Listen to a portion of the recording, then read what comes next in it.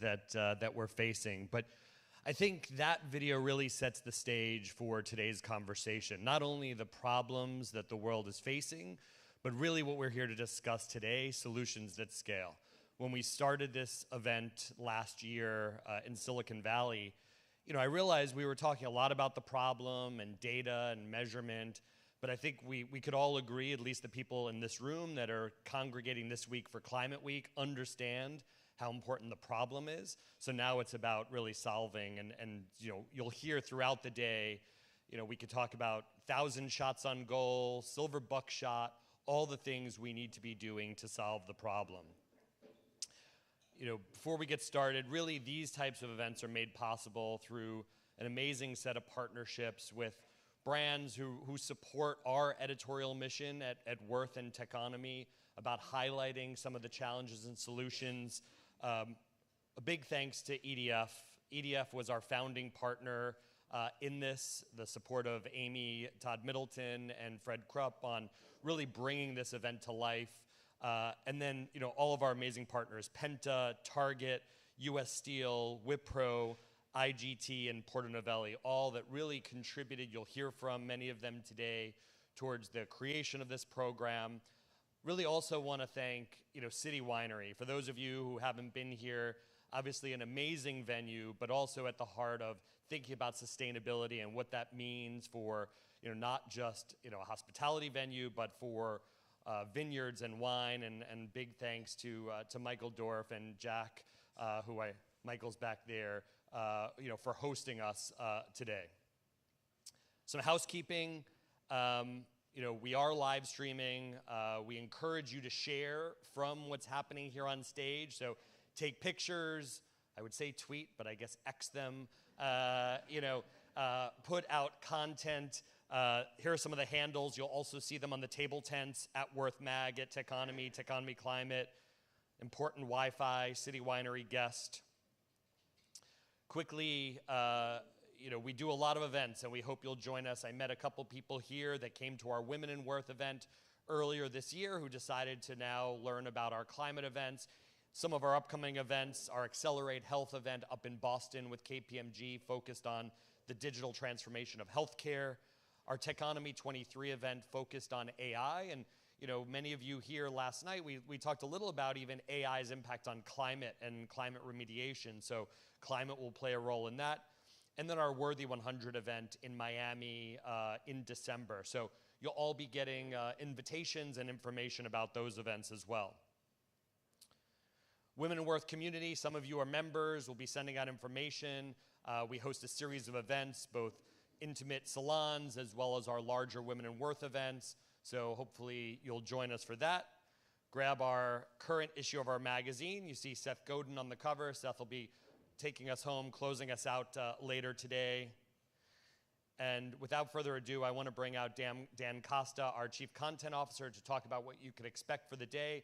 But please, obviously a lot of important conversations here on stage, but use the day to meet each other, to network. This is the amazing thing about live events, the serendipity that happens when we bring people like you together. So thank you again for joining us, and I'll bring Dan out. Thank you again.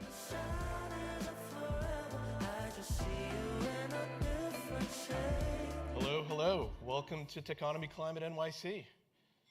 I'm Dan Costa. I run editorial for Techonomy and Worth Magazine. Can I just get a show of hands? Who was here for last year's event? A few. Welcome back. This is both the best time and the worst time to have a climate event in New York City. Everybody's here, but no one can get anywhere. Ironically, most people who are trying to get around the city are taking cars. All those cars are parked on the street, blocking the pathway for other cars. There should be a better way to do this. I want to just set the stage a little bit. The people in this room don't need to be convinced and know the facts. We have our highest CO2 levels in more than 800,000 years. Everybody in this room knows that that's a problem. And that's why the focus of today's content is not necessarily going to be trying to convince you that we need to do something. We hope to get to the point where we can decide what to do and what to do that will scale to really make an impact on this. We've got a great program for you today. Amanda Leland from the EDF is going to be here. We're going to have a very honest conversation about the sustainability of air travel. We've got Bill Gross here, who's going to talk about climate mitigation as a trillion-dollar opportunity for business. But it's not just big business and environmental advocates that are here. We've also got Nayeli Kobo, who at just 21 years old is the co-founder of People Not Pozos. If you don't know what a pozo is, I did not. You've got time to Google it. She's not going to talk. She was supposed to talk in the morning, but she got invited to the UN to give a presentation there. We forgive her. She's going to come in the afternoon. You don't want to miss her talk. She's got a great presentation to give you, and also shows a different generation. We have some young people in here with us today. It's important for us to sort of give a platform for those younger voices, because ultimately this is the planet they're going to be inheriting. We're going to wrap up the day with Seth Godin. He spoke last year and absolutely killed it. He had 2 requests to come and speak. First, he didn't want to tell me what he was going to say, which I agreed to. And second, he wanted to bring a prop. So I have no idea how that's going to go, but it's going to go at about 4:45 today, so make sure you stick around till the end. Look, we've got the people in this room that have the power to make change. We've got the will, we've got the minds. What we don't have is more time. I think that message is going to come through loud and clear today. And we're going to kick things off with a friend of mine, Doug Rushkoff. He's the author of Survival of the Richest. His books are in the lobby. You can pick one up on your way out. I implore you to do so. It's a fascinating book. It's got great stories. As I was reading it, I realized it is also a climate book, but a climate book told from a very unique story. So without further ado, because we are running a little bit behind, I'm going to bring Doug Rushkoff out, and you'll be hearing a lot from me for the rest of the day. Thank you so much. Give a warm welcome to Doug Rushkoff. When the road began to crumble in front of my eyes, there was only one. Hey, is Michael here? Hey, gosh, hi. It's Rick Wakeman was on this stage, right? And now me. No, I love that. Thank you. Thanks for doing this. He does a great Passover Seder too. If you haven't been, it's boss. So yeah, I brought out the stool because I just banged out notes once I saw the theme of the event is solutions at scale. And I can't help but wonder, is scale itself the problem? And for that matter, are solutions or solutionism the problem? So solutions at scale kind of feels a little oxymoronic to me to climate remediation or to sustainability. And that's what I want to look at is our approach, is the mindset that we're using to combat or solve for climate itself the problem here. And that's sort of what my book, the one that you all get for free, so I don't have to sell it. I just have to sell the actual reading or sell the skimming of the book to you, which is kind of more fun than selling the sale of it. It pivots really on an encounter I had with 5 tech billionaires who were, I thought, going to ask me about the digital future, but really just wanted to know Alaska or New Zealand. Right? Where should they put their bunkers, and how should they protect it from really the likes of us? You know, the problem that they were having is trying to figure out how to maintain control of their security staff, their Navy SEALs, after their Bitcoin was worthless. And it's a real problem, right? It's a problem because the way that they're thinking about the world is, how do I earn enough money to insulate myself from the reality I'm creating by earning money in this way? Right? How can I use technology to protect myself from the externalities of my technology? And they sound to me like addicts, that's the addict thing. And I get it, right? You start taking, an SSRI because of the stress at work, but then you need something to sleep at night because the SSRI has got you jazzed, but then you need something else to wake up in the morning, and then you need this, and then you need that, and we keep adding on just one more thing.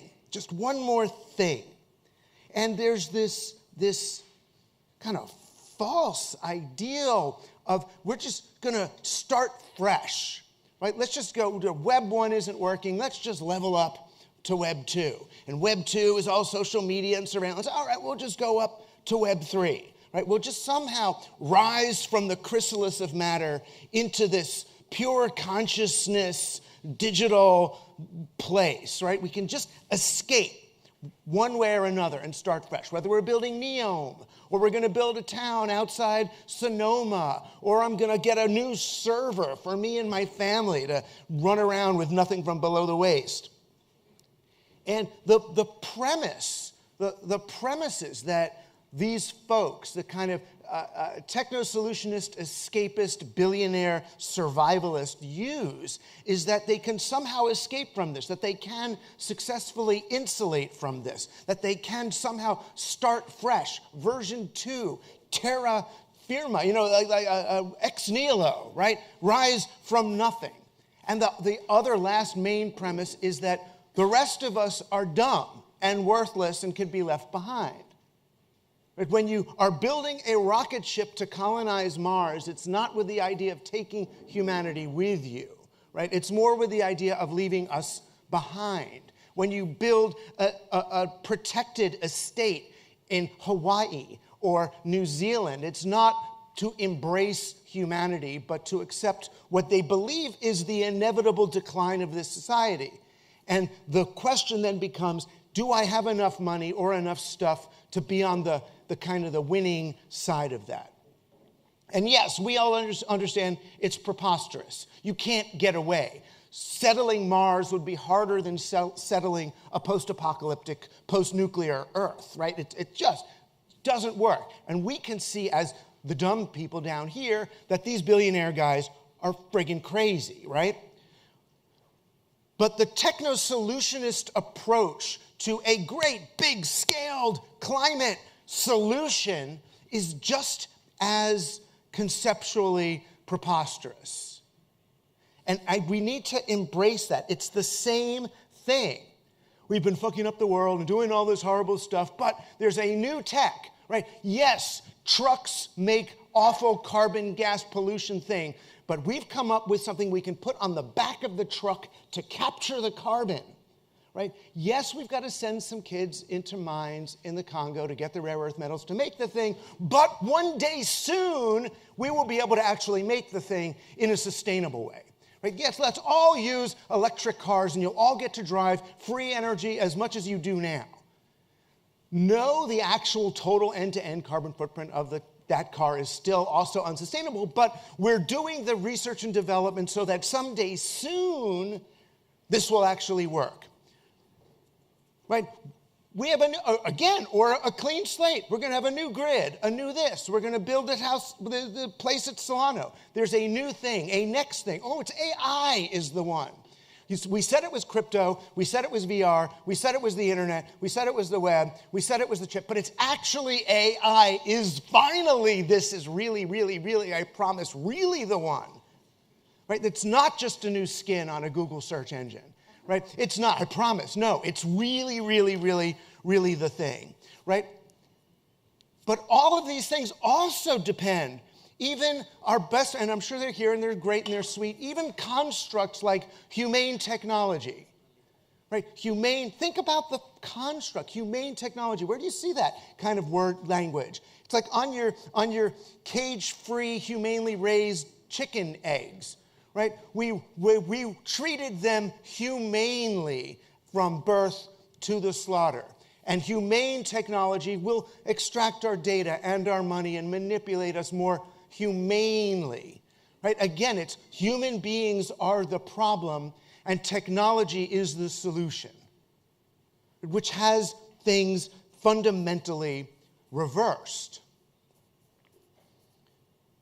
The other fiction is that, yes, we've got this technology, and it's going to help make humans more sustainable, and it's a growth industry.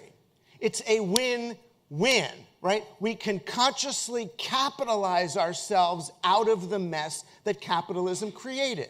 The same way, if your kid's all freaked out and cutting themselves and anorexic and whatever from using these apps, we have another app for that.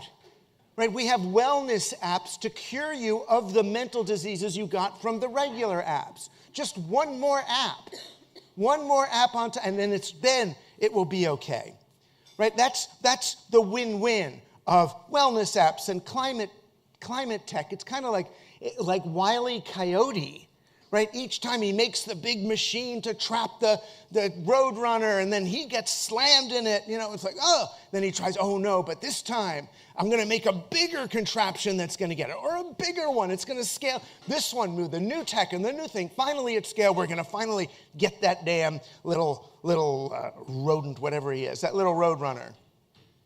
But this language, as I see it, is the language of the addict. And I've had friends who've been addicts, and you know how they say it?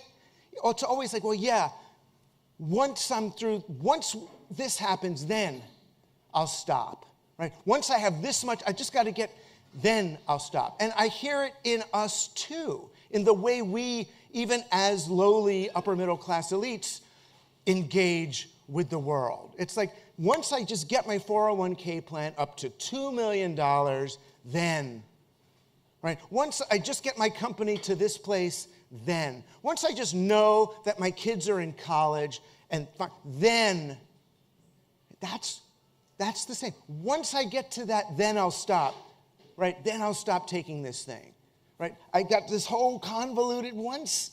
There is no then, right? There is no later. That's what this whole Climate Week is trying to say. It's now, right? There's no more ends justifies the means struggle. There's no more if then.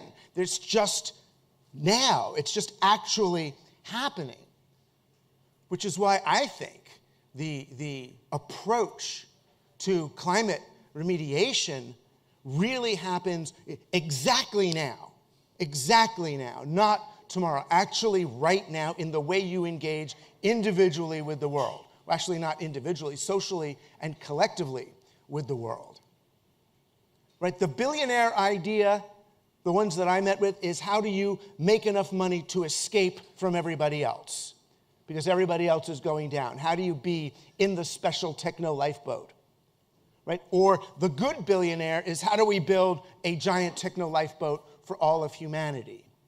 I think the more logical approach is how do you meet your neighbors and take some of the weight and dependence off this giant, brittle, global scaled supply chain to begin with.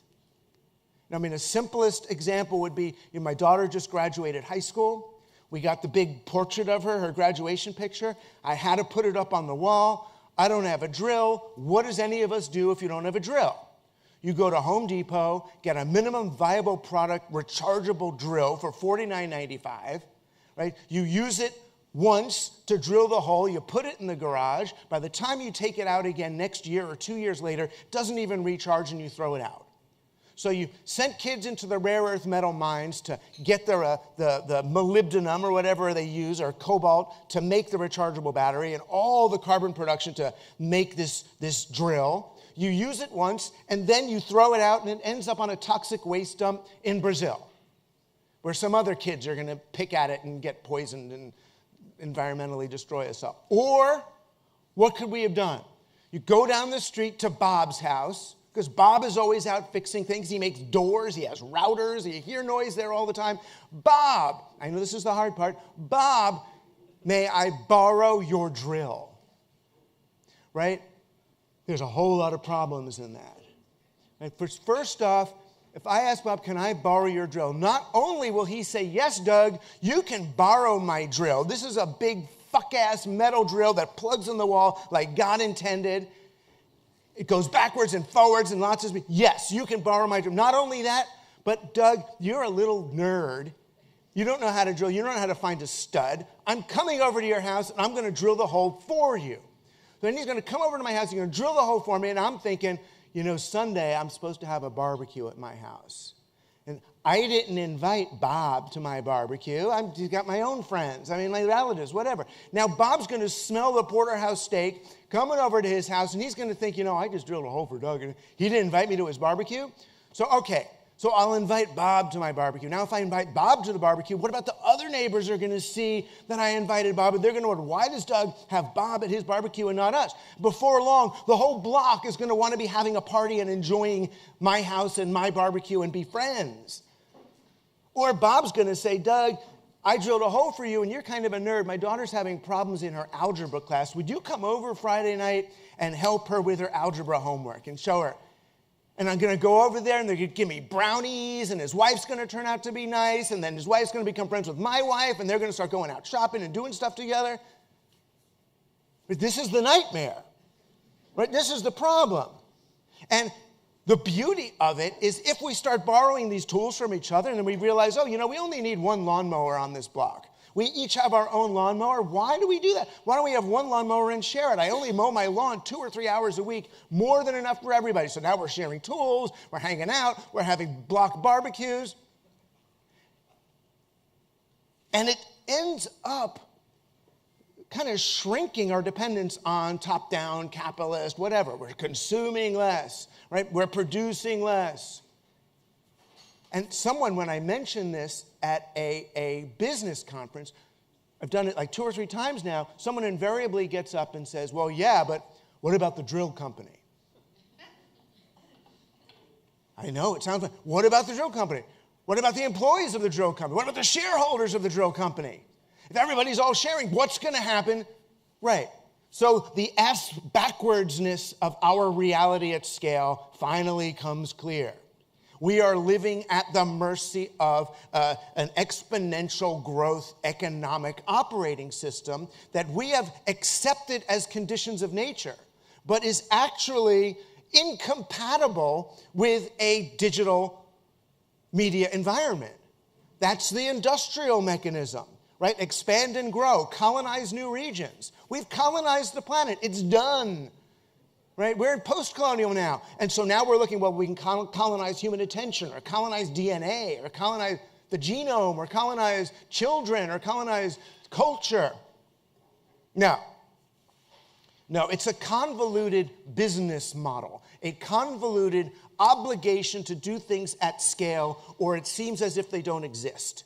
And that's true personally. If you're not Taylor Swift, if you don't have 1 million likes, you're not alive. And same business-wise. If you're making pizza in a town for people and loving making pizza, you're the failure. You've got to rise one level above and be running a pizza chain where other people get to make the pizza. But I'm saying the making of the pizza is actually the fun part. That's what wealthy people do when they retire. They do all the things that they've been trying not to do through the rest of their career. Gardening, touching the ground, touching the food, caring for people, nurturing. Right? It's so much easier than we think. Right? The object of the game, I think, is to come up with sustainable business models. If you don't have a sustainable business model for your thing, then it is not a sustainable climate model either. If the thing has to grow forever in order to survive, it's broken. Once we develop sustainable business models, our entire impetus to extract more every day will go away, or to use more energy. I mean, imagine if you took Sabbath. Imagine if we decided, let's just take 1 day off a week. Right? What the Israelites gave themselves in the desert as soon as they were escaped from the death cults of Egypt. What did they take a Sabbath? If we took a Sabbath, a 1/7 rule, no tech, no driving, no consumption, no production for 1/7 of our time, we would throw the world into a recession. Right? Well, aren't we entitled to that, though? I think we are. Right? So all I'm arguing is this is not rocket science. It literally is not rocket science. We don't need rocket science to solve this particular problem. We need the opposite. We need good, basic social bonds. We need to lose the fear of one another. And I do believe if we all do that, it sounds like it's at scale, but it's not. We're just all doing this at not scale. We won't need solutions at all. All right, thanks a lot. Now, please welcome back to the stage our Chief Content Officer of Worth Media Group, Dan Costa, and partner of Gigascale Capital, Mike Schrepfer. que me cantabas junto al mar. Alrighty then. Did that wake us up? I hope it did. Yeah, so I think over the course of the day, you're going to hear people with a diversity of opinions. Yeah. And let's just take that last point that Doug made, that it's not going to take rocket science to get us out of this problem. In your work, it seems like you're searching for rocket science that can get us out of this problem. Yeah, I mean, I think there's a question of what's the future we want. You know, do you want to spend a bunch of your time making candles so you can have light at night? Like, I don't. I think having clean electricity is something that brings prosperity and happiness to people all around the world. And, you know, the way we're getting there now is with solar panels. You know, $500 billion is going to be spent this year installing solar panels. And the reason we're doing that is because they're cheap. And they're cheap because of R&D and a lot of investment there. And so there's a long list of other technologies we need to decarbonize things that currently are very polluting. And if we can come up with new techniques that are just as good but cheaper, then we're going to be able to scale those things out and have the future we want, which is a clean future where we can live in kind of prosperity and comfort. Yeah, I think there's a distinction between sort of a capitalist model that requires scale to feed itself and feed the business, and finding solutions that can scale to solve real problems. And certainly solar is a great example of that, where it was an industry that sort of floundered for a long time, but you could see that with enough investment, it was going to get to the point where it would be cheaper than fossil fuels, and now it's gotten there. And that required investments from both a government perspective and private companies. But let's talk a little bit. You know, before you took this role, you were at Facebook. You helped scale that company, and it was a software company. You were building out servers. How do you take that experience and then apply it to climate investing? Yeah, I mean, I joined Facebook in 2008, and stepped down last year as CTO. And you know, we often are thought of as a software company, but the actual thing that powered a lot of what we did was building out, you know, network infrastructure and data centers. And so in 2011, we opened our first facility in Prineville, Oregon. It was, you know, state-of-the-art, low power use, low water use. About a decade later, we had, 30 times the number of facilities operating. So 28 buildings in 18 regions all around the world. And this, to me, is sort of just a massive growth and scale of something, and similar to the physical build-out we're going to need, whether it's, clean solar energy, wind, new ways to produce chemicals, new ways to produce food. Those are all going to require us to replace existing infrastructure that is high polluting, high carbon, with new infrastructure that's, zero carbon or carbon negative, and produces great results. So that's the sort of experience. And we don't have 50 years to do this. We need to do this in 5, 10, 15 years. And I think that my experience in sort of building out those sort of physical assets all around the world very quickly on a very quick clock is sort of hopefully part of the answer. So can you give us an example of like a technology or an investment you think will scale, and then one that you think it might be a fine idea but just doesn't have the scaling opportunities to make a real impact? Yeah, this is where we'll get to the controversial part, because people here will disagree with me. So I think Doug already got to the controversial on part. the scale part. And by the way, I want to touch on something you said before. You said, solar was obvious.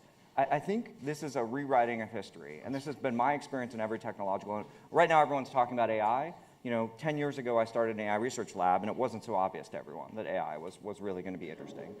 If you go back 15, 20 years, a lot of people didn't think solar was actually going to work, never going to be cheap enough, it doesn't have the right power density. Even now, people are down. It's like, well, it doesn't work when the sun's not shining.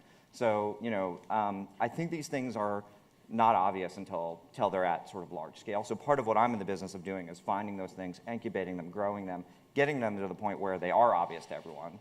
And then we kind of let the world, take it to conclusion there. But back to things that scale and things that don't. So, one of the things I'm sort of obsessed with right now is, a thing most people don't think about, which is like how we make the inputs to most things we live in right now, everything here. The chemicals industry is a, huge industry. It's about 2% of global emissions. The way we make almost everything is through a thermochemical process where we heat stuff up to break apart the molecules. That heat usually is a form of burning something, natural gas, coal, otherwise. So you can imagine this is like an inherently polluting process. And so if you want to do this differently, you can do it with electrochemistry. So you build a cell with a membrane and a catalyst, and you put renewable electricity in, and you get a chemical out the other side. Very clean process. It's been a huge revolution in catalysts and membranes in the last 10 or 20 years. And so one investment we did is a company called Dioxycle, which is using this technique with carbon as the input, and the output is a commodity chemical, ethylene. That's a $200 billion business. So it's a low carbon alternative. And the kicker is, if you do the math on it, it should be cheaper than the existing high polluting versions. And I think that's one of the things we really look for is these yes and solutions, which is it's a solution that is better or cheaper than the current alternative. And that's the reason why it's going to scale, right? Not because people feel good about it, but because it just makes sense for the consumer or for the business to do it. Yeah, I think the question is, why wouldn't the existing petrochemical companies and manufacturing companies make those investments themselves? A lot of them have, carbon goals. They have announced, they have plans to reduce their own emissions. Why isn't that innovation happening inside the existing industry? I mean, this is the classic innovator's dilemma. So if you go back to Clayton Christensen, I've lived through this in the tech world. In 2003, I sold my startup to a company called Sun Microsystems. Does anyone know what Sun Microsystems is? One or two hands, right? They know. If this was 1999, everyone would know. Like you bought Sun servers for the .com 1.0 boom. They owned the server market. But there's this little disruption coming around called Linux that made everything cheaper. And it disrupted their basic business model, which is this very expensive, high profit, high value server. And I was there when they saw it. And they saw it and they knew about it. They had a Linux division. It's just hard when you've got this very profitable business to move to another business that looks not very profitable. That is a classic disruptive problem, which is why we're going to need new entrants to come into the market. And until they're out there taking market share because they have a better, cheaper product, that's the way to really get the attention of the incumbents. And so that's what I'm betting on. So you're obviously were working in AI long before this most recent boom, but do you see any opportunities in that technology to really solve problems and to scale?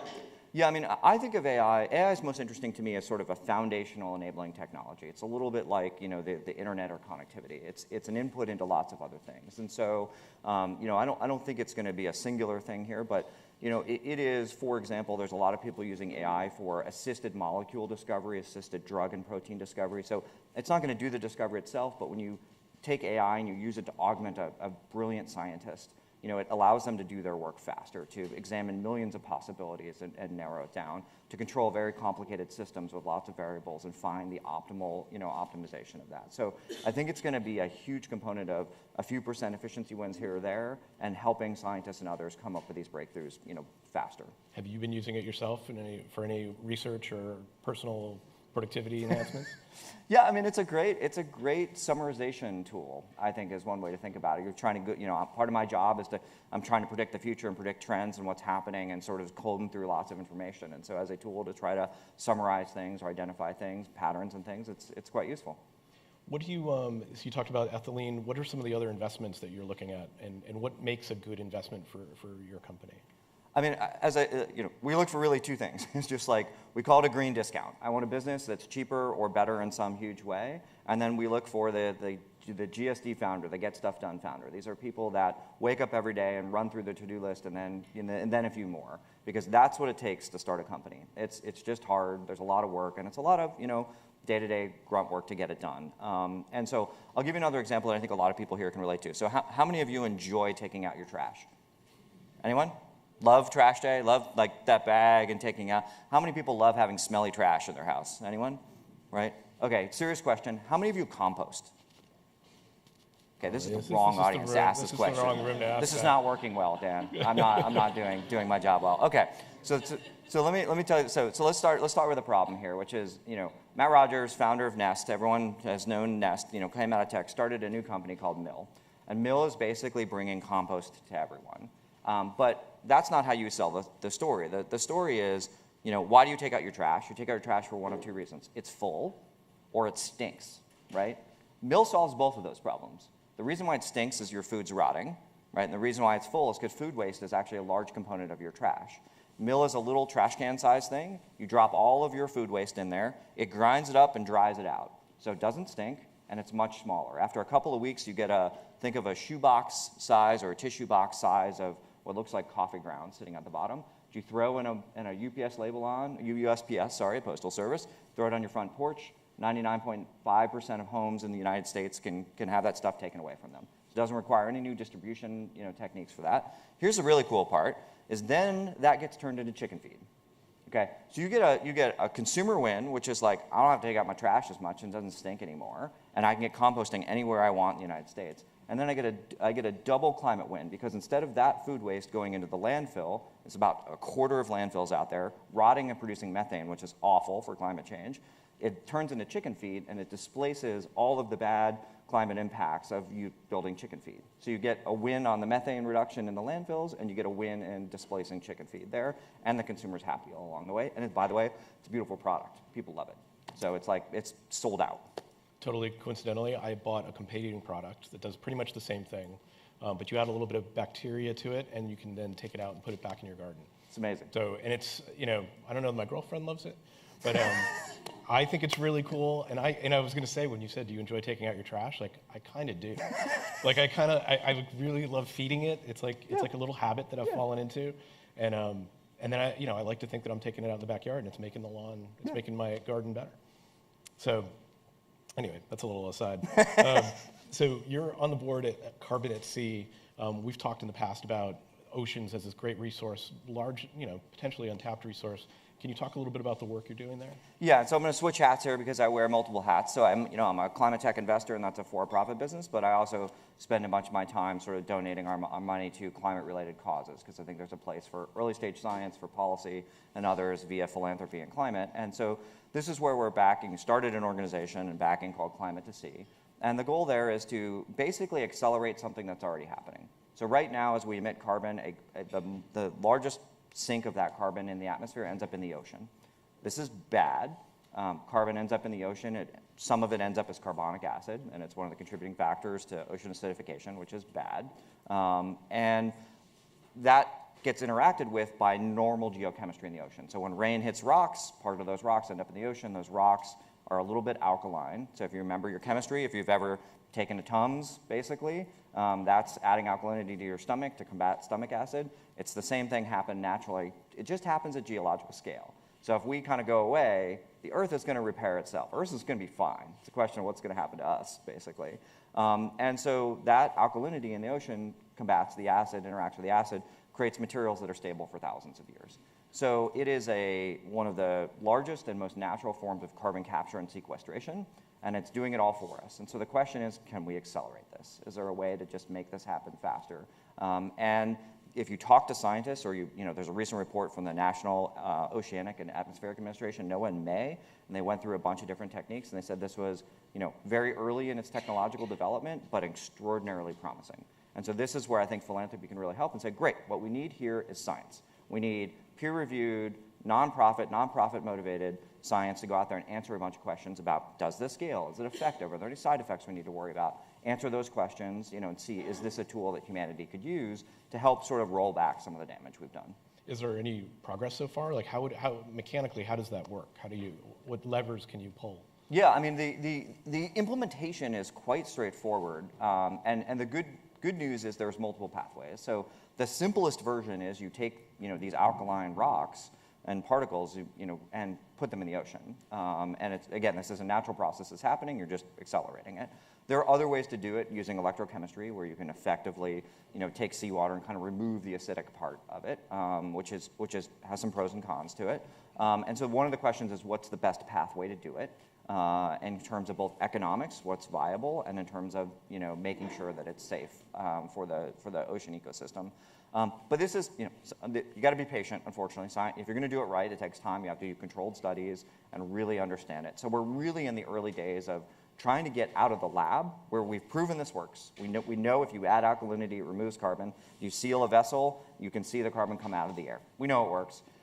It's different in the lab than it is in the real world. So we're now at the stage where we need to figure out how to safely try this in the real world. It seems like there's this distinction. It's really about time frames, where your philanthropic efforts are about longer time frames, where you're not going to probably maybe never get your money out in your lifetime, as opposed to your investments, which you're looking for products that have that green premium. Like, where's the line? Is there a particular time horizon that helps you decide you're going to put your money in the investment fund or in the philanthropic effort? Yeah, it's probably, it turns out that they have different time horizons, but that's not how I go in looking at it. On the investment side, within 15, 20 years, we hope to get our, money out and then some. On the nonprofit side, I think of it as, if the output's a public good, So, what I'm looking for is the peer-reviewed Nature paper. Like, there's no money to be made on that. And you actually don't want profit motive anywhere associated with that. And then people can take that and run with it and do lots of things. Like, that's the background science, human understanding we need to do those things. I think that is a great place. It's actually one of my missions is to get more philanthropy to fund science, because we need this is a place for governments and philanthropy to fund this work, to build the knowledge that humanity has to go tackle these problems. And so this is sort of a little bit more the way I think about it. When the output's a public good, we should be doing philanthropy. If there's something that's sort of more mature and ready for market adoption, then that's a great place for capitalism to sort of go and run with it to try to scale it, because the private markets are a great place to scale things very quickly, as we've seen. I think we're going to hear from a couple of people today about this climate tech boom that we're in right now.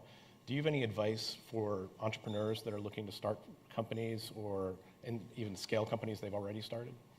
Yeah, I mean, the first is we need more. So if you're considering a career in climate tech, if you're out there in big tech or others, I think this is a great opportunity to jump in. It's a lot of fun.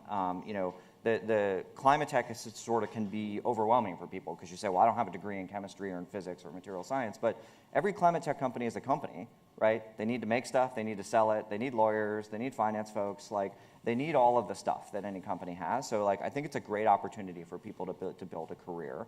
I think the challenge I'd say for folks is, when you're building things in the real world, as you said, you have to be a little patient, and you have to be very careful with your capital, right? Especially as interest rates went up a lot in the last 18 months, that changes the dynamics on it. And you just need to very carefully plan. And a lot of the things we look for are, if you look at the innovations that have happened in the last 20 years, the ones that have scaled, lithium-ion batteries were introduced commercially in 1991, 22 years ago. They are 97% cheaper than when they were introduced, right? That is why you can drive an electric car. The core of that lithium-ion battery I can hold in my hand. It's a tiny little thing that looks like a AAA cell. When you have things that get manufactured at mass scale, generally speaking in factories, you tend to see these massive cost declines. Same thing in solar cells, same thing in the reason electrochemistry is interesting is the membranes can be roll-to-roll manufactured, so the core element of it can be manufactured in a factory. LED light bulbs, same deal. If you look at genome sequencing, the machines that do that are about this big. So anything like that, we have a small cost of capital and get to do it over and over again and learn. Those tend to be really good. Those also tend to be good in really high interest rate environments, because I'm not building a $100 million facility to figure out it doesn't work, right? I'm building a $1 million thing and figure out it doesn't work. Well, I get to do that 100 more times or 99 more times before you figure out whether your $100 million facility works. And so I think that trying to find the smallest cost of capital, the smallest unit that you can replicate and learn from, is probably the biggest advice I would give people. Maybe we can talk a little bit about just how you've reached the climate, how you decided to go into climate. Obviously, Silicon Valley, you could have had your pick of different jobs. You could have stayed where you were. Why did you decide that this was something you wanted to spend your time doing? I mean, it's a pretty deeply personal thing for me, at least. It happened, during the COVID crisis in 2020. We had a lot of time to reflect. Everything was shut down. There's no traffic on the streets, and for me, it's just, this is a problem of our own making, and we have the tools to fix it. And I want to, have a world that my kids live up in that's healthy and safe and sustainable. And I think everyone on the planet deserves that world. And it just, I'm about to use bad language, which irritates me. I'll use that language. Irritates that we've already done worse than irritates. Doing more to fix it, because we can. Humanity has done amazing ththings before. And we just got to get the heck off the couch and get in there and start working on this problem. So that's the attitude I had. What stopped me is just even with all the assets I have, what can I do? It just feels like such an overwhelming problem. Will it matter? And I kind of decided it doesn't really matter if it matters. I got to try. And so we'll see if I have an impact or not, but I got to get off the couch myself and get other people off the couch to go help. Because we got to try, because this is the future of the human race. Like I said, planet's going to be fine. It's a question about what's going to happen to us. And I think the future could be amazing. I mean, we are on the cusp right now. We have an AI boom. There are technologies out there that produce clean energy, clean chemicals. We're driving around in electric cars. We're soon going to be flying around in electric airplanes. I've flown over the bay in a flying boat. I've eaten a hamburger that was made in a lab. We can have that future, right? But we got to work for it. Ain't coming for free. Amen to that. Mike, thanks so much for coming on stage. Yeah. Appreciate it. Nice job. Thank you. And now, welcome to the stage, Executive Director of the Environmental Defense Fund, Amanda Leland. Amanda. Nice to see you. Yes, where do you want me here? Yeah, take Okay. Hi, everybody. Good morning. So Mike totally coincidentally set up the whole electric airplane thing. He did, and he and I were talking back in the green room, and maybe can I just start in defense of rocket scientists who are going to help us save our planet? Yeah. Can we start there? Rocket science, it turns out, is good for all sorts of different things. Yeah, it really is. It is. It's going to help us launch satellites that we need to track what's happening globally. Anyway, we need the scientists. We need the science to get the solution set right. Yeah. So we're going to talk about air travel and Yeah. the sustainability of air travel. Just a couple of months ago, Worth did an investigation. I asked the question, can air travel ever be sustainable? And we did a pretty thoughtful piece and sort of came to the conclusion that there's a lot of interesting things going on, but probably not anytime soon. And then I was on a United flight, and I see the little in-flight video, and Oscar the Grouch is promising to fly the plane with banana peels, powered by banana peels. And you've studied this. You're an expert. What is the truth here? What's the state of what's the truth? Well, so first of all, Oscar the Grouch is pretty amazing, and I wish he was a spokesperson for EDF. So notwithstanding that and the claims about banana peels fueling our jets in the future. This is a big moment on the future of aviation. You might not know that the global aviation industry, if it was compared alongside countries, would be the 6th largest emitter of greenhouse gases. So it's pretty ginormous, and it's a sector that's projected to grow in scope and scale. So it's not on its way down; it's on its way up. And we're at a turning point, sort of a transformation moment in the world of jet fuels. So moving from fossil-based into these alternative, or what we call sustainable aviation fuels, as you mentioned. And it is possible, and sort of the bright line that we draw at EDF is to shift to fuels that reduce greenhouse gases by 50%. So a significant cut. And that is within reach. Now, it's going to take a lot of work, and it's going to take time. To put this in perspective, less than 1% of jet fuel right now is sustainable aviation fuel. So there's like a 99% plus market opportunity on the table, right? This is a big deal. And there's economic opportunity, as well as really important and urgent opportunity on solving the climate crisis. There are startups getting in the game. So last month in the state of Washington, a startup called 12 is looking to build out sustainable aviation fuels. They just broke ground on a facility there. There's a big difference in some of the approaches that are used to basically create the sustainable aviation fuel. And that's really where the most important work needs to happen right now, is sussing out how is a fuel created, and then what is the climate impact of that creation process. Some could be, that are promising, could be using cooking oil. Was that me? I doubt it. It could be using cooking oil. And cooking oil has a lot of promise in reducing greenhouse gas emissions in the sector. But there are really tricky issues around biofuels, in particular from agriculture. So if you look at some biofuels, they could cause more deforestation. And we need our trees in the ground. We need our trees in the ground to protect the climate. So really understanding what's at the source is key to understanding the potential for a certain kind of sustainable aviation fuel to actually credibly be sustainable. Who flew here to get to New York Climate Week? Look at all the brave people. Who saw that ad with Oscar? Or some version of that, yeah. There's a lot of hype out there. There's a lot of hype. This is the opportunity for us to turn that hype into legitimate, credible business opportunity and climate opportunity. So what is the key question? I imagine there are some processes where it takes more energy to create the fuel. and therefore has more emissions, a total emissions footprint than the actual energy capacity of the fuel itself when you're done? Yeah, so I think Mike actually, he said this better than I will.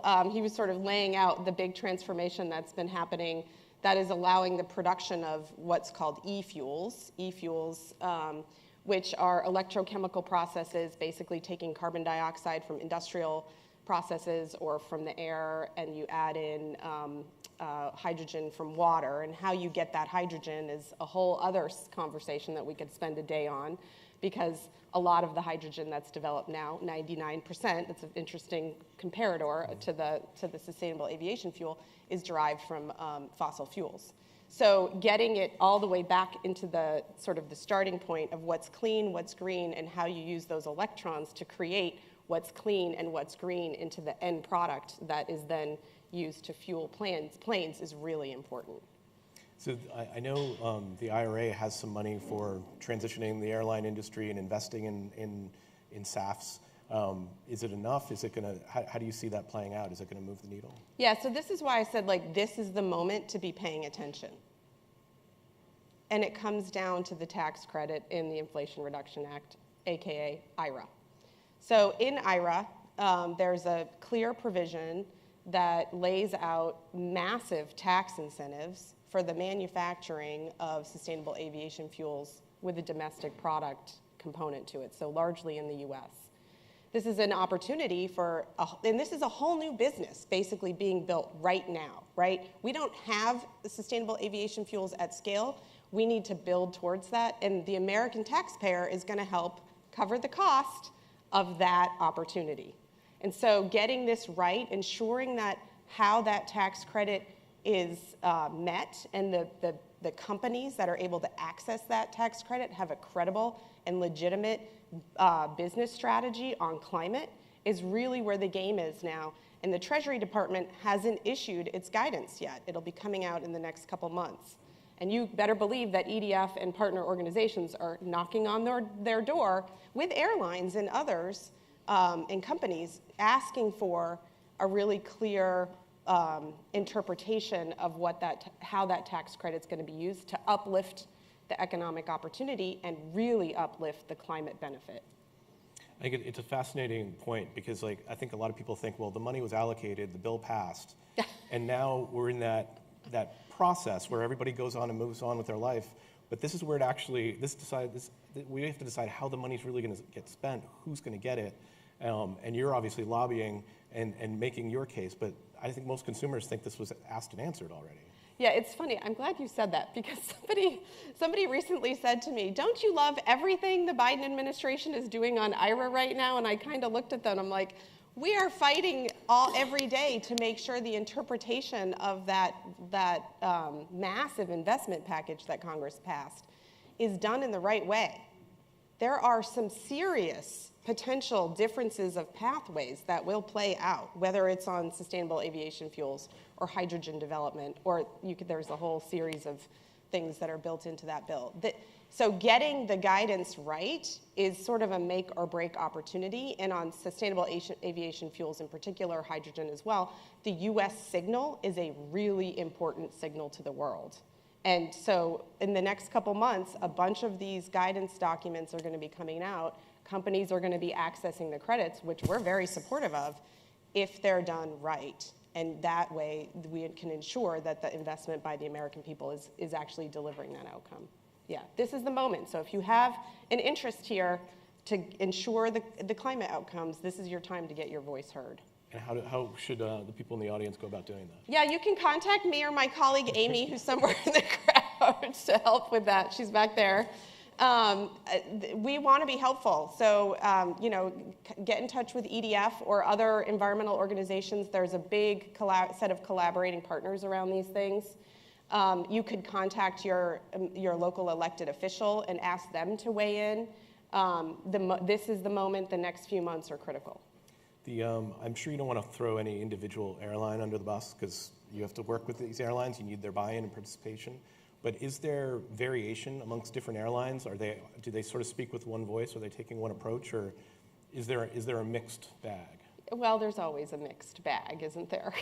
Life is a mixed bag. It's true that there are some airlines that are really leaning in and trying to do the right thing. There are others that are lagging, and this is true from a U.S. standpoint, but also globally. And then there's the trade associations, which sometimes carry a slightly different, more challenging message for us in the political context. EDF is co-lead with the Rocky Mountain Institute of a collaboration called the Sustainable Aviation Buyers Alliance. And SABA was designed to basically organize a common point of view amongst the NGO community, leading airlines and leading companies. And last week, together, we put out a framework for how you would judge a sustainable aviation fuel in the marketplace, which will allow for basically en bloc purchasing of procurement policies, so that will create some pulling mechanism from the buyers into the market about here's the signal of what good looks like for us. So that's a really important framework. United Airlines is a part of SABA, as are JetBlue and Alaska Airlines, and I think Amazon Air and others. So one of the things, a relatively recent development in sort of booking air travel, is that most flights now come with like estimated carbon emissions that you can sort of sort by flights and see what the actual emissions are. They're just big numbers. Nobody knows what they really mean, but you can compare. Like, this flight is going to be more efficient than this one. I will admit I have never changed my flight because of the carbon emissions. I suspect most of you haven't either. But have you got any sense of like whether or not that's actually changing consumer behavior? I don't think we've seen a signal that is changing consumer behavior yet. I do think that there is power in individuals knowing what is happening. I think that creates not just an educational opportunity, but it creates the space by which a conversation can happen of like, are there alternatives and choices? And as sustainable aviation fuels, like we want this to succeed as they start to come online, those profiles will start showing dramatic differences. So I think it's actually a good thing that transparency is available. And I think it's also, there are choices not just in, do you offset your emissions or not offset because of it, but you might choose to like be in economy plus rather than in business class. And you might feel good about that. Or you might look at it and say, I'm going to actually take the Amtrak instead of getting in a plane to travel between here and DC or whatever, because those are real choices too. Yeah, I think that actually would be fascinating, as if you're not just comparing against different flights and different seats, which they do, but comparing, having Amtrak loaded in as like, yes, it'll take you this much time compared to the flight, and this is what your carbon footprint will be compared to the flight. I just think making people aware of the true cost of their decisions is just a fascinating thing that's unevenly distributed at this point. Yeah, I agree with that and appreciate it. And I struggle with this. I live in DC, and it's like, do I toggle between the train or the plane? One of the things that is really important to call out on this, that's in the Inflation Reduction Act, is it was the first real U.S. policy framework where the carbon intensity became the judge. So it's technology neutral. It doesn't say we're going to choose this company or this pathway. But for things like sustainable aviation fuels and hydrogen production and other solutions that are being promoted, it really looks at like what is the carbon intensity of that possible answer, and the tax credit keys off of that variable. That is an important shift, and in the European context, that shift has also been really successful, moving from just a belief that path A is better than path B to a much more sort of analytical and allows innovation to create different outcomes based on that carbon intensity. Because ultimately, if that's the gauge, then it should theoretically remove the politicization of like, my friend runs a hydrogen processing factory, and therefore the hydrogen factory is going to get the subsidy and not the solar factory. That's right. It puts all of the ideas on a level playing field. Yeah. So are there any changes to the airline industry that you'd like to see, that you're advocating for, that would sort of steer it towards the right path? Well, number one is we want the airlines in a position of support on getting the tax credit right. Like, this is the pivotal moment. So, you know, our partners and our engagements is currently focused right now on let's make, at least in the US context, let's make sure we get that right. And we also have this same conversation going on outside of the US and with partners. And there's an organization called the International Civil Aviation Organization, ICAO, which is basically the UN body that oversees global aviation. And they set a standard, a hard-fought standard a couple years ago. And so, and that standard should be imported into basically what we're doing in the US. And that's the pathway we're on, but it's hanging in the political balance. There are attempts by Congress to push legislation that would upend the very carefully crafted provisions in IRA. So that's thing one, is like the policy advocacy is so important.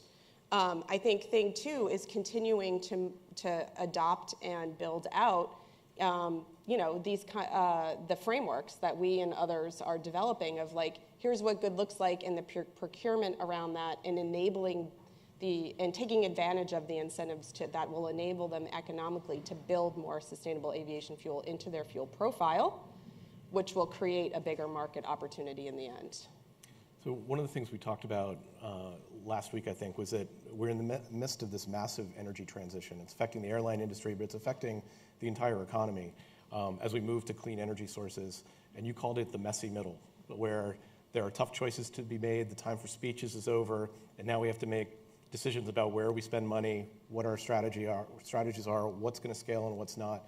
Can you just elaborate a little bit about, you know, where you see us in this process? Yeah, we live in the messy middle, my friends. We are in the messy middle. There are no perfect answers to the problems that we face. There aren't.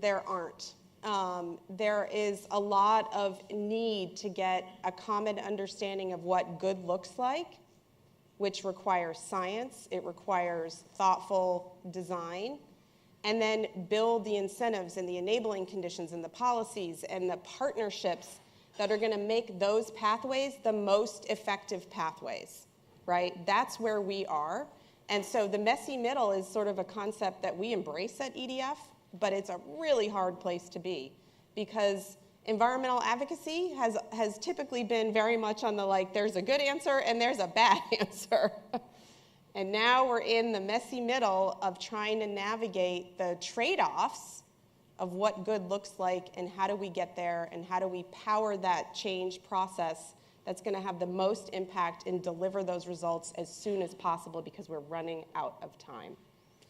Excellent. Well, I think one of the things that separates EDF from a lot of other groups is that you have pursued a pragmatic approach in a variety of different situations, and I want to thank you for the work you do. We're glad that you're going to be fighting for the IRA allocations to be properly aligned, even if I barely understand how it works. Thank you, Dan. And we're happy to, you know, provide some information through Worth and through Techonomy of like, how does this end? Where do these tax credits come down at the end of the day? We'll have more to say about that soon. Fantastic. Amanda, thanks so much for joining us. Yeah, okay. Thanks. That was great. And now, please welcome to the stage Target's Senior Vice President of Corporate Responsibility, Amanda News.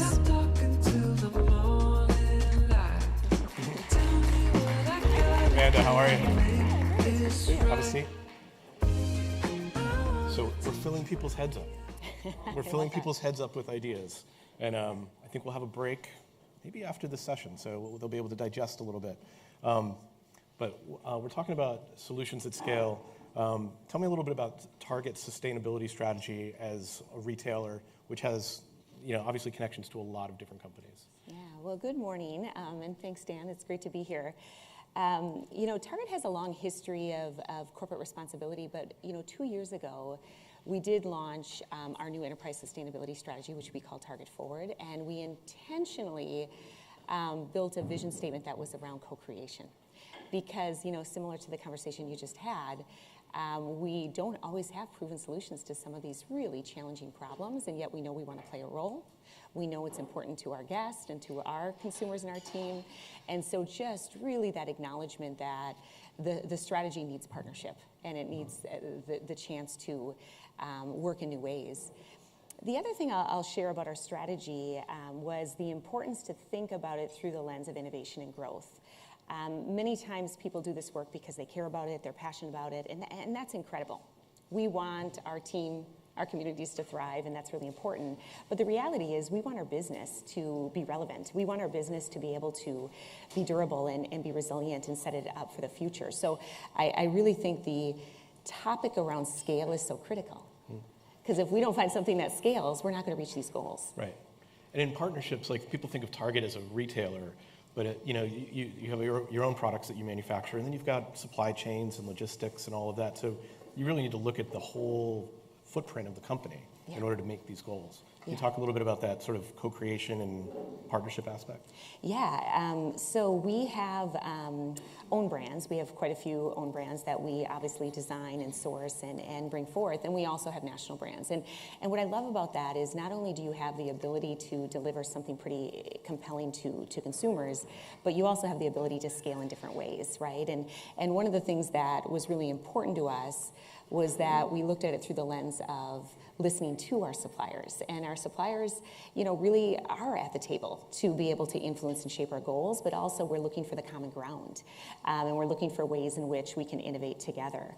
And so what I will share is we have approached it in a few different ways, Dan. I think one of them is asking our suppliers to set a science-based target. I know we talked about science being such an important part of the formula. We need to be driven by science, and we also needed to make sure we all had the data to be able to analyze it and then start to innovate on top of it. So that was really one of our important aspects, as well as asking all of our suppliers to set their own science-based scope 1 and 2 targets. So what are some of the things you're doing differently today that compared to 10 years ago, before you had these types of alignment and these goals? Yeah, well, the first thing I would say is, when you set the big goals, not only do you need to get the data in the baseline, you actually need to start to integrate it into the business. And so I will say we have a lot of people that want to do this work, but really allowing us to build the right mechanisms and culture to do the work is critical. So what I would say is different today is that you have this sustainability strategy at the start of the strategy. So you don't have a strategic meeting without understanding where the growth is coming from and how innovation is going to be fueled through the lens of sustainability. The other thing I will say is the team is building playbooks, and I think those are really important. Not all the playbooks are fully written, but when I look at something like circularity, we have 2 brands that we are focused on building for the future in circularity, and building playbooks by category and understanding then how you design, how you source, how you look at the materials, you look at the whole entire experience would be something that now is being integrated into the organization. Because again, this work requires us to put innovation and sustainability on equal footing of all the great work we've done on profit and growth, right? It requires that same attention and that same due diligence. You talked about the data, and for a long time, the data just wasn't available. Mm-hmm. And do you feel like you've got enough of it now, and how are you using it to sort of make sure everybody in the organization has access to it and can make decisions with it? Well, I would say we never have enough data, okay. but I also feel like you need to find the data that's going to solve the problem you want to solve. And maybe I'll go into even just, one of the kind of the data points that I think inspires our team is listening to the consumer. And what we find at our company is our consumer is feeling the cost of living changes. They are feeling the impact of climate on their daily lives. And at our company, we have a consumer that is more likely to want to address climate, that wants to seek out sustainable solutions. We have that data that shows which categories matter. And we also know that they are also relentlessly focused on value. And I think one of the unique things we have at our company is to figure out how do you deliver on sustainability and affordability. Because the reality is they cannot be mutually exclusive. Like, it needs to be approachable for everyone. And so I think, back to data, you want to understand where is the consumer at, and then how do you start to break down and identify where the barriers are in the value system, in the value chain. And then you start to make the right partnerships to address those barriers, to start to test, iterate, and look for opportunities to scale. So in terms of your in-house brands, what kind of sustainable products or sustainable decisions have you made with the brands that you control and that you own? Yeah, well, I'd love to give a few examples on both our brands as well as national brands. One that comes to mind is, one of the insights we had from our consumers is that they wanted to reduce waste. They when I used to run a P&L, I would go into the homes of some of our consumers, and at some point during that visit, they would show a closet full of things, right? And so there was an immediate feeling of, okay, how do I live a life that's more waste-free? And so we created what we call Target Zero, and the whole idea with Target Zero was to create products with either no packaging that's refillable, reusable, or compostable packaging. And we did that not just with our own brands, Dan, but we did that with national brands. Another example I'd love to highlight is one of our beloved national brands, Lego. When you look at Lego's model, kids love Lego. I mean, they love to collect those bricks. Adults love Lego. Yeah, okay, fair enough. But I have 2 kids, and it's always an endless, okay, I want to create new things, And so through that partnership, we had shared goals around waste and started to build a program where our guests could easily return their used bricks. And then through Lego, they could be redistributed through different nonprofits. And I share that because, the key is aligning your goals with other partners. The key is really building that collaborative kind of environment and then learning and testing and trying new things to really deliver on that intersection of growth, value, and sustainability. It's a very, it's a really radical thing for a retailer to do, because you're really changing the relationship with your customer. For years and years, it was just, you're just trying to sell them things. And now you're creating a new relationship with them where you're helping them redistribute things and be part of a community. Do you get any resistance inside the company? Are there people inside that are like, what's the margin on this Lego project? Yeah, it's a great question. Here's what I'd say. I think as you're working through this work, it's a long-term proposition, right? You can't look at each individual items, each individual categories, roll them up and look at the sum of the parts. The idea is to look at it as a portfolio. And when you look at something like that, you look at traffic. You look at engagement. Did you acquire a new guest? Did you get a deeper relationship with a guest that's willing to engage with you in a different way? And then how do you build that relationship that will matter over time? Because the reality is selling more products, of course, as a growth company you care about, but you really want to build trust. You want to build a relationship, and you want to build something that's going to, again, stand the test of time. You mentioned the affordability versus sustainability tension. I'm sure you have incredible research on consumer behavior and where people make different decisions and why. Are there any patterns in there? Are there things that people are willing to pay a little bit more for to be sustainable? Product categories or does it always come down to price? Yeah, it's such a good question. Here's what I'll say. I think the winners are going to be those that can figure it out, because the reality is people are thinking about price in this environment, but that's been true in general. So I do think just raising that bar with the team to say, okay, how do you innovate at that intersection of affordability, of joy, of sustainability? But the reality is it does vary by product category. So anything that you eat, anything that touches your skin, there's obviously a premium toward thinking about a holistic view of health, thinking about it in that way. But I just think that's the innovation challenge. Like, we want this to be accessible for everyone. I mean, that is what our view is how do you advance that sustainable living and not leave anyone behind. So I do feel like that's the design challenge that the team wakes up every day to try to figure out. Yeah, I think it's the green discount versus the green premium. You got it. The green discount generally wins out, but I do think that probably in the beauty care, there's some categories people are like, well, I'll pay an extra $1 or $2, but I want to make, if it's sustainable, that's better for me. Yeah, I just think it's clear people don't buy it for sustainability alone. And they don't. I mean, they buy it for other reasons, and if it's sustainable, you just strengthen that value proposition, you strengthen that relationship with them. And I think that's where you need to think about it as a tenet of your value proposition versus the reason people would pick you to shop. Do you have any advice for other retailers, maybe even competitors in the space, in terms of how they can align their processes to sort of mimic Target's? I mean, a couple of things. One of the examples that I think is really fun to highlight is we have not only a net zero store, a store that produces more power than it needs. We also have a zero waste facility that's been certified by True in Hawaii. And I bring that up, Dan, because when we built all of our roadmaps to align with our goals, we didn't necessarily have all of these activities on our first year of goals. What happened is the team raised their hand and said, hey, you want to be zero waste? I think we can do something. And that particular facility took it on themselves to initiate everything about getting 90% diversion of their waste from landfill through all the ways that you can imagine, right? Reduce, recycle, reuse, and donate. And I share that because I think the advice is, We know we all need to set these goals. We know we all need to work together. In many instances, we don't have the solutions. And yet, if you can unlock the team to be inspired to say, wait, we can innovate, we can shape, we can bring ideas that will actually, make a difference, it becomes really exciting. And so we were able to have that true certification. And that certification is not just about the waste.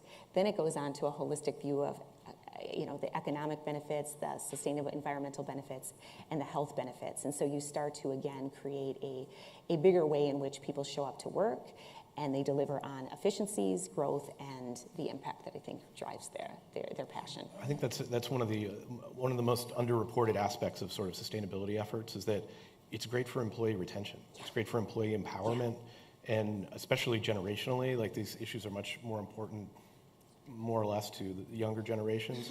And like, if you want to attract the top talent, this has got to be part of your company mission. Yeah, and I think you also need to, set up the organization in a way that can actually unlock that passion and that innovation. And I do think, the future is not having these standalone kind of, aspects of work, but really, embedding it in the business where everybody is really clear. Okay, just like I was given all the tools to analyze my business from a guest, from a traffic, from a profit, I have those same tools, right? The same data, the same thing we're working on to also look at it through the lens of sustainability, because we know that through that you're going to see growth and efficiencies.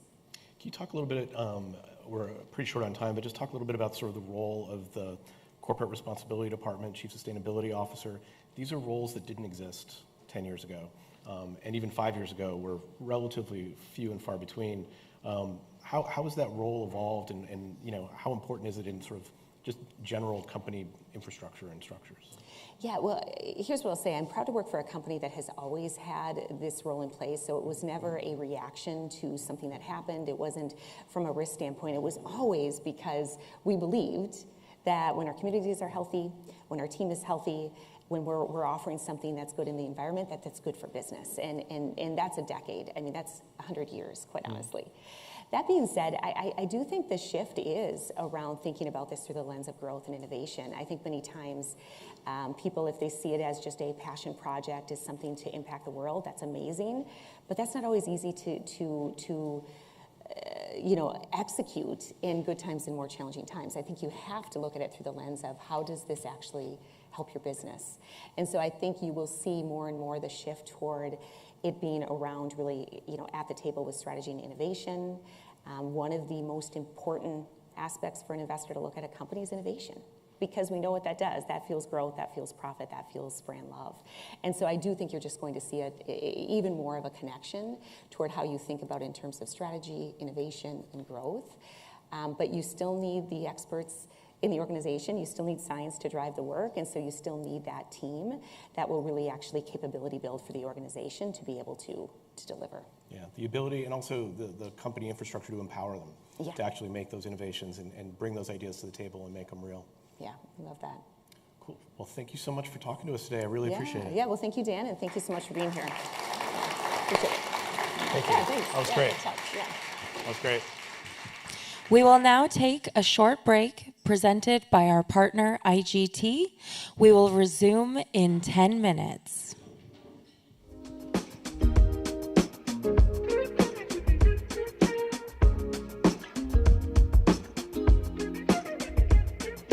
Ways that we begin, somewhere near the start. Time is wearing thin, tearing us apart.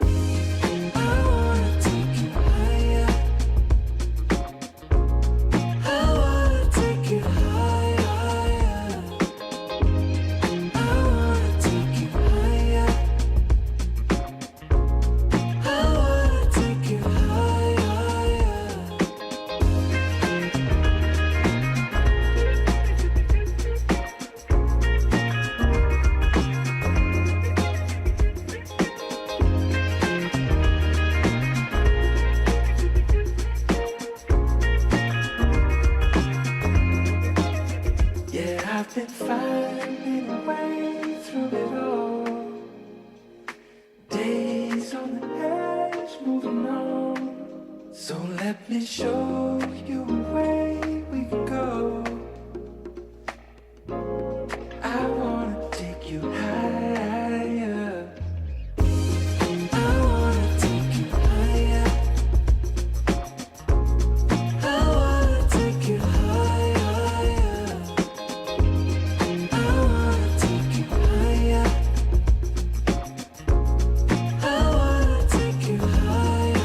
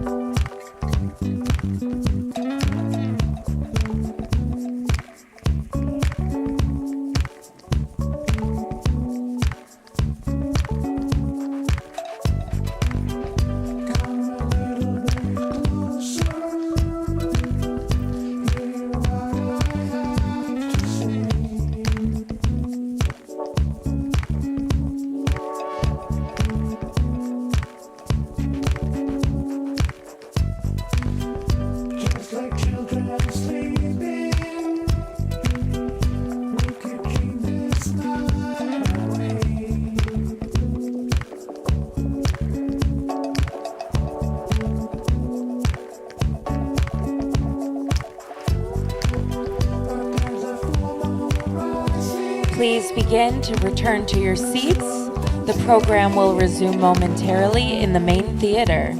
Thank you again to our partners at IGT for hosting this break.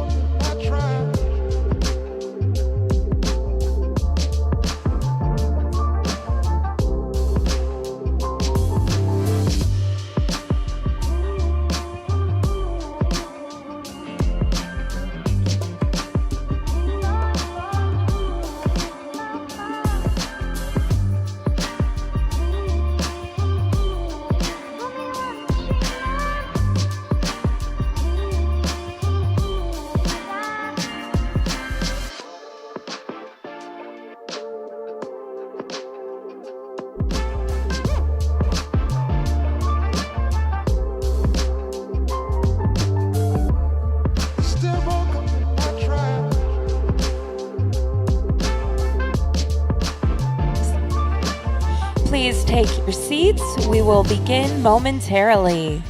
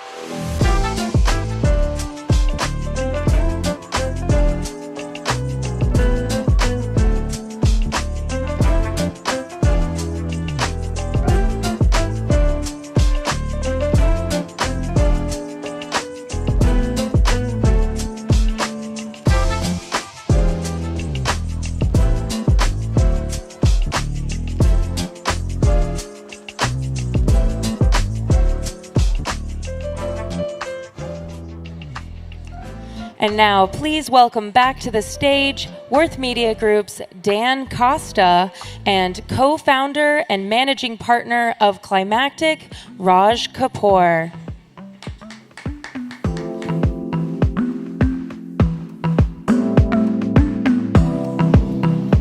Is that here? Yeah. Take the center. I brought my water. Couple of conversations in, I'm going to need some lubrication to keep things flowing. Absolutely. So, Raj, when we first met, you were the chief strategy officer at Lyft. I was at PC Magazine. You brought me on, I think, what was my first self-driving car ride. Yeah, I remember that. In Las Vegas. Still 5 years away. Always 5 years away. Always 5 years away. We got close. But so, from that background, how did you find your way into the climate space? Well, it actually came before Lyft. So back in 2007, I went to TED. And it's a great conference, and there was Al Gore and John Doerr. And from my perspective, I've always felt I want to have some cause that I'm focused on. In the old days, it was business or cause. Of course, now they're merging together. And I heard such a convincing argument, first on the data by Al Gore, and then the emotion from John Doerr, who's running one of the top VC firms, Kleiner Perkins. He brought his daughter on stage, who was in tears. He was in tears about the future, and I thought there is not a more difficult problem that faces every single person in humanity that I should be working on than this. And so I just totally got bought into it. At first, I thought it was an awareness problem, So I had this idea, which I actually told John Doerr. They asked for ideas in the audience. I said, I'm going to create a game on Facebook. Remember, there were Facebook games. Anyone ever remember Facebook and games? And it was called eMission. It was a Sim City for habitat. And this was outside of my job as a venture capitalist. Somehow, the EPA gave me $500,000, and we launched the game, and it didn't really work. The game didn't work, or it didn't accomplish The game what you worked, wanted? but no one really took the offline actions to help these critters survive, which was kind of the game dynamic that was there. It was beautifully done by someone from Zynga, which was a top game company. So then I scratched my head and said, maybe I should invest rather than create games. And so we at Mayfield, which is a VC fund I used to be at, looked at opportunities that were more capital efficient that could go after in the clean tech, and we could talk about the differences there. And in short, I looked at transportation and said, wow, that's really inefficient. And I thought, why don't we use the marketplace concept that the internet had job boards? Maybe there's a ride board out there, and I found this little company called Zimride. And that company then, its business model didn't work after I invested, and we morphed into Lyft, which did work. So that was kind of my journey. And then after, I did some other things in healthcare, but came back to wanting to make a difference around climate. In 2020, so I was running electrification and self-driving of the Lyft fleet, which is the future for Lyft and Uber. And it was clear that we had to focus on our core, both Uber and Lyft. And at that time, I also saw clean tech become climate tech, which was much more broad-based. And I just had the urge to get back in, so myself and my partner started Climactic. So we had Mike on earlier. What do you see as the role of a VC, the unique ability of a VC to sort of accelerate climate change tech? Yeah, so when we take a super high-level view, we need to get the planet to net zero. It used to be 2050. I think in the last 6 months, scientists have said 2040, which is really around the corner. And if I then look at that, there's a BCG study that showed that there's an innovation gap that we have to get there. So about 35% of getting to net zero is not accounted for from existing technologies. So that's wind and solar, primarily renewables, electrification of mobility and other things.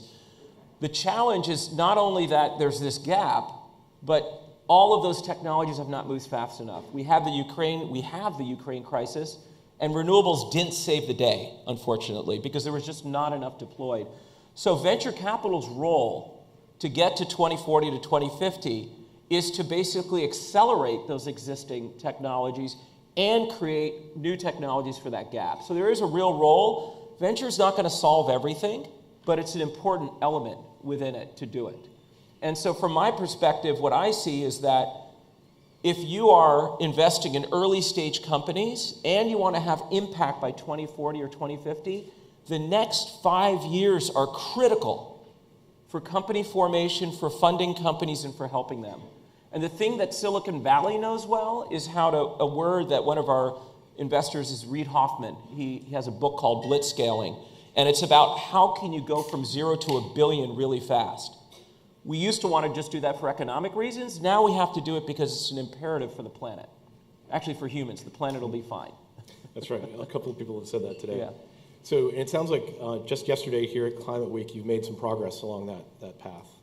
Yeah, so we hosted yesterday a very oversubscribed event for Climate Tech Meets AI. We did a market map and found that just about 6 months ago, there are over 100 companies that have sprouted only in the intersection of climate and AI in doing it. And the things that AI can really make a difference, I know AI has been talked about a lot, it's around the data analysis, it's around prediction, which is really important. When you have a huge amount of variables, it's really hard, and the algorithm a static algorithm doesn't work well.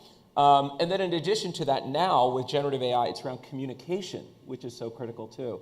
So yesterday we had a startup challenge. We had over, I think, 40 companies apply. We had 3 on stage, and we gave $100,000 to the winner that won it. And there were 3 companies and I think this is emblematic of what kind of innovation we're seeing. So one is a company that's using AI to figure out the nasty, hard problem of supply chains. So enterprises need to go to net zero. There's over 8,000 that have made a net zero pledge. We're now 90% of worldwide GDP is under pledge. Articles came out yesterday that hardly anyone is on track.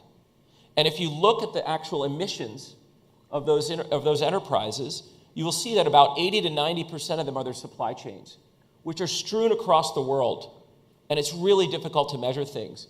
So can you use AI to fill in data gaps? Can you use AI to make prediction so that you can see where you think there's going to be problems on the supply chain? So one company, Mir AI, is doing that. Another challenge is biodiversity risk. This is just getting on the docket of corporations, which is not just carbon emissions, but how are you impacting species? How are you impacting vegetation around the world with your activities, where you're mining, where you're manufacturing, the gases that you're expelling and all of that. And so this other company was using AI to, again, analyze using sensors and then predict where you're going to be having the most impact by reducing your biodiversity and looking at different suppliers and grading them. And the key there is you can't rely on a lot of good data, so you have to do a lot of interpolation in doing it to move there. The final one, which Mike had talked about, is oceans. Oceans, soil, and forests are the biggest natural sinks of carbon, and they're so important to us. There's been a lot of work around forests. We've made some investments there. There's a lot of work around regenerative ag. It's very hard, but it's important. Oceans is kind of underinvested. And there's a company called OCN.ai who convinces really rich yacht owners to put sensors on their boats and is collecting about 20 million data points every day. And every 30 minutes, they're assessing the health of the oceans. That's interesting, but what's the painkiller? That's just like nice to know. The painkiller's coming out now. There's a person who's won awards from the UN, Ralph Chami. And if he's around here in Climate Week, I recommend listening to him. He's put a value on ecosystems and animals, an economic value, so that countries can start to actually monetize what they have. So the Bahamas has a huge amount of seaweed and kelp forests underwater, which are one of the best sinks of carbon. And so they can put a value, which is a couple $100 billion, on the waters that Bahama has jurisdiction for. And so now the question is, can they use that for bonds? Can they use that as collateral to help them as their islands are basically sinking? Yeah, it's a fascinating opportunity. And we were talking, I can't wait until you can marry those two things. You've got the value of the oceans and the species and the wildlife that's in the ocean. All the fish, the overfishing problem happened, and there's no financial appreciation for the fact that you can no longer fish off the shores of Manhattan anymore. So it's a pretty fascinating segment. So then, now that you've given this award $100,000, how do you measure like the impact of that money and that investment? So in general, the way you measure impact, it is a tricky thing right now. There's some really good frameworks out there. One I would suggest you look at is called the IMP framework, the Impact Management Project. And they're just asking very simple questions. What's the impact? How much? What are the risks involved? Who's being impacted? So answering those questions is really important.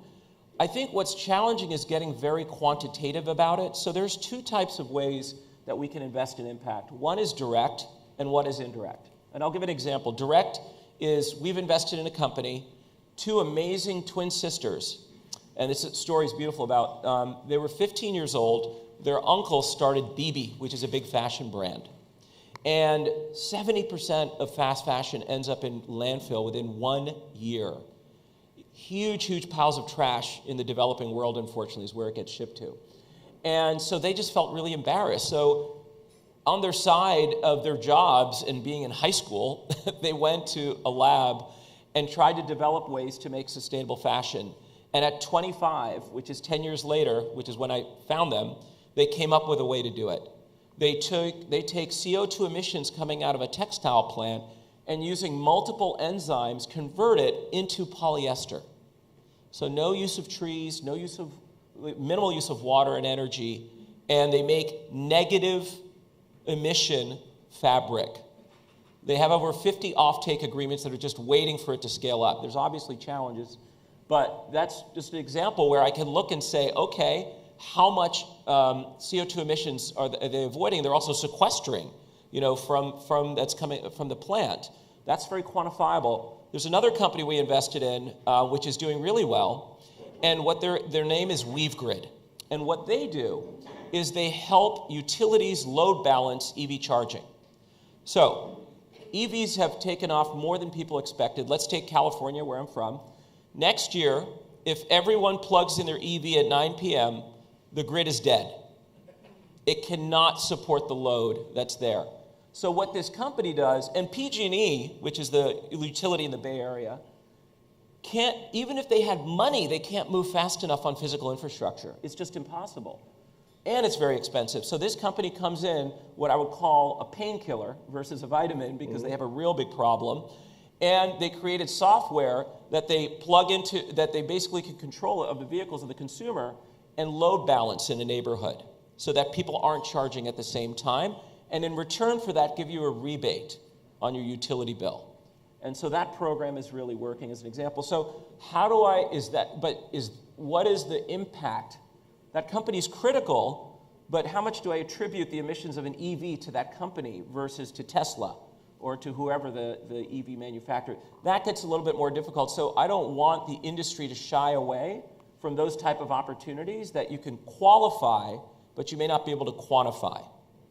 So you also focus on making change at enterprise scale and helping enterprises convert. Can you talk a little bit about that choice? Yeah, so I think that there are two big ways that venture can make a difference. One is what I would call deep tech, where you're making big bets. And frankly, it's not even set up for venture capital the way it is, because you typically have like a 30-year life cycle, whereas we look at investments that can return to our investors in 10 years. And things like fusion fall into that category. Anything that requires a lot of R&D, that takes a lot of testing to do, and it's wonderful, and we should be working on it. And if we can solve fusion as an example, that is probably like the one biggest thing we can do. But then there's this other category, which is what can we do in the next 10 years? What can we make a difference? And you have all these enterprises that have said they want to go to net zero, but what they need to do is to measure, they need to analyze, they need to decide, they need to act, and they need to report. And in the US, we're hoping that there's going to be some regulation that will force it. SEC said yes, but we're still waiting. In the EU, it's happening, and it's happening fast. For example, if it is found that your supply chain is responsible for deforestation, they can dock up to 4% of your revenue as a fine. That's getting people to move. But they don't have the tools.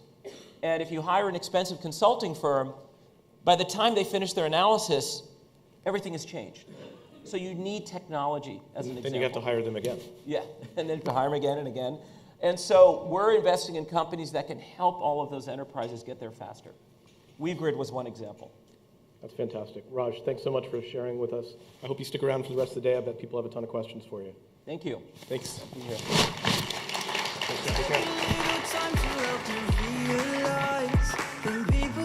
Please welcome to the stage climate finance expert Olivia Albrecht and co-founder and CEO of Greenly, Alexi Normand.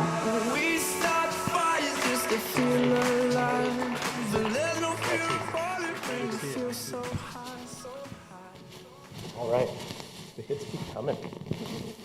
So we've been talking about carbon all day, and we've been talking about various different solutions, various mitigation factors.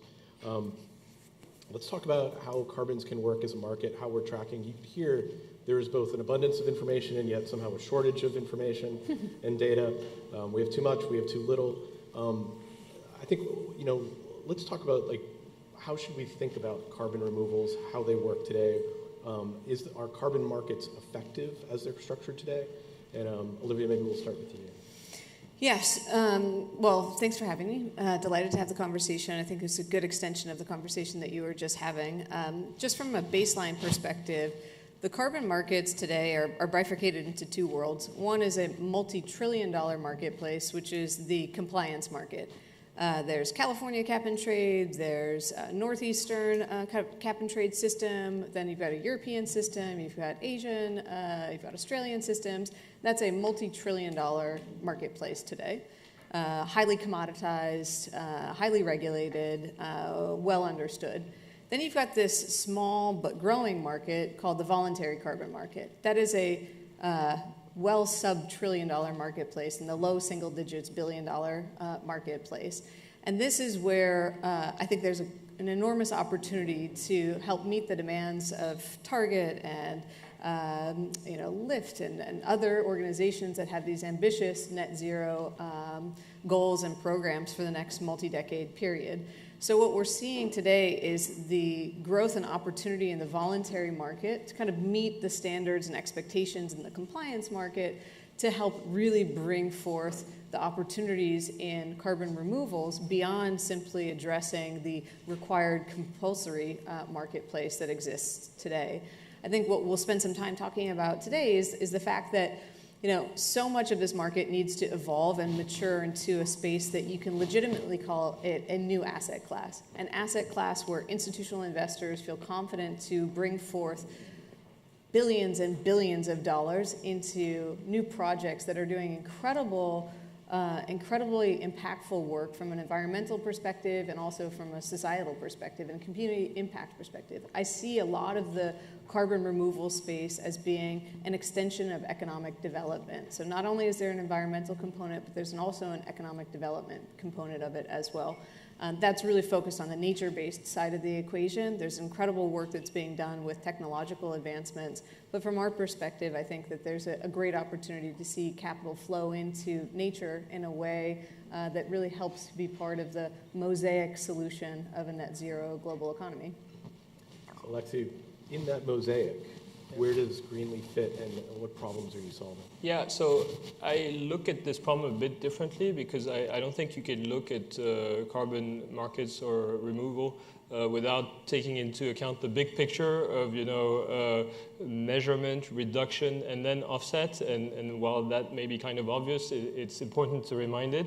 When you look at basically how we get to net zero, hypothetically in 2050, right, there will be 10 gigatons of carbons removed, but there's also 40 gigatons that need to be reduced.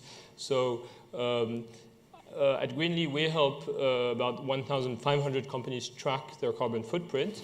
And obviously, the reason these guys are doing it is generally because they're mandated either by regulations or by customers of theirs that are asking them to disclose their emissions, but they are not mandated to offset. Their obligation is generally around the disclosure and sometimes the disclosure of how they plan to reduce, and they have all sorts of commercial incentives really to be doing this. The incentives are somewhat stronger in Europe, but they're here in the US as well. But the incentives for offsets are actually very different. So don't get me wrong, you do need to go from basically less than 1% of global emissions available for offsets to maybe 10%. So this needs to scale. But the cost of doing so is probably much higher than the cost of removal. And the availability of projects is much lower than the availability of reduction objectives. So I think this increased focus on reduction over offsets is just going to keep getting stronger with basically the regulations setting in the US, so the Senate bill in California or the SEC rule, as it mandates companies to start disclosing their scope 1, 2, and 3. What it's really going to be pushing towards is reduction rather than offsets, because a lot of the voluntary carbon offsets today have been basically promoted by companies who are only disclosing a fragment of their emissions. And if they start disclosing their full direct and indirect emissions, the cost of offset is also going to become much more, it'll be much harder to claim carbon neutrality and much costlier. So I think it's a great market, but let's not look at it independently, to summarize.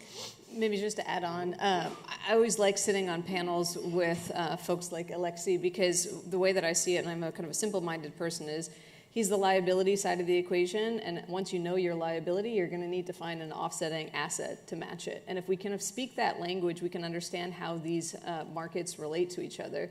The asset doesn't start, you don't start with the asset to say that that in and of itself is the accomplishment. You have to start with understanding what is your liability, what is the extent of the problem that you have, how do you reduce that liability over time? The objective isn't to stay with a maximal liability. The objective is to reduce your liability over time. But the reality is you're going to need to have an asset to offset whatever liability you have. Or many companies seek to have an ambition to have their liability matched by an asset. And I think that if you kind of take that framework and think about it in terms of the two sides of the ledger, a liability and an asset, the objective function is to reduce your liability as much as possible. But unfortunately, the reality for any company is that you will have residual carbon emissions in your business activities. There are not enough technologies today, there's not an ecosystem around us today that allows a company to operate with no carbon liability. Do I think in the future there'll be a case that companies can operate freely like that? Absolutely. That's the ambition that we all have. But I think when you start to do the math and you understand that mosaic, the reality is you always have some liability. You're going to need a green lead to help you figure out what that liability is to then determine if it's the right strategy to then create an asset for you to match that liability to have that kind of net zero balancing of the ledger. So it seems to me in either approach, do we even have agreement on like what the value of the asset is globally? Because when we talk about these markets, there's an effort in the US, there's an effort in Europe. Do we at least agree what the value of the asset is itself?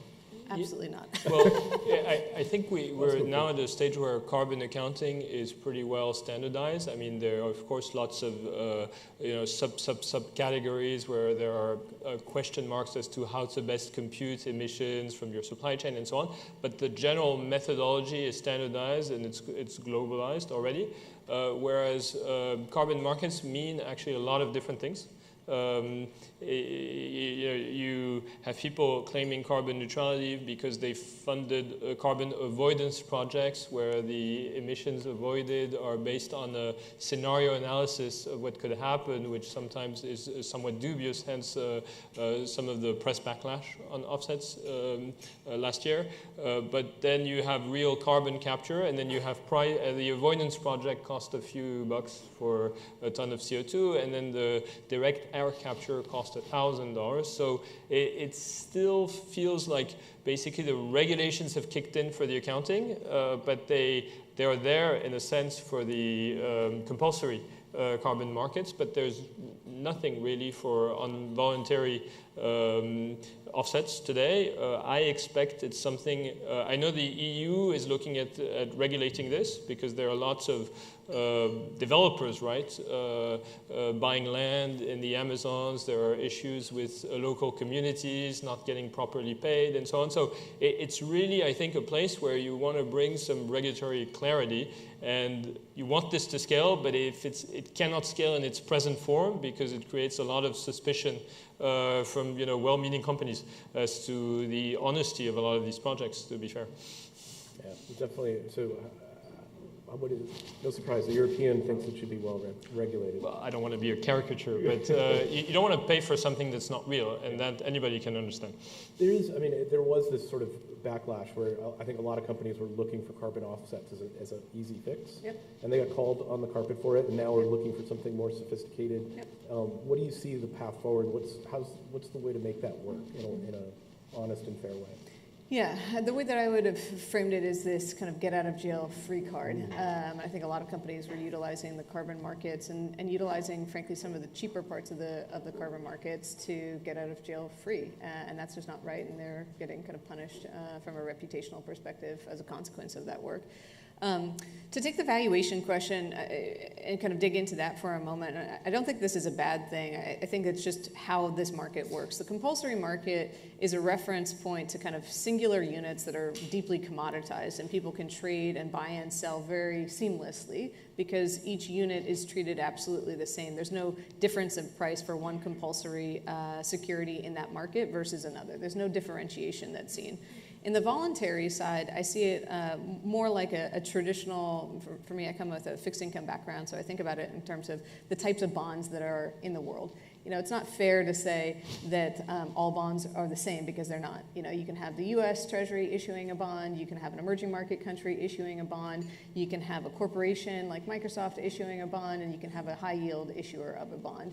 That's all just in the public markets. It's not to say any one of those prices is wrong. It's just within their asset class, within the bond universe, they're priced differently. And we see the same thing in the voluntary markets. There are certain types of projects and program types that have some pricing features to them, direct air capture and a technology-enabled solutions. Some people are paying $800 for a ton of carbon removal.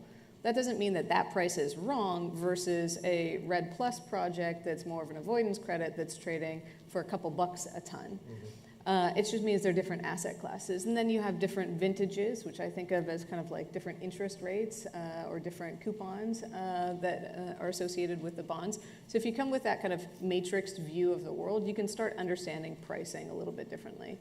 The last comment would be, what you are seeing is that companies are, particularly those who are leaders in the space, are taking very seriously the concept of quality, integrity, and their own due diligence in these projects. No more are you seeing companies just kind of taking off the shelf from whoever wants to provide advice on what carbon credits to acquire.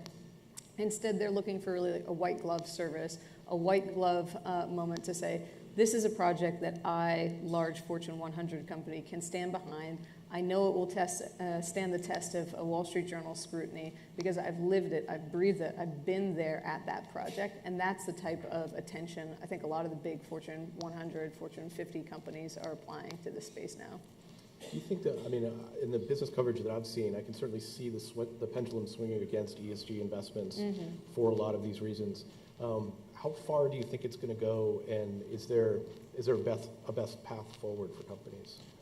Well, on that, I mean, we've seen that ESG, of course, encompasses a lot of different dimensions. And by the way, that's something that's really not standardized at all. Yeah. Every rating agency basically has its different weighting on what's important or less important.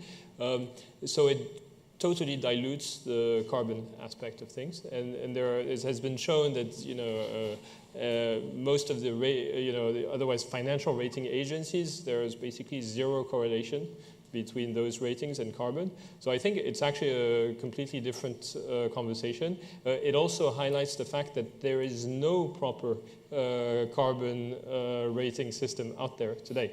And so today, if you're an investor and you want to, and you're looking for signaling as to where you should be investing in companies that are actively reducing their emissions, it's very hard to do. I mean, you rely essentially on the information that companies themselves provide to you. And so, but what would that rating look like if it actually existed, right? I think the base signaling that people have relied on, and which is very misleading, is companies claiming to be carbon neutral, because I measure on part of my emissions, sometimes only scope 1 and 2, and then I offset, and it's a good intention, right? But you're forgetting usually a big chunk of it. But if you do just that, it doesn't really tell you that this company is moving in the right direction of net zero. So what this is missing is the accounting, the actual action that's being put in place, the real year-over-year reduction, and the pathway that this company has defined. There's a good framework for this, which is Science-Based Target Initiative. Tells you the reduction pathway that each company, according to its sector, it's supposed to do year over year. So look, we measure this individually for companies, but there has yet to be an aggregated rating system on this, which, by the way, needs to encompass offsets as well, because it's part of the different levers that you can use.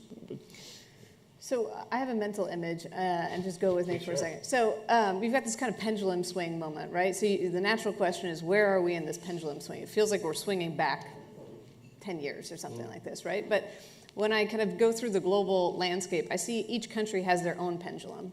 And the US pendulum is definitely swinging back. I speak to my friends at large asset managers, and unfortunately they're getting letters from attorney generals from some of the major states that you would think of, about ESG and sustainability practices at the asset manager and threatening to pull significant amounts of money and actually pulling the money. So in the US, there's definitely a pendulum swing that's happening, but outside of the US, in the European markets, and Alexi will attest to this as well, the pendulum is still being cocked in one direction, and it's still being heavily focused on sustainable finance. Australia is the same, Singapore the same, other parts of the Asian marketplace, Latin America, not exactly sure where they are in the spectrum, probably mid-swing in the pendulum right now, but I think when you think about it from a global landscape, and then you think about trying to operate a global asset manager or a global company, you unfortunately, or actually fortunately, have to play at the highest standards, because if Europeans are demanding one level of operations for, just take an asset manager for a moment, you have to comply with all of those activities. It's not like you tell the 30% of your company over here, like, don't touch anything that we're doing as it relates to ESG data or ESG research or engagement. It doesn't work like that. You have to operate at the highest playing field. And so what's really fascinating to me is to watch that continued lean in from the European regulators who, frankly, put some pretty lofty ambitions and objectives into the marketplace without really knowing how to get there, but nonetheless, it's great to throw the gauntlet out. They did it, and they're kind of backing into how do you solve for it. And frankly, that is lifting the standards for everyone else, even if the pendulum is swinging in the opposite direction in the US. The reality is you're all going to have to play at the highest common denominator if you want to operate globally. But again, ESG doesn't mean at all the same thing in Europe and in the US. I mean, it took me a while to find out that there was supplier diversity well, let's hope we can finish this conversation.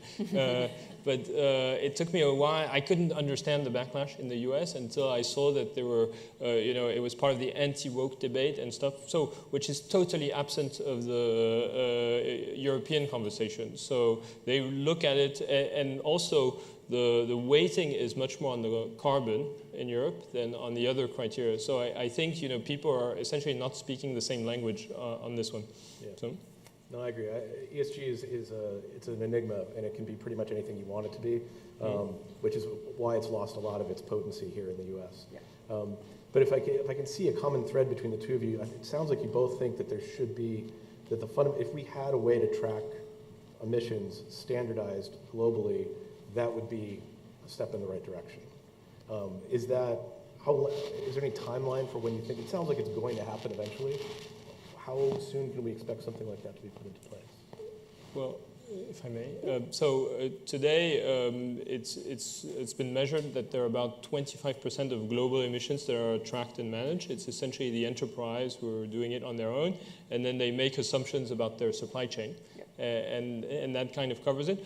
If you look at the regulations already voted in, so the CSRD in the EU is essentially adding, it's going from 10,000 companies to 55,000 companies having to do it.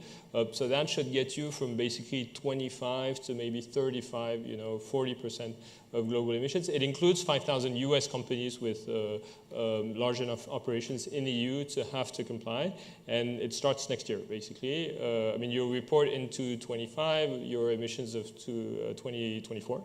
The US, the Californian Senate bill, which I think is expected to be signed by the governor, should add an extra 5,000 US companies, probably the same ones, by the way, who will be subject to CSRD.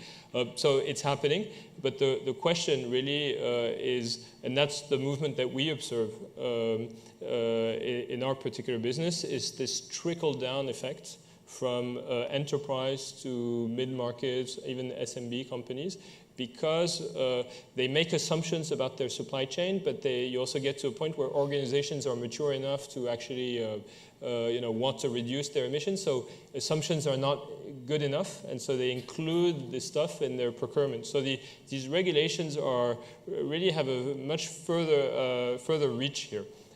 So I assume, in the next 5 years, you'll get to 45% of global emissions, and I think in the next 15, 20 years, you'll get to 100%. So, and that will solve part of the problem that you don't have enough data on the companies that you're working with on their emissions to figure out your own emission, right, as a customer of theirs. So, and that's obviously work in progress, and it's necessary because it'll be super hard to reduce emissions if you are not measuring them, basically. Olivia, you want the final word? Sure. I think that there's a common language for how to identify what your carbon emissions liability is. The question is, who is mandating that you communicate that and track that information? And that's what Alexi is getting to, is there's not enough companies who are required to do this. Most of the companies in the Fortune 500 and our large public companies are tracking and monitoring this information, and frankly have teams that are building those institutional capabilities inside. It's the rest of the population out there that hasn't quite caught up yet. My intuition is that a lot of these private equity portfolio companies, venture capital portfolio companies, the private equity firms, the venture capitalists, the private credit firms are going to start demanding more of their portcos, and that will help if you don't see sufficient regulation move the needle. Excellent. Thank you both. This is Thank you very much. Conversation. I appreciate it. My pleasure.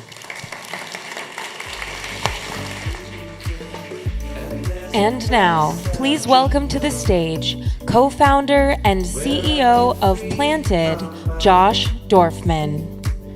I hear the sounds of the seas and lose all sense of time. Good morning. So today I'm here to talk to you about building the future with grass.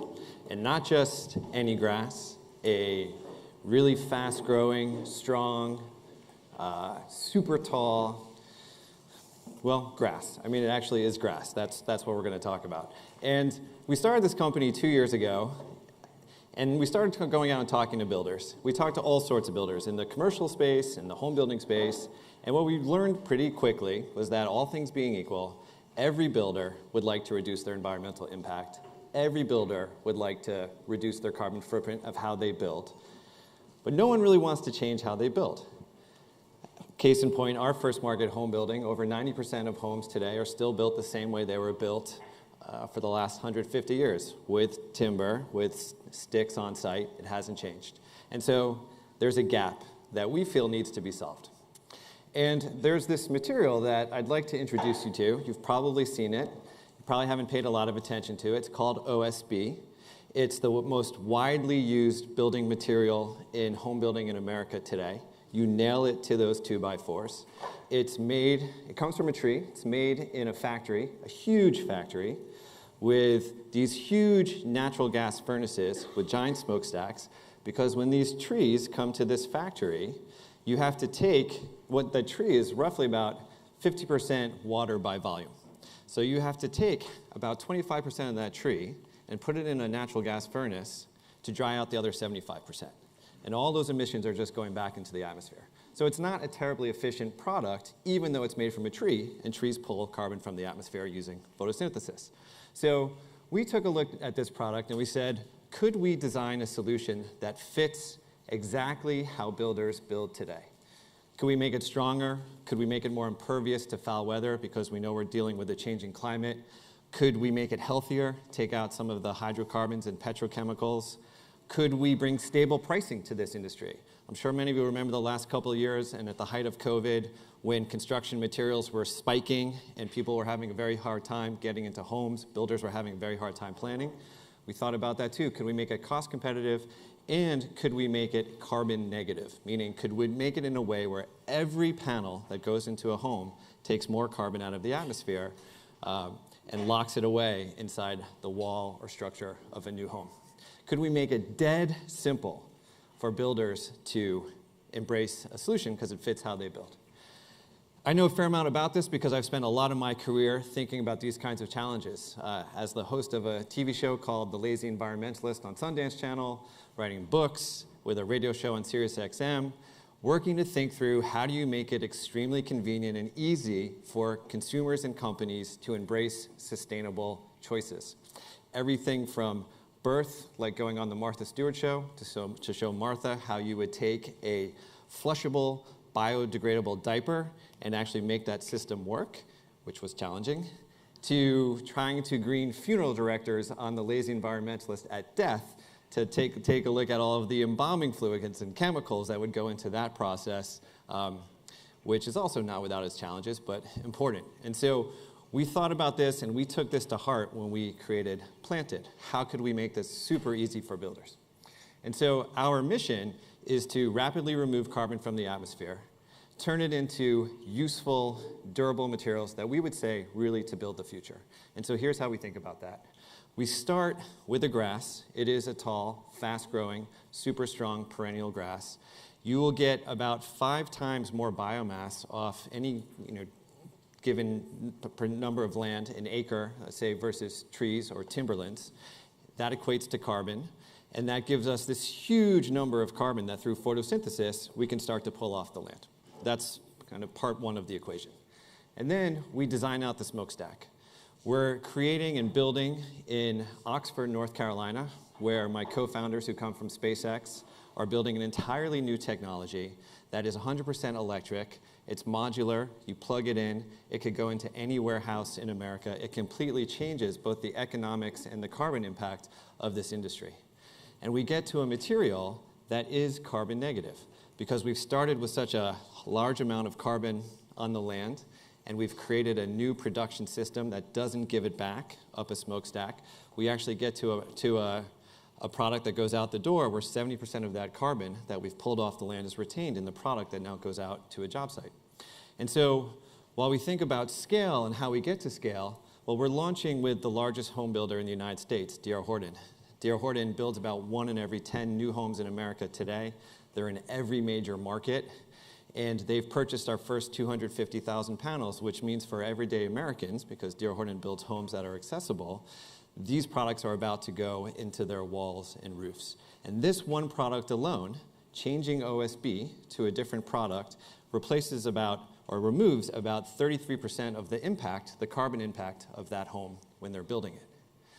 So for us, though, that's just the beginning, because this technology can also produce the panels, it can produce the wood frames, the trusses of a house, it can produce the I-joists that go inside a house into the floors to provide structure. So we can start to produce all of these materials. And this production line we're building as well, if you imagine something 4 feet wide, can produce a material about 40 feet long, could be about 2 inches thick. If you've seen or read about mass timber or cross-laminated timber, or the opportunity for trees to begin to replace steel and concrete in our built environment, this is more carbon negative, it's stronger, more durable, and will be more cost effective than doing that with a tree. So we're just getting started. And what this means at scale is because we have a far more efficient process, we use far more of our biomass, and we pull much more carbon off the land and much more biomass off the land, we can scale this business using far less land, which means that not only can we do what we want to do from taking carbon off the land, we can allow trees and forests to return to their full majesty. And so, while trees take a generation to grow, this grass, this biomass, grows season after season, reaches maturity season after season, unlocking an incredible new opportunity. At Planted, we talk about moving fast and fixing things. We're 2 years old, like I said. We've taken over a former American Spirit cigarette factory in Oxford, North Carolina. It's tobacco country. When that production plant shut down, tobacco farmers lost their contracts. We're starting to contract with tobacco farmers to grow for us. This is a transition into the 21st century economy. And we really see ourselves as a bridge for communities like Oxford to participate in the clean energy transition that's underway. Our mantra at Planted is move fast and fix things. And we believe that partnering together with builders, starting with home builders, moving into commercial construction, we can build a world that stands in balance with nature for everyone. Thank you.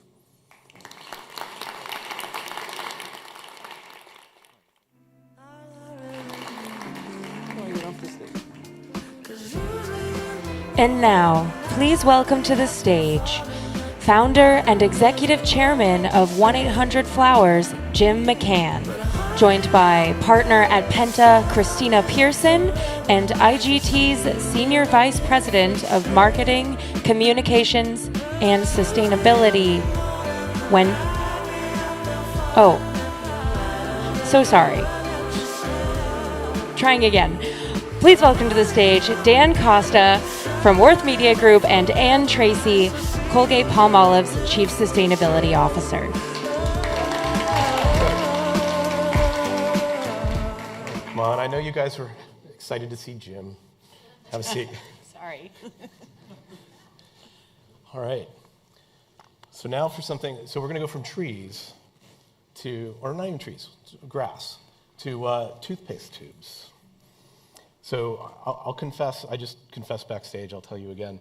When we first were planning this panel and I read through some of your announcements and I saw this thing about a recyclable toothpaste tube, I thought, who cares about toothpaste tubes? Like, we're here to change the world and fight climate change. And then we got on a call and you said how many toothpaste tubes the company produces. And I was like, okay, I don't know what I'm talking about. This actually makes a lot of sense, and I need to listen more and speak less. So tell us a little bit about like the toothpaste tube, the volume, the scale, and the solutions that you're working on. Okay, sure. Thanks. And I'm really pleased to be here and tell our tube story, as we call it.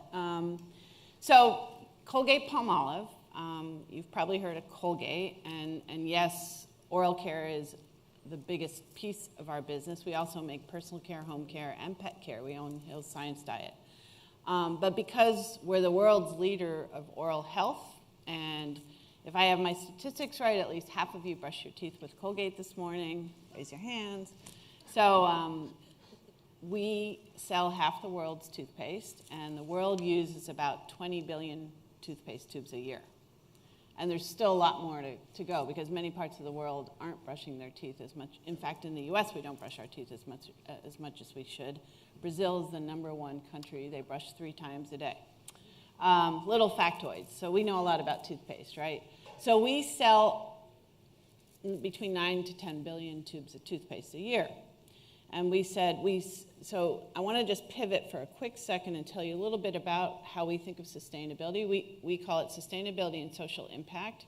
We have 3 ambition pillars: driving social impact, helping millions of homes, and preserving our environment. And there's 11 actions and 50 targets that sit underneath. But we have to do a lot of stuff. Companies like us have to do a lot of things to protect against reputational risk, taxes, regulations that are coming. But there's certain places we want to lead, and we call those our swords. Shields are where we have to just get the job done. Swords are where we want to lead. And because we're the oral health leaders of the world, we said, okay, plastic waste, and namely tubes, is something we need to lead with. We need to go first. So we started that journey back in 2015, actually. And like you said, oh, how hard can it be? Just make the tube recyclable. It took us 3 to 4 years to get the engineering right. And what we did was, we said, okay, to make it recyclable, it has to be made out of a mono-material plastic, and we wanted it to be a plastic that is already readily recyclable in today's infrastructure, so we chose number 2, which is HDPE, which is like your milk jug or your fabric softener bottle. It's the opaque, rigid plastic. And so that's what we started with. And the journeys continued through there. It was hard to get that rigid plastic to feel like a tube.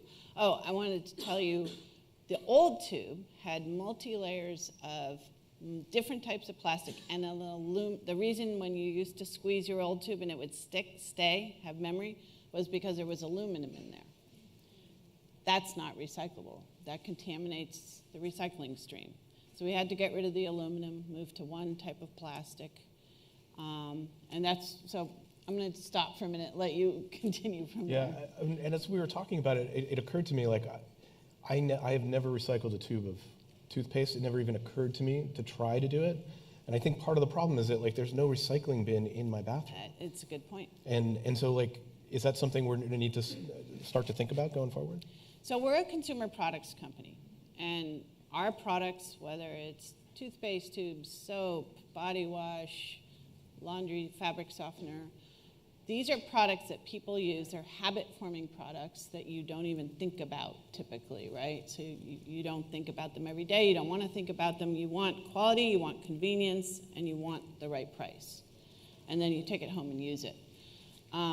So we have a role to play when we market and communicate to consumers to help them begin to understand and think about these things.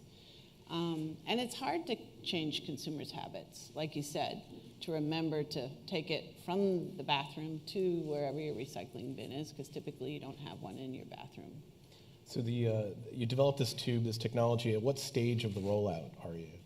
So to continue that story, we took by 2019 we had perfected what we want, and we didn't develop the tube in a vacuum.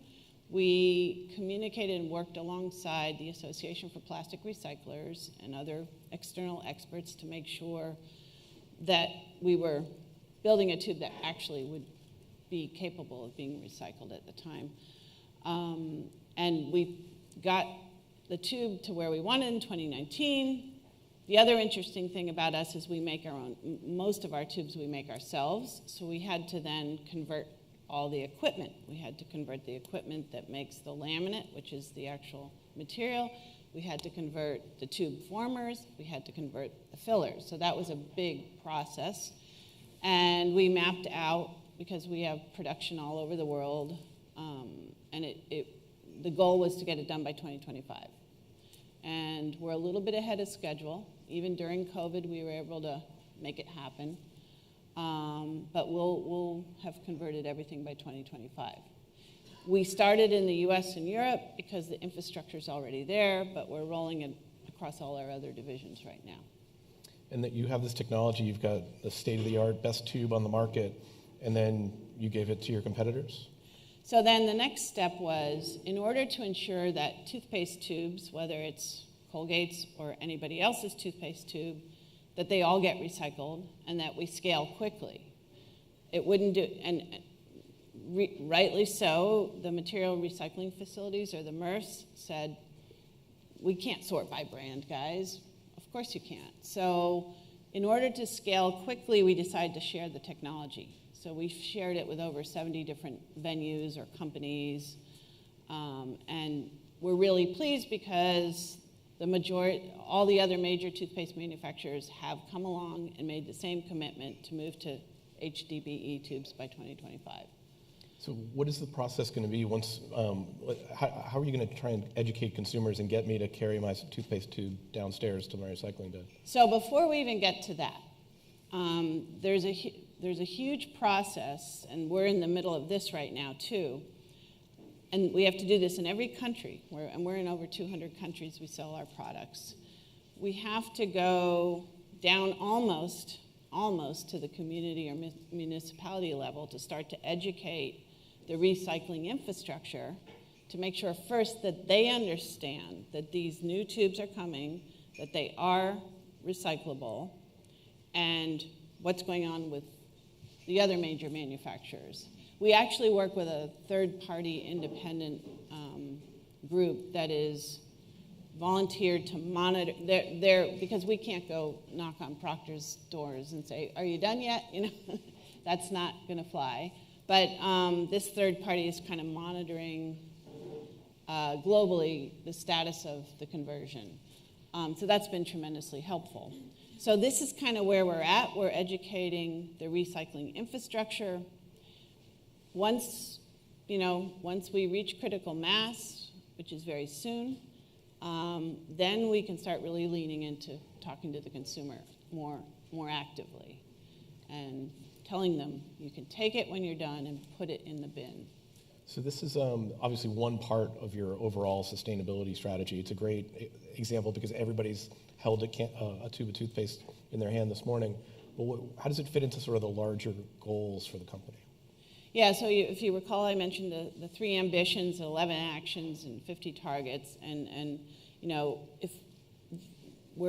I called it our swords, we're really leaning heavily into eliminating plastic waste is the name of the action. So not only making all our packaging recyclable, but actually reducing the amount of plastic we use. We have a target to reduce the amount of plastic that we use by 1/3 by 2025. So we're working on that. And then we also are leaning into climate. Our action is called Accelerating Action on Climate Change as a sword. And then a third sword we have is around educating children globally on oral health in underserved communities. So, but the climate aspect is important. We didn't realize this when we made the tube, but after doing a lot of analysis afterwards, we found out that to make this new tube to produce the tube is over 25% less carbon requires in our manufacturing processes, as well as 40% less water. So it's a more recyclable, it's more carbon benefit for it. It contributes to our climate targets. So probably it costs money to develop it and in the research and development, but then over time you're going to have long-term benefits by reducing your input costs. Yeah, and overall, yeah, and it also helps us when it comes to extended producer responsibility fees, reduces taxes and fees that companies have to pay for the amount of plastic they use. Is that right? Is that an IRA spinoff, or is that? Early days on that for us. We're trying to better understand and sort through that. We hope there is, but I mean, those are positive. You know, every time we talk about the topic of sustainability and companies doing the right thing and moving in the right direction, it's a carrot and stick thing. I think carrots work better, and that's certainly a carrot. Were there any learnings from developing this tube that you'll be able to carry over into your other product lines? Yep. You want to tell us which ones first? Well, or types of products as opposed to specific yeah, I brands? mean, exactly. We do have this commitment to make all our packaging recyclable. Maybe because it is a sword, we have a packaging strategy. So we have pillars of what we have to go get done. There's no silver bullet, because one of the things we're doing, for instance, is we're changing the way we deliver our products. So maybe that means concentrating. So we just launched not long ago, we own the brand Hello, and we launched a really cute concentrated mouthwash. It's really small, it uses significantly less plastic, and it comes with a little cup, and you just spray however much you want into it, add your own water. So we're not shipping water, so that's a good thing. So that's an interesting example. We've also made toothpaste chewable tabs. Most people don't like them, but well, I shouldn't say that. It's probably a bad thing to say. But we don't foresee a day when everybody moves away from paste to tabs, at least not anytime soon. That's fair. So we're looking at new and different ways. We're looking at new materials, fiber maybe. We're looking at, just generally speaking, taking water out of our products. Yeah, that's such a basic innovation that was right in front of us for so many years. And you see it with detergents many times, where there's just no reason to water these things down and then pay for all the shipping costs and raise, you just got to re-educate the consumer a little bit that you don't have to use as much. But I did want to raise that point because I said it in the beginning that these are habit-forming kind of products. It actually is a big challenge.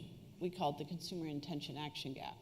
And there's all kinds of statistics out there. We work closely with Kantar. Kantar did a study, and I won't get my numbers exactly right, but something like 96% of the people, when asked, would you buy more sustainable products? Do you want to live more sustainably? Yes, of course. But then when they actually go to do it, it's only 16%. That's a big gap. Yeah. So we have to, our job is to close that gap and help. And I think, that's up to us to make products that are, again, convenient, the right quality, the right price, and they're nice to use. People want to use them. Like one of my favorite examples that I use sometimes is SodaStream, which is you're not shipping water, you can customize your own soda at home. People love it, but it's a very sustainable proposition versus going and buying it in the store, right? Yeah. So, until the canister return machine is broken and you can't get it back. That happens a lot. Yeah. I know this from experience. Yes, my husband too. And thank you so much for joining us today. I think it's a great anecdote, and I wish you well in your work. Thank you. Thank you. Thank you. I realize what matters And now, welcome to the stage, founder and executive chairman of 1-800-Flowers, Jim McCann, joined by partner at Penta, Christina Pearson, and IGT's senior vice president of marketing, communications, and sustainability, Wendy Montgomery.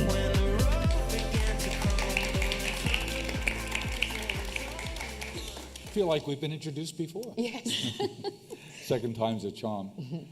It's a treat for me to spend some time with two people I know and like a lot, because they're in the business of taking all the good things we've heard about today and actioning them in a business setting.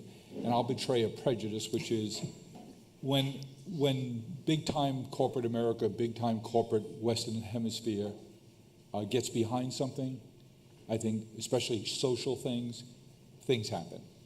And we'll hear from our friend Seth Godin later, but when he spoke with us last year, he finished up with a point about it takes a movement.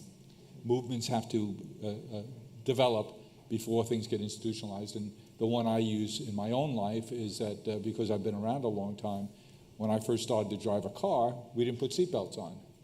And then I had kids, and the kids insisted that I wear seatbelts, and now we all wear them automatically, which makes all the sense in the world.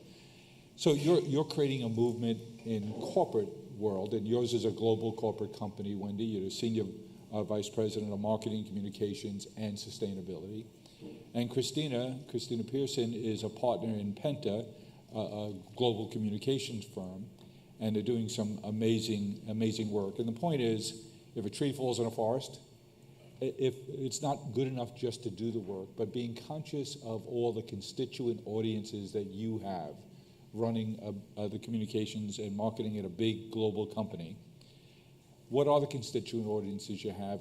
But let's start with what you're doing and how it impacts them. So give us an idea of how long you've been at the sustainability business, Wendy, and what does it look like now in a company like IGT, which runs lotteries around the world, a technology provider for lotteries, and also manufactures gaming machines for licensed casinos. So what does the program look like inside IGT?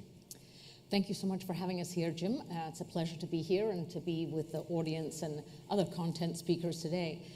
At IGT, we've actually been publishing a sustainability report for 16 years now. A little bit ahead of the curve there, huh? That's right. In fact, that's the title of our report, is exactly that. So, really it comes to the business that we're in. We're in a regulated gaming industry. Very regulated. Very regulated, as you would know. And I get to serve on the board of IGT, so I've been a friend and fan of Wendy's and her work for a long time. Well, thank you. And a key supporter, too, and we appreciate that. So we're in a regulated industry. So a key value of our organization is responsibility and integrity. And so that our sustainability program really started with responsible gaming. And it's really extended from not only responsible gaming, but inclusion in our communities.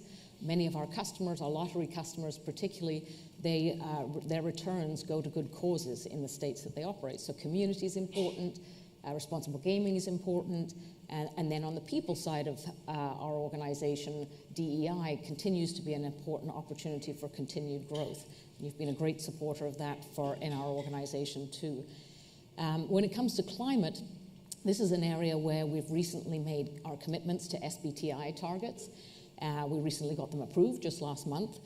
So I actually really enjoyed the conversation that we had earlier with Amanda from Target, talking about setting out those goals and then really unleashing the organization to help inspire the teams to develop the programs and help us build out that decarbonization pathway.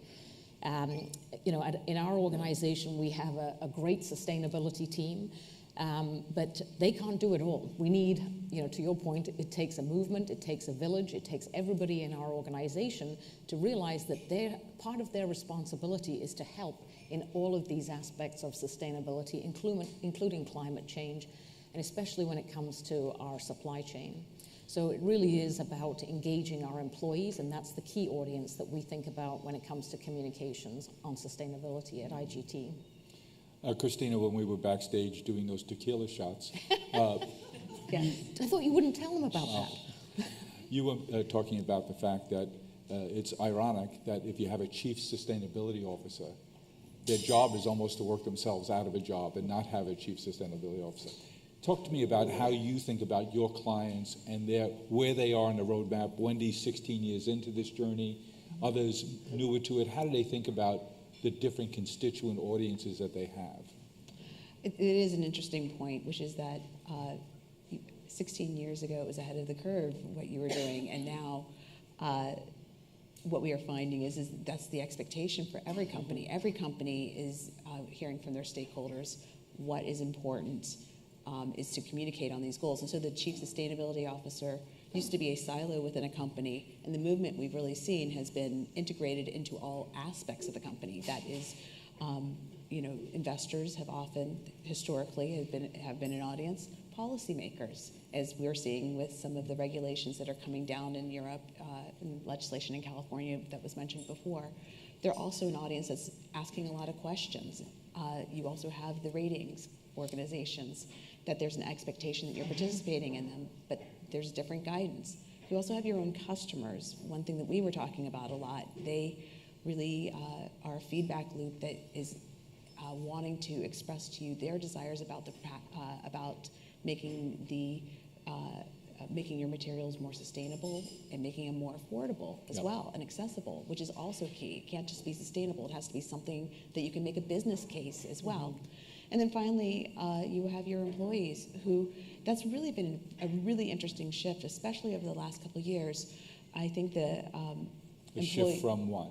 Well, from before, I think that it's become, more companies are seeing this as a brand value that is both for internal stakeholders and external stakeholders incredibly important, and that there is an expectation that you are going to set clear science-based goals, that you are going to report on them, not just once a year, but regularly on an ongoing basis.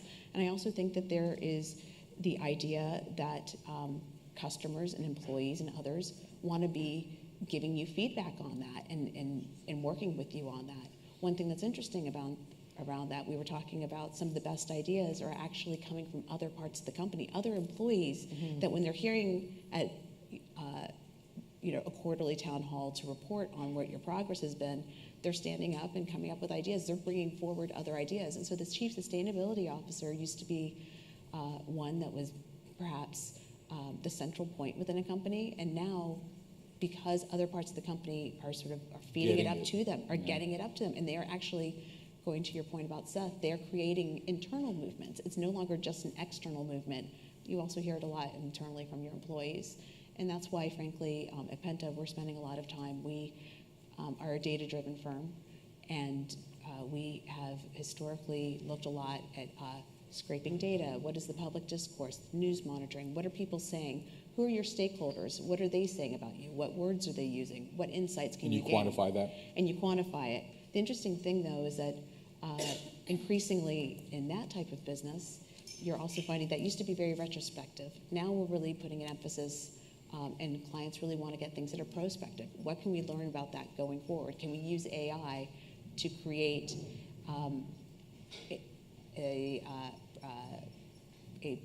make a prognosis for the future? What are the possible paths going to the types of products that customers are going to ask for, the type of movements that maybe happen in a community that is really important to your business? Yep. So we're finding that a lot of those tools that we used to benchmark progress that were retrospective, there's a real desire to make those more prospective using AI and other things.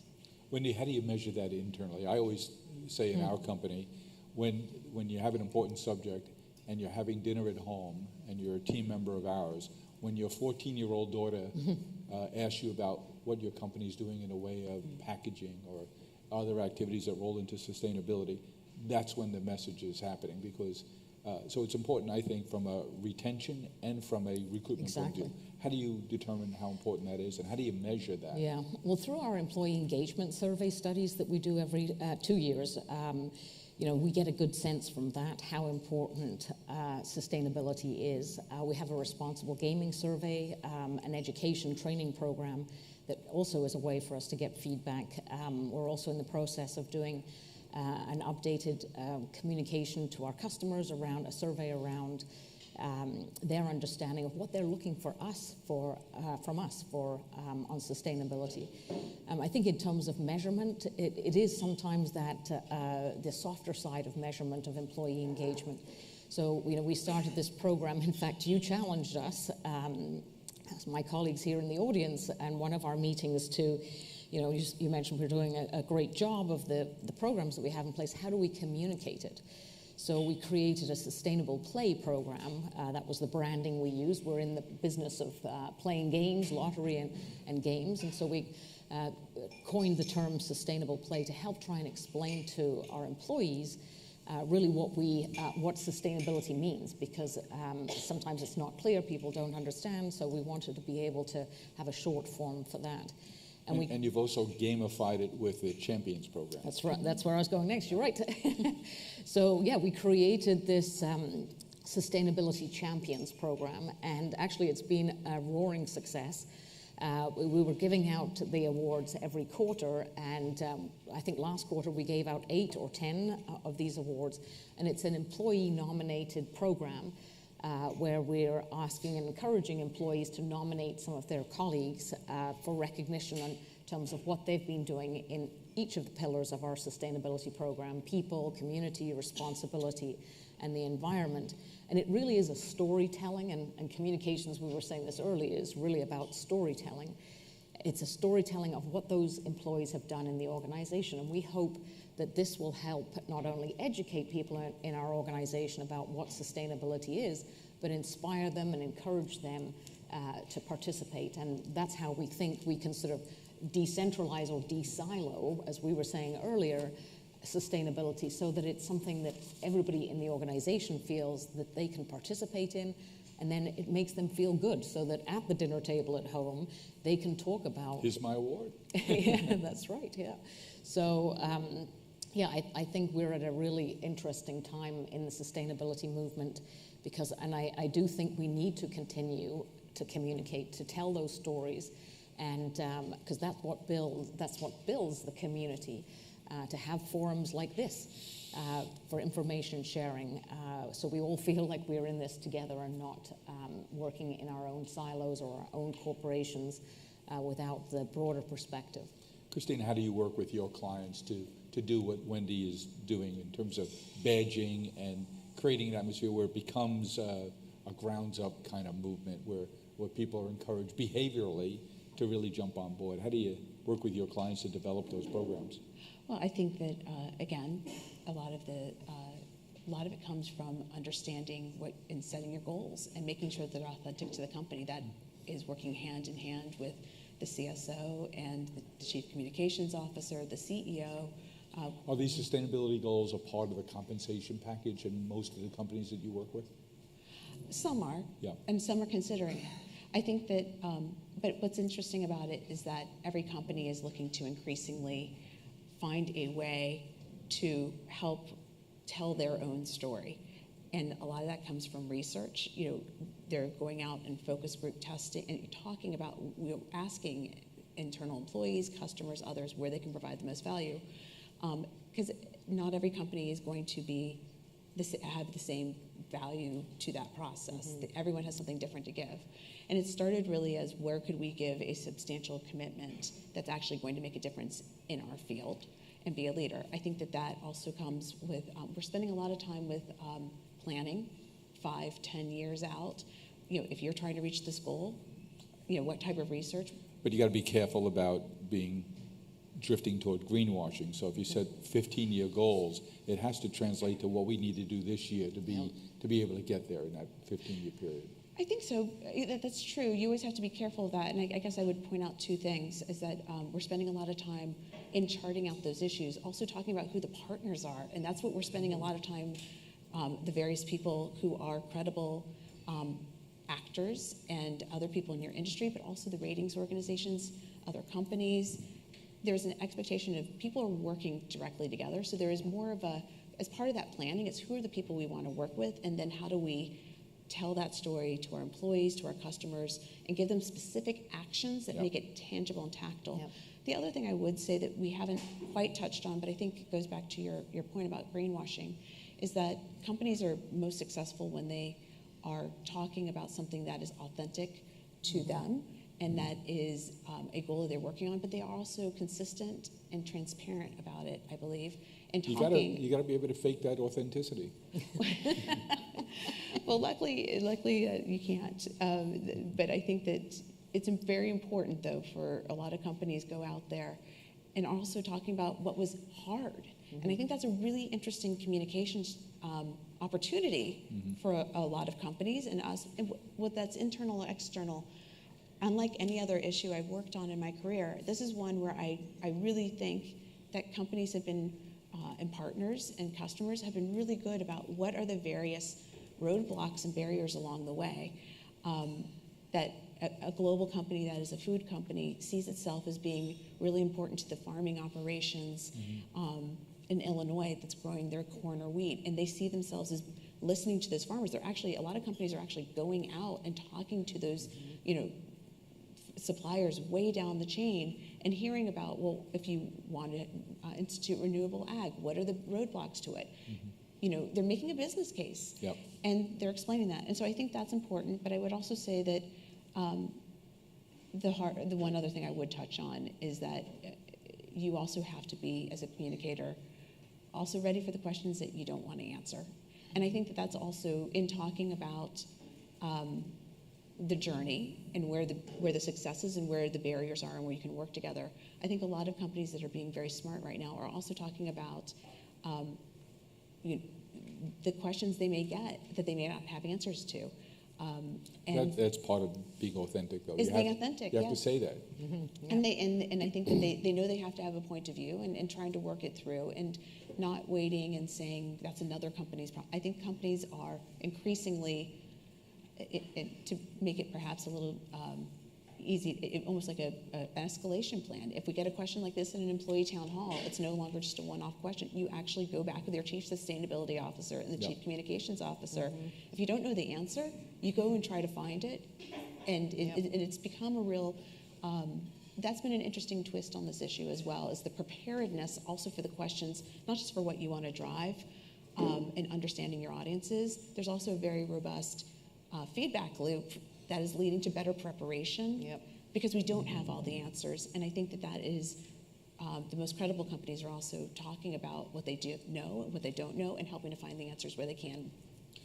Wendy, you have all of those responsibilities, the communications piece, the marketing piece, and the sustainability. Everyone here can give you an idea of one more thing you could do that would be beneficial. How do you manage not overdoing it, that you're cost effective in your efforts? Because there's no end to other suggestions or demands of what you could do. At Penta, how do you work with your clients? And Wendy, how do you as a client think about, I got to make sure this is practical. I have to do the things that matter. Well, I think it is all about prioritizing because you're right, you could boil the ocean, and especially when it comes to the environment and climate in terms of what you can do. And I think in our organization, we have to remain grounded in, I think you mentioned this, who we are and what we do, what we contribute, and really is around gaming and that regulated gaming. So job number one is to ensure that as part of our sustainability program, we're focused on responsible gaming. But then, of course, the other aspects and the other pillars of it are critically and becoming more important. And when it comes to climate, so it's focusing on, first of all, what are our commitments? Where is that pathway that we can take?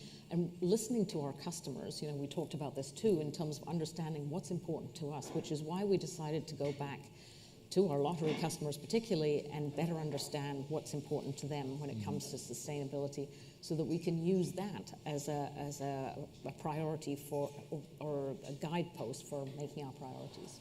It's a space that you could easily overdo.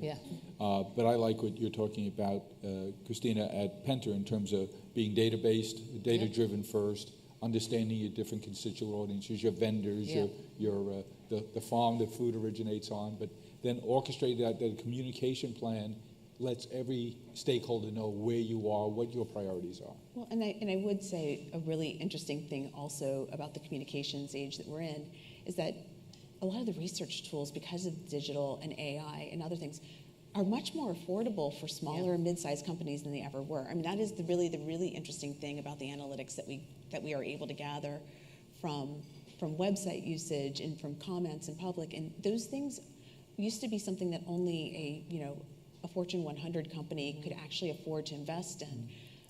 It's interesting because of the volume of data out there in the public sphere, or the ability to do research online in digital focus groups and other things, it's become a lot more accessible and affordable for a company that is at the beginning of their journey to afford to do it. And I really will say, communications is like so much that we've talked about today. You have to benchmark it, and you have to know where you started in order to know where you're going to go. And I think that is really kind of an interesting thing right now, frankly, as a communications opportunity for everyone, is that a lot of those are within grasp no matter what your size is or where your location is now. Well, I know firsthand, Wendy, what you guys doing is terrific. You're really advancing the cause on so many fronts. And Christina, from Penta, working with you and so many of your clients on getting that message out and benchmarking it and watching the progress.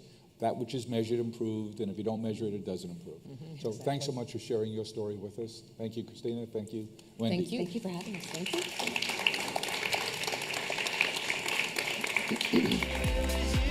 And now, please welcome to the stage Executive Director of Planet Reimagined and bassist of the multi-platinum band AJR, Adam Met, joined by Caleb Johnson and Leah Marr, both fellows of Planet Reimagined.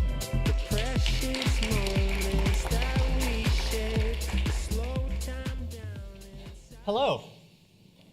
I am really excited to be here today, and we're going to talk about something a little bit different. We're going to talk about music and celebrities and how that relates to climate. And so some of you I might have seen before at various different iterations of Techonomy, and you might have heard last time I was on this stage, I talked about a project that Planet Reimagined was doing about citing renewable energy projects on top of former oil and gas projects. And you might be thinking, why am I up here talking with these incredible people about something completely different? But that's kind of the whole idea behind Planet Reimagined. What we do is we work with people from around the world, young people, and we train the next generation of climate leaders to take research, do the really complex work that the research involves, turn it into really strong advocacy, and then implement the solutions. So much of research is done in academic institutions and it sits on the shelf. So much of advocacy is done in really, really great advocacy organizations, but not enough of it is based in the research. So what we do is we bring fellows together from around the world for creative projects on everything from energy, like I talked about last time. We did a great project in collaboration with Colgate. You heard from Anne earlier about climate and health. And now I want to talk to you about our first postgraduate fellowship project that's called Amplify. So probably the majority of this room would think that when you're talking about a cause, any cause, but obviously we're talking about climate today, that engaging a celebrity would only make the movement bigger and better, right?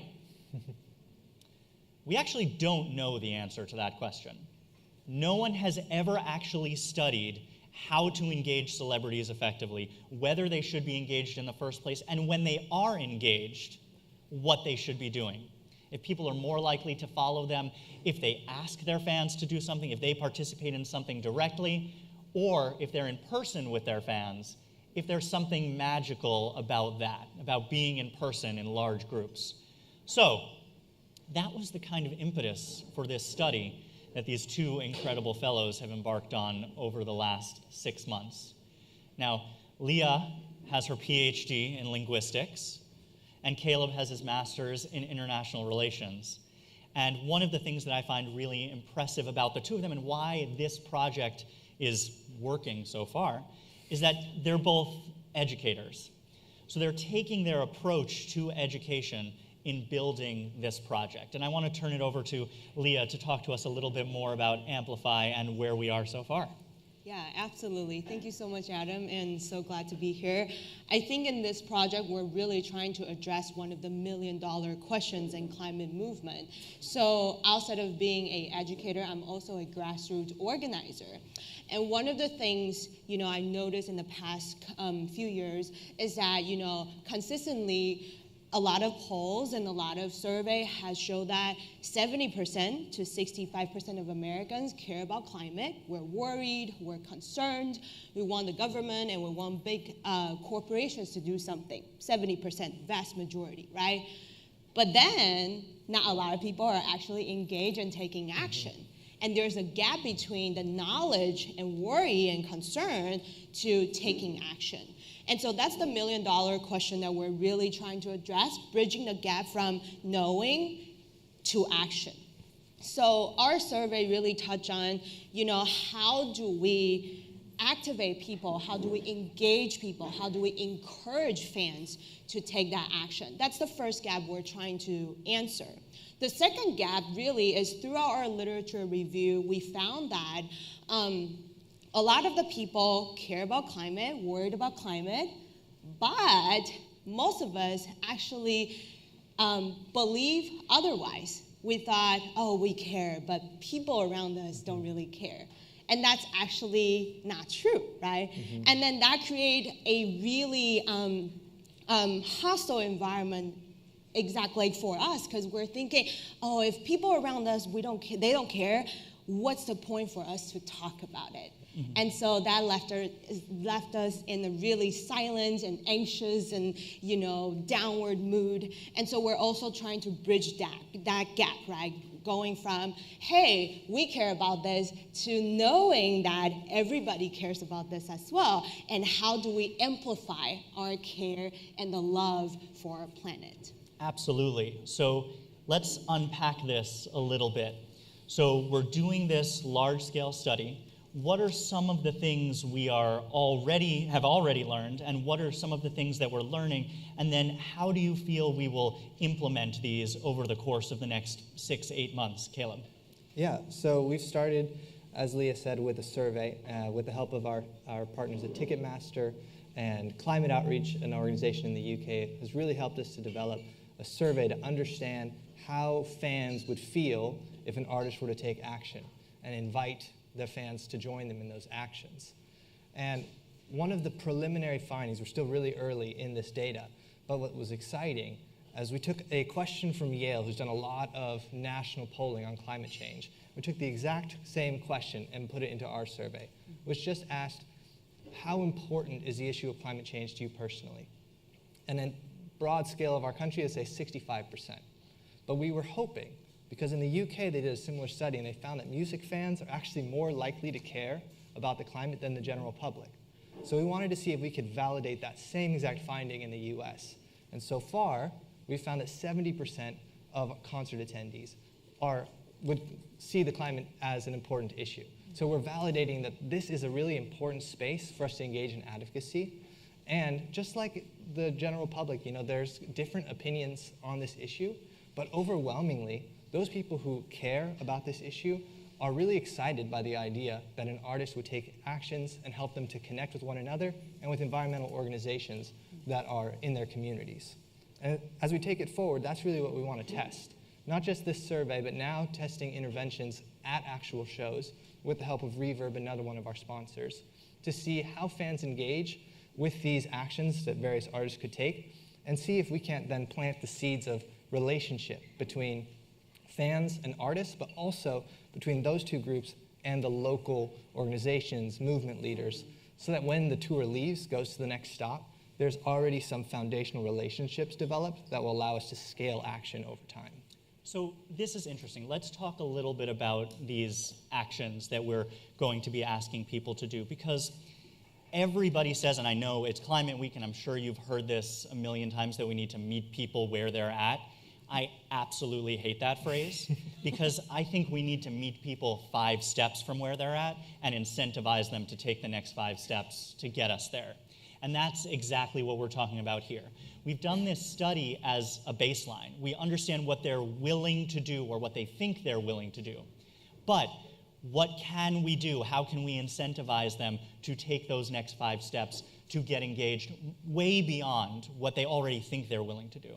So, Leah, can you talk through some of the things that we're asking people to do on site? And just kind of as a caveat, this study was the first step. They're going to be going on site to a variety of tours around the US to implement a lot of these ideas, and we are going to test them again. So can you talk about some of the things that we're getting people to do on site? Yeah, so in the survey, we have like a wide range of actions that we consider as climate action. It goes from donating to a charity organization to, you know, changing your own lifestyle behaviors or becoming vegan or, you know, protesting, participating in a protest. Caleb and I and one of our colleagues were on the street several days ago. So a wide variety to show people that, hey, there are many ways that you can actually participate in the climate movement. And then what we actually found that, just like Adam, you mentioned, we don't want to meet people where they are. We want to help people to take a couple steps further, right? So in the survey so far, what we found is that things that people can really engage personally, like in private, they're really willing to take that action, right? So thinking about donating to an organization, making some changes in their lives and talking to friends and family, like these are the things that they're like, that's easily accessible to them, they're willing to take. But then in the concert space, we're really thinking about how do we challenge that, right? So we're thinking about maybe we can invite some organizations to the concert and helping the fans to establish relationship with these organizations so that they can take action after the concerts to actually help local communities, because locally really is where a lot of the things can happen. Mm-hmm. And those are the things that we want to really involve the fans at concerts. Absolutely. Now, for me as a musician, I spend most of my year on the road. One of the hardest things is to get everybody aligned. There's the promoters, there's the venues, there's the merchandise people, there's the people who bring in the food, the caterers, and there's the artists themselves. But to get everyone aligned on these kinds of climate issues is incredibly difficult. So one of the things that is our goal in coming out of this project is to create a handbook for the industry. So you can look at, based down to the city that you're performing in, the type of venue that you're performing in, the demographic of your audience, to create an advocacy strategy for when people are in person to be able to engage them effectively.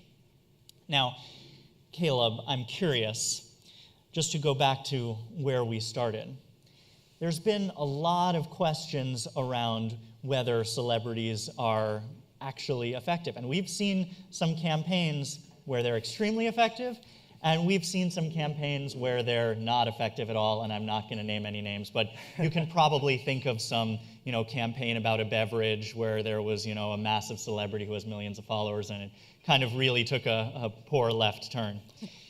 But how can we use what we're learning in this study to make sure that artists are doing things that are both beneficial for their fans, getting their fans excited, but also beneficial for the planet? Yeah.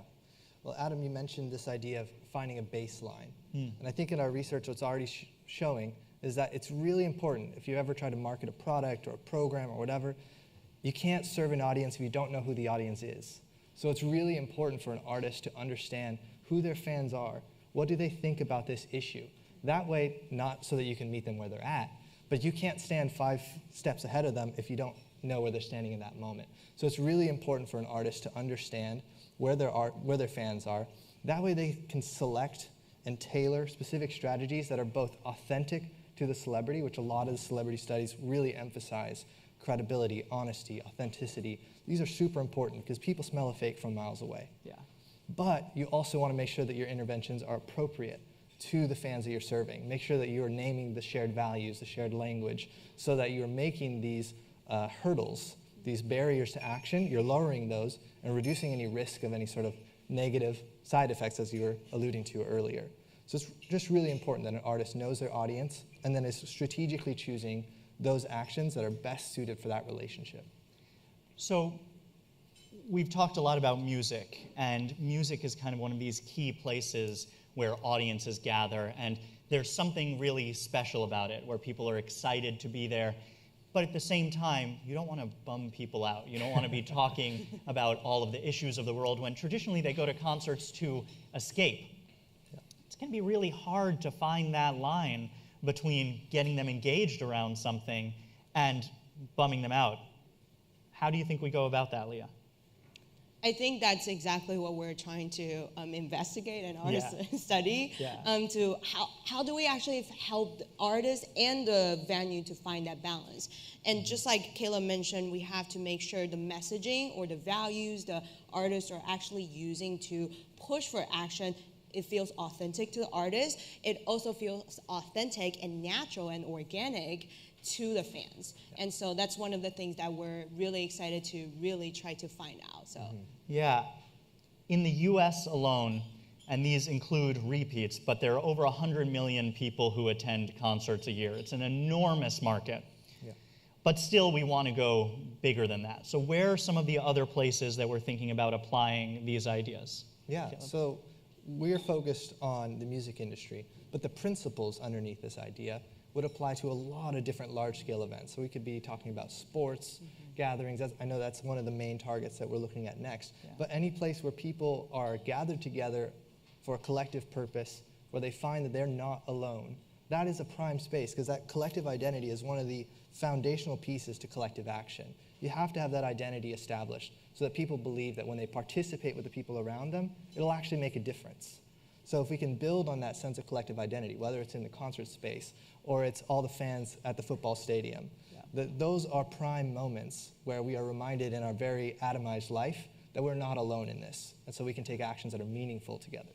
And we're learning so much about the way that people like to be spoken to about climate in these kinds of places, that even beyond these places where people are gathered together, there's a lot we can learn here for brands as well. So applying the way we're talking about climate, the way we're getting people engaged, can also be an interesting place for brands to engage around how they're looking at their customers.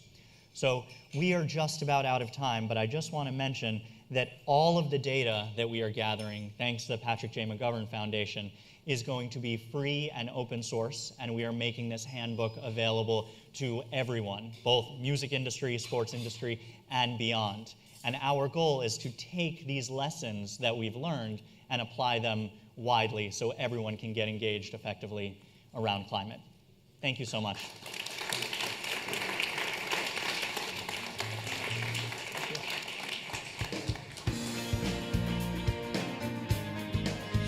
We will now break for lunch, presented in partnership with Penta. We will resume in 35 minutes. Please note that there are 2 stations for lunch, and you can bring it back into the main theater with you. Thank you again to all of our speakers and our partners, the Environmental Defense Fund, Penta, Target, U.S. Steel, Wipro, IGT, and Porter Novelli. Please be sure to say hello to our friends from Green Jobs Board and pick up a copy of the Carbon Almanac and Survival of the Richest in the lobby.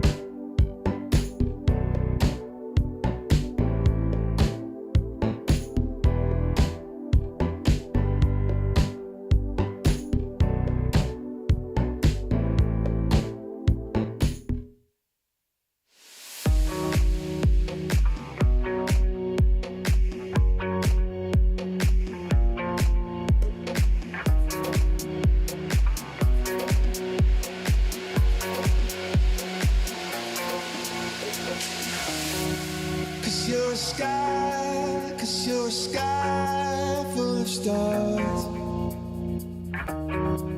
I'm gonna give you my heart, 'cause you're a sky, 'cause you're a sky full of stars, 'cause you light up the park.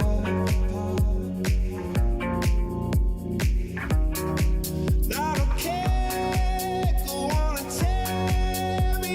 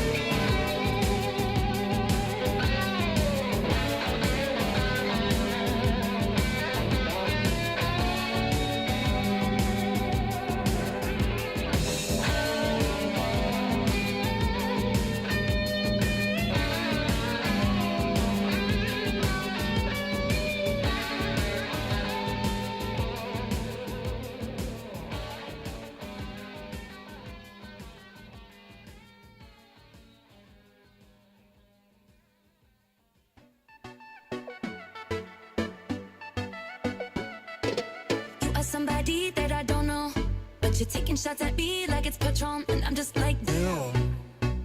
It's 7 a.m. Say it in the street, that's a knockout, but you say it in a tweet, that's a cop-out, and I'm just like, hey, are you okay? And I ain't trying to mess with your self-expression, but I've learned a lesson that stressing and obsessing about somebody else is no fun. And snakes and stones never broke my bones, so you need to calm down. You're being too loud, and I'm just like, you need to just stop. Like, can you just not step on my gown? You need to calm down. You are somebody that we don't know, but you're coming at my friends like a missile. Why are you mad when you could be glad? Sunshine on the street at the parade, but you would rather be in the dark age, just making that sign. Must have taken all night. You just need to take several seats and then try to restore the peace and control your urges to scream about all the people you hate. 'Cause shade never made anybody less gay, so you need to calm down.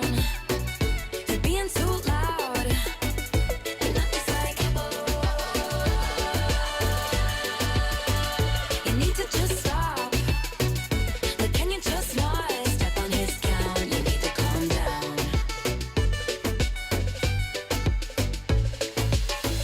And we see you over there on the internet, comparing all the girls who are killing it. But we figured you out, we all know now. We all got crowns, you need to calm down. You need to calm down. You're being too loud, and I'm just like, you need to just stop. Like, can you just not step on our gowns? You need to calm down.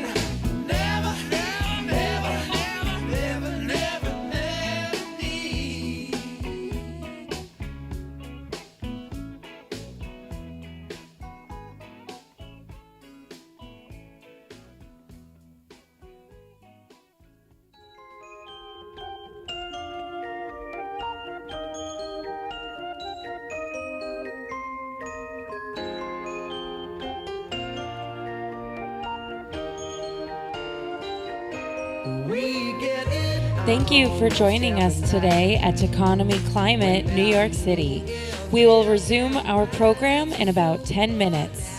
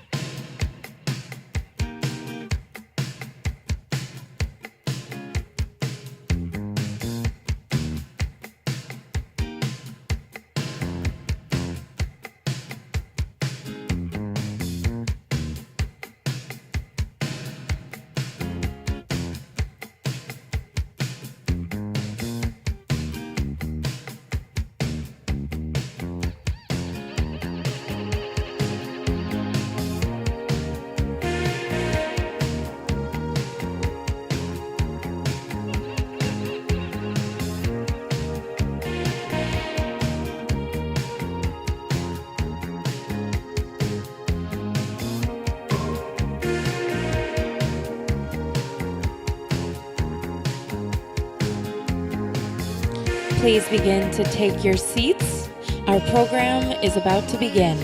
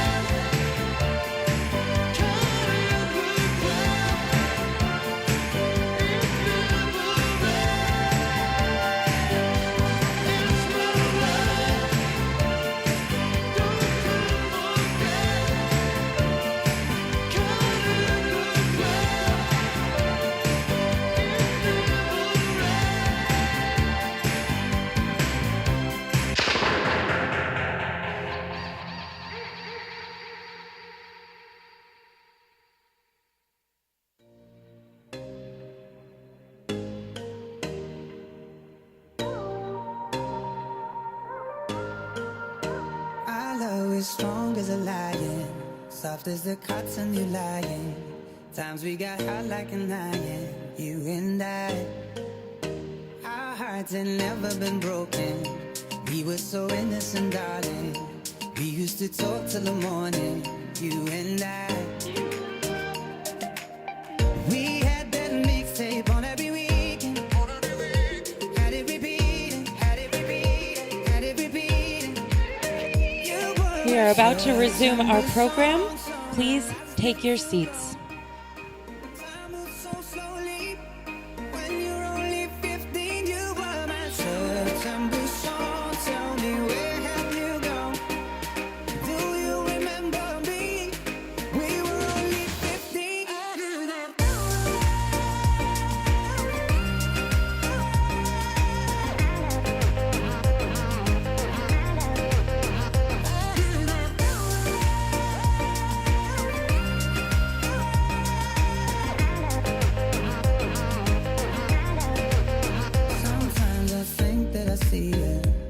In the strangest of places, down on the underground station, passing by.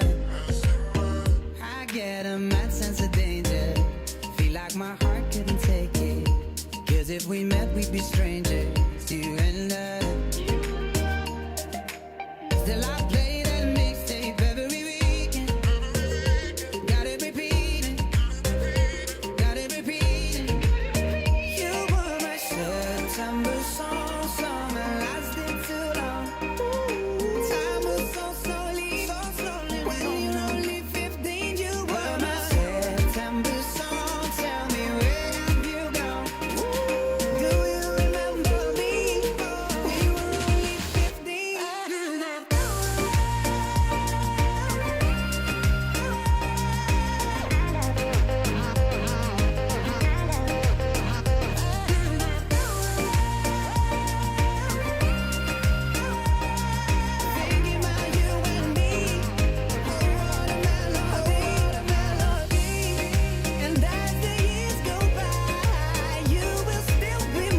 We are about to resume our program. We encourage you to join us in the main theater.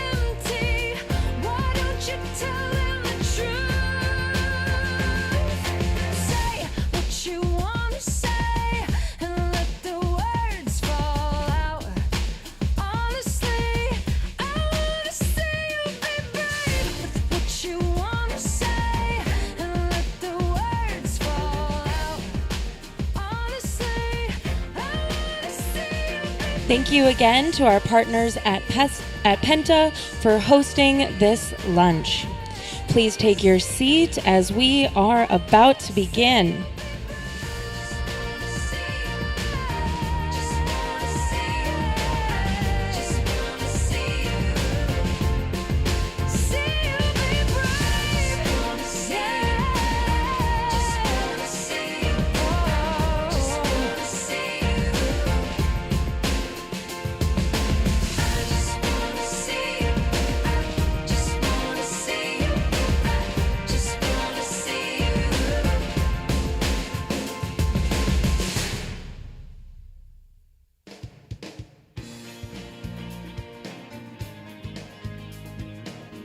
And now, welcome to the stage, founder and CEO of Idea Lab, Bill Gross.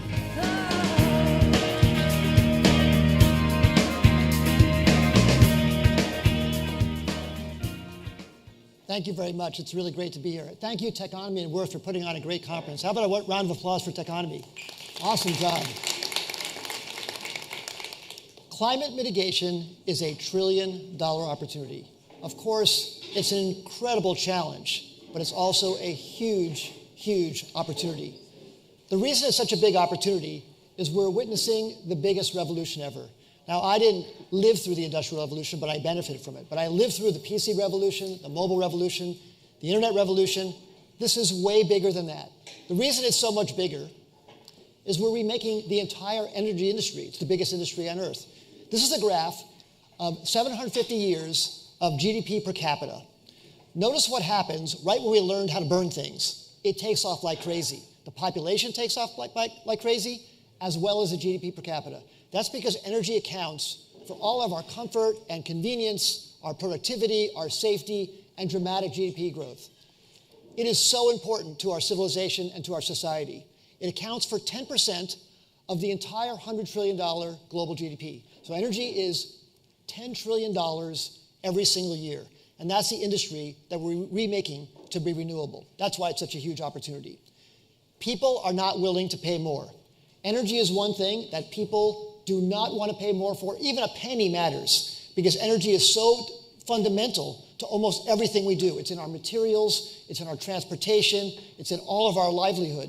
So renewable energy must be cheaper. In fact, from these pictures here, you can see what happens when energy prices go up. People protest, people riot. It really, really matters to people's livelihood what the price of energy is.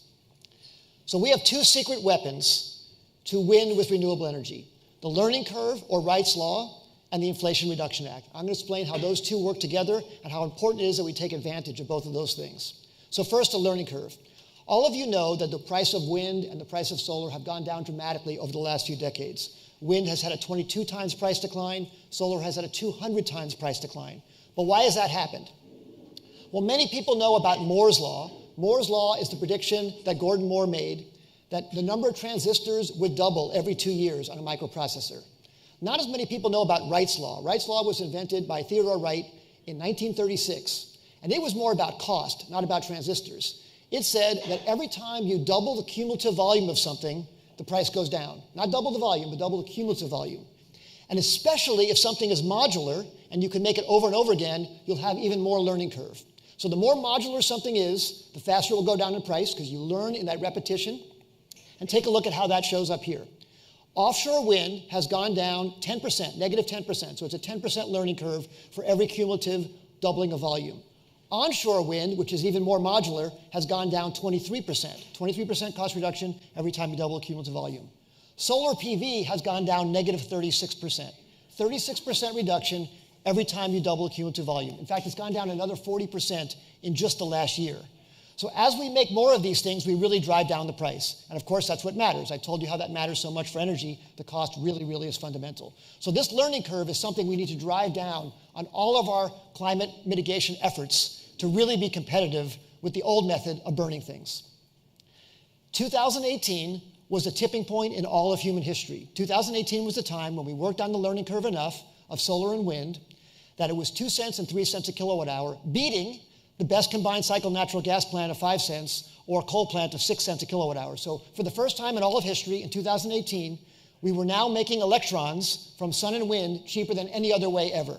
Now, of course, we still have challenges with storage and other things and distribution to get those electrons cost effectively to end users all around the clock.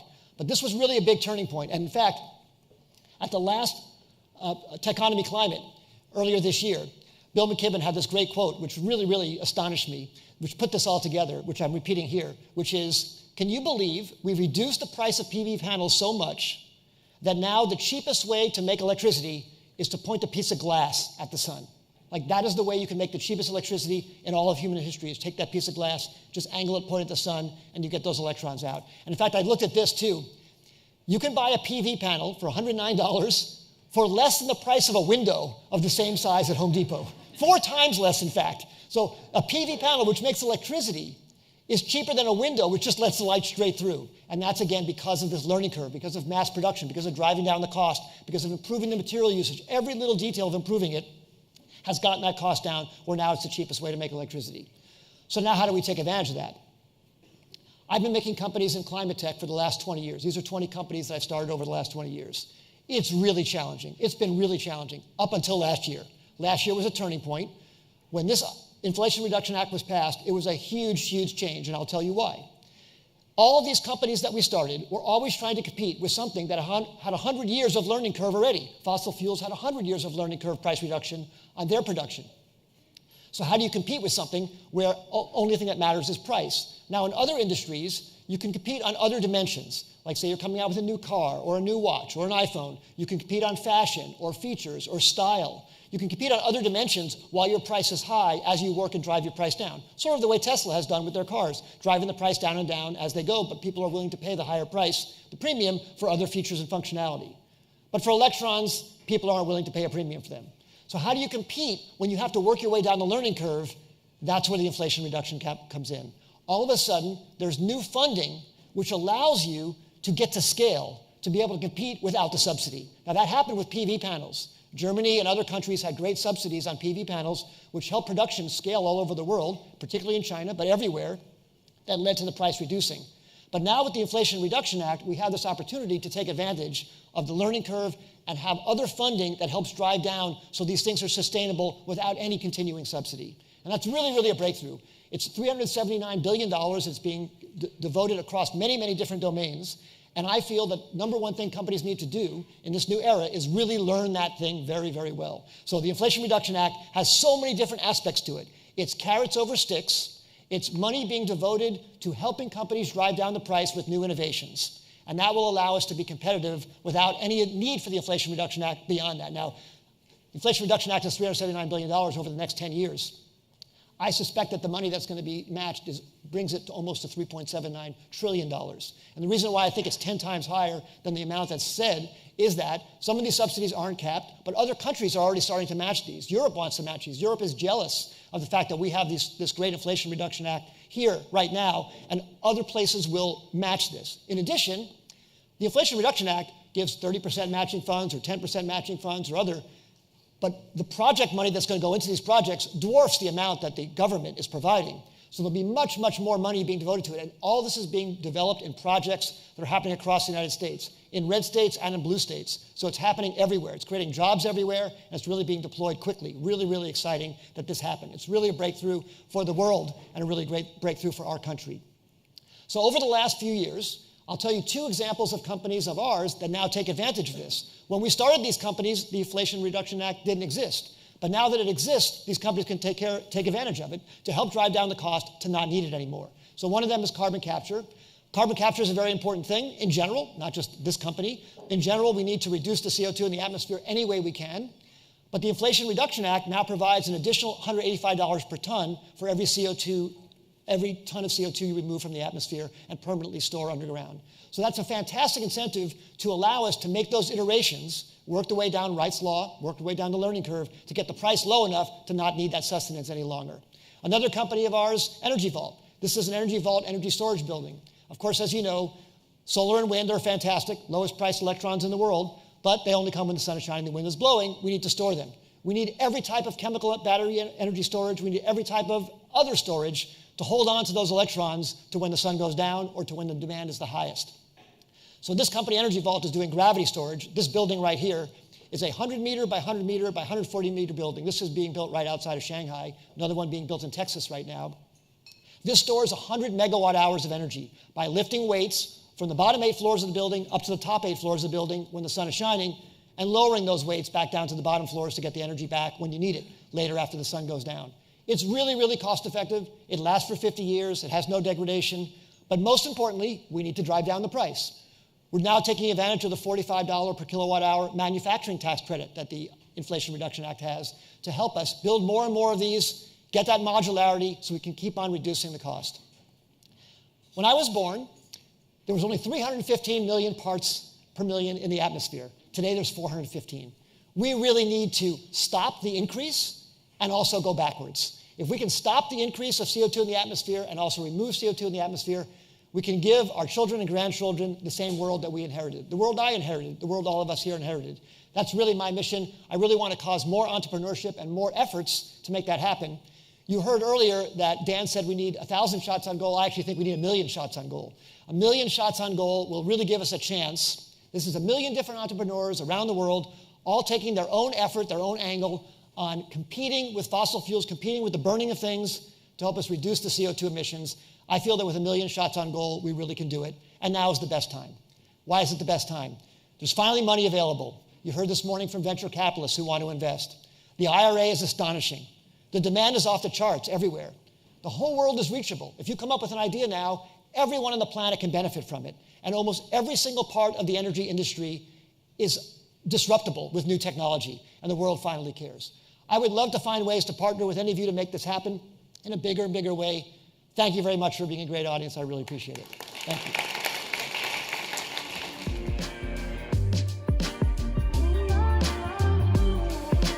And now, please welcome back to the stage Worth Media Group's Chief Content Officer, Dan Costa, and author and the Nature Conservancy's Chief Scientist, Catherine Hayhoe.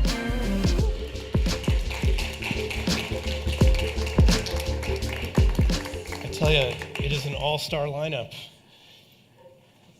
An all-star lineup. Catherine, thanks so much for joining us today. Great to be here. So I am a big fan of your newsletter. Talking climate, and you've got a format, we were talking about it backstage, that I've used in various scenarios, but I thought that would be a great place to start, which is, I want you to tell us a piece of good news, a piece of bad news, and then something we can do to make the world better. All right. Well, let me start at the bottom and work my way back up. So my newsletter is called Talking Climate. And the reason I began it is because a number of years ago, as a climate scientist, when I started to speak to people about climate change and tell them why it mattered and how urgent action was, I would get the obvious question, which is, what can I do about it? And as a climate scientist, I would say, well, I diagnose the problem. I tell you that there is a problem. You got to figure it, but that's not enough. That's not sufficient. You got to have an answer. So I started looking at data, because that's what I do as a scientist. I look at data. And the data on public opinion across the United States was very clear. Most people are already worried about climate change. Most people understand it's going to affect future generations or plants and animals or people who live over there. But most people don't understand yet how it's affecting their lives personally and the people, the places, the things they love. And no one's talking about it. Communication is so basic that we just take it for granted. We do it as naturally as breathing. Babies begin to babble as soon as they're born, almost. So communication is essential to humans working together. And if we aren't talking about why this matters, why would we care? And if we aren't talking about why we care, why it matters to us, the things, places, people we love, why would we want to do something about it? So the first step that everybody can do is to have conversations wherever you are, because you live somewhere, you work somewhere, you have a group of friends who do things together, you might walk your dog with people. You are part of communities that other people aren't, and having a conversation there about how climate change affects things that you all together care about and how you all together can be part of the solution, that's the first step. So I did a TED Talk about it. And then I wrote a book about it with lots more examples. And then people said, but I've already used all the examples in the book. I need more. So then I very reluctantly, about a year ago, said, well, maybe I should start a newsletter, thinking, well, who's going to read it? Well, good news is, after about a year, we already have like 100,000 people. And that's just me putting it on my social media and people signing up. So you can find it on email, on LinkedIn, or on Substack, Talking Climate, and the format is very simple. At the top, in green, a piece of good news we can share. What is already happening, what's already being done, what gets you up in the morning and gets you excited. And believe me, the energy vault, I think, is going to be in there. Next, in red, not so good news, because we do have to understand the risks. For example, my newsletter just the other week was on sports, how climate change is already affecting high school football, professional tennis, even putting golf courses at risk. And then at the bottom in blue, something that you can do to make a difference. And you know what? I was worried I would run out of good news. I'm cheating. I'm doubling and tripling up on good news these weeks because there's so much good news. Everything from what Bill mentioned, solar being the cheapest form of energy, electricity humans have ever known, to the fact that now conversations on climate change, they're not happening in science circles or environmentalist circles or activist circles only. They are happening everywhere. Banks, financial organizations, investors, farmers, rural communities, high schools, Catholic nuns. Everybody is talking about why this matters and what we can do, and that gives me so much hope, because that means that that giant boulder of climate action is rolling down the hill in the right direction with millions of hands on it, and the only way to get more is when we use our voices to call for other people to join us. Nicely done. So do you have a piece of good news, bad news for us today? Well, I think I gave you already some good news and some bad news. I'll start with the not so good news, and that is what you see in the headlines, right? The headlines every day this year or this summer are full of the disasters happening around the world, and they're happening because of the way that we are digging up and burning coal and gas and oil, producing heat-trapping gases that are building up in the atmosphere, wrapping an extra blanket around our planet. 75% of that blanket comes from fossil fuel use, 25% comes from cutting down trees and from unsustainable agricultural practices. So the bad news is it's loading our weather dice against us. Wherever you live, you already had a chance of rolling a double six naturally, right? A drought, a flood, a heat wave, a wildfire, those have always happened. But heat waves are way more intense than they used to be. Floods, you heard the horrible news about the Libya flood. That same week, there were 7 other record-breaking floods around the world in other places. Wildfire. In Canada, we had the worst wildfire season on record. It wasn't that there was more lightning starting the fires. It was that once they started, they burned so much greater area. So the bad news is today, well, 2 years ago, 85% of people in the world had personally experienced the impacts of climate change. Today, I think we're pushing 100. That's the bad news. Yeah, I mean, even here in New York, like to us, wildfires were something that happened on the West Coast. Yeah. That's why we don't live in California. Yeah. And then this last summer, it was like, no, actually, wildfires can happen in Canada, and you will have to cancel soccer practice in New Jersey because you can't let your kids outside. And that's bizarre. And of course, you've got the photos of the city covered in haze. Like, I think that makes the argument hard to ignore. It does. The sky was that color. So that's not so good news. But the good news that I alluded to earlier is the conversations on what solutions look like are happening everywhere. I can write good news stories now about breweries, about shoe companies, about streaming companies, about real estate investors. There is good news of people taking action all around the world, and that's just incredibly encouraging. Yeah, I think to Bill's point, this is $1 trillion opportunity. Yeah. And there are enough capitalists, and I mean, everyone's a believer in the room here, but there are enough capitalists in the room to see that this is an opportunity, and they want to be part of it, partly in order to make a profit and also to make the world a better place. And I think that's a conversation that was just not happening 5-10 years ago. No, I don't think it was. So, and isn't that the best kind of news that you can hear? It's pretty good news. Yeah. It's pretty good news. So in terms of communicating and rallying the cause, like how have you changed how you communicate over the years? Oh, that's a great question for a scientist, because scientists generally operate on the principle that if you just put the data out there, that's enough. Just publish in Nature, call it a day. Oh, you're lucky if you get in Nature. Publish in the Journal of Geophysical Research, Atmospheres. I love that book. Yes, and that's a real title. But if new information came out on dark matter in the universe, scientists could publish it, and most people in the general public, if they even heard about it, would say, sure, that's okay, I agree. But if new information comes out on climate change, which for 15 years now has been the most politically polarized issue in the United States, a large number of people would say, no, I don't agree, because the biggest predictor of whether people are willing to accept the science of climate change is not how educated they are, it's not how smart they are, it's not how much science they know, it's literally where you fall on the political spectrum. So I learned that even though we have all this information in our head, the best place to start a conversation is not with the facts and the data, the polar bears and the ice sheets. It's here. My family, my kid, the things I love doing, the places I love, and finding other people to connect with over something that we share. And don't stop there. Talk about the risks that climate change poses to things and people and places that we love, whether it's our supply chain or our child. But then connect it to our hands. What can we do to make a difference? And so the way I talk about this has completely changed. I start with the heart. I connect it to the hands. If needed, I pull from the head the data and the facts and the figures, because believe me, they're up there. But the most important thing, and actually let me share something. I've been to a lot of different events across Climate Week so far, and I went to one the other night that was a survey of hundreds of thousands of people across all the G20 countries except Russia to figure out what motivated people to care about climate change and to act on climate change. And they surveyed all these people, and they had 90 slides worth of data and graphs and charts and figures, and the entire presentation boiled down to one simple word. And you know what that one word is that motivates people all across the world, no matter what country they live in or what language they speak or what sector they're in? Love. That's it. All right, you could have gone any different way there. I was a little worried for a while. I was thinking, you were thinking greed too, weren't you?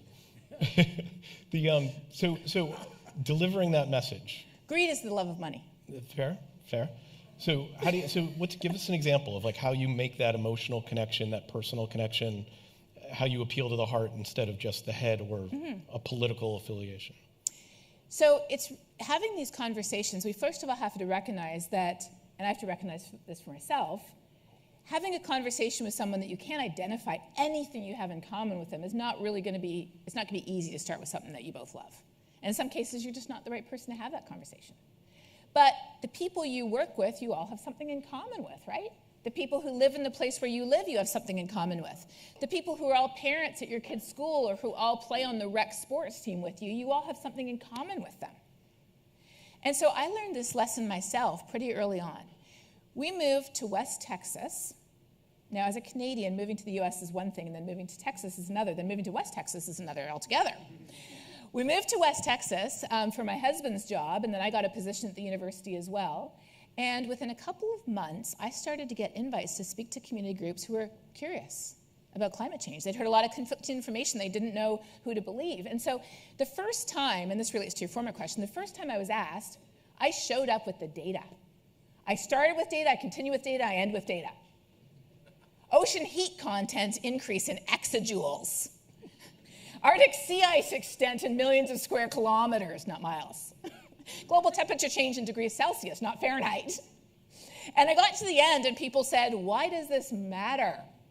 So then I realized I had to start talking about why it mattered. So the first group I talked to was a women's group, and then they had a book, somebody else there had a book club, so they invited me to the book club, so I added more about what mattered. Then they wanted to know more about Texas, so I added a bit more Texas for the next invite I got to that. So it went down the chain, senior citizens home, high school class, and then about 5 or 6 times in, I got invited to Second Baptist Church, not First Baptist. For those of you who are aware of small town America, First Baptist is on Main Street, it's got the white pillars, and they do not invite climate scientists to do anything questionable in those hallowed halls. But Second Baptist is sort of on the edge of town. They have other rooms beside the sanctuary, so the climate scientist doesn't, they don't have to bring a scientist into the sanctuary if they don't feel comfortable. It was Wednesday night, not Sunday. But what those people did not know, because I had never told anybody, was the reason that I'm a climate scientist is because I'm a Christian. I was planning to be an astrophysicist. My first 5 research papers are on galaxy clustering around quasars, which is really cool. But when I took a class on climate change, I realized that climate change is urgent, climate change is based on physics, and climate change disproportionately affects the poorest and most marginalized people in the world, and it is not fair. And so because of my faith, I realized I have to do something about this, but I never told anybody. So at Second Baptist Church, I figured if I'm ever going to do it, this is it.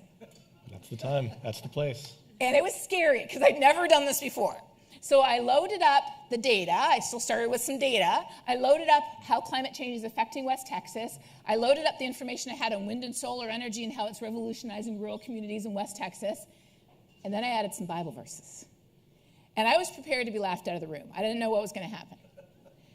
So as I started to go through that information, I got to Texas and people were nodding. I got to wind turbines, people nodded a bit more. And then I got to the Bible verses and people's faces just opened in an incredible way that I'd never seen before. And the questions I got afterwards were so much deeper and so much more personal and so much more meaningful. And that was when, for me, I realized that the more closely we can connect with someone over shared values, the better the connection we make, the more clearly they understand that they're the perfect person to care about climate change, and the more we can catalyze action. And so now I'm part of Science Moms. We created an organization for mothers and parents who care about climate change. I still reach out to communities of faith. I do a lot in Texas where I live. I build on all those connections. I've even started conversations over a shared love of knitting and wine. You got to go to where the audience is. Yeah. Catherine, that's a perfect example. Thank you so much for joining us today. Can we give her a big round of applause? Thank you. Now, please welcome to the stage Zettawatts founder Scott Case and co-founder and CEO of Transition Zero Matt Gray and partner at DCVC Rachel Slaybaugh.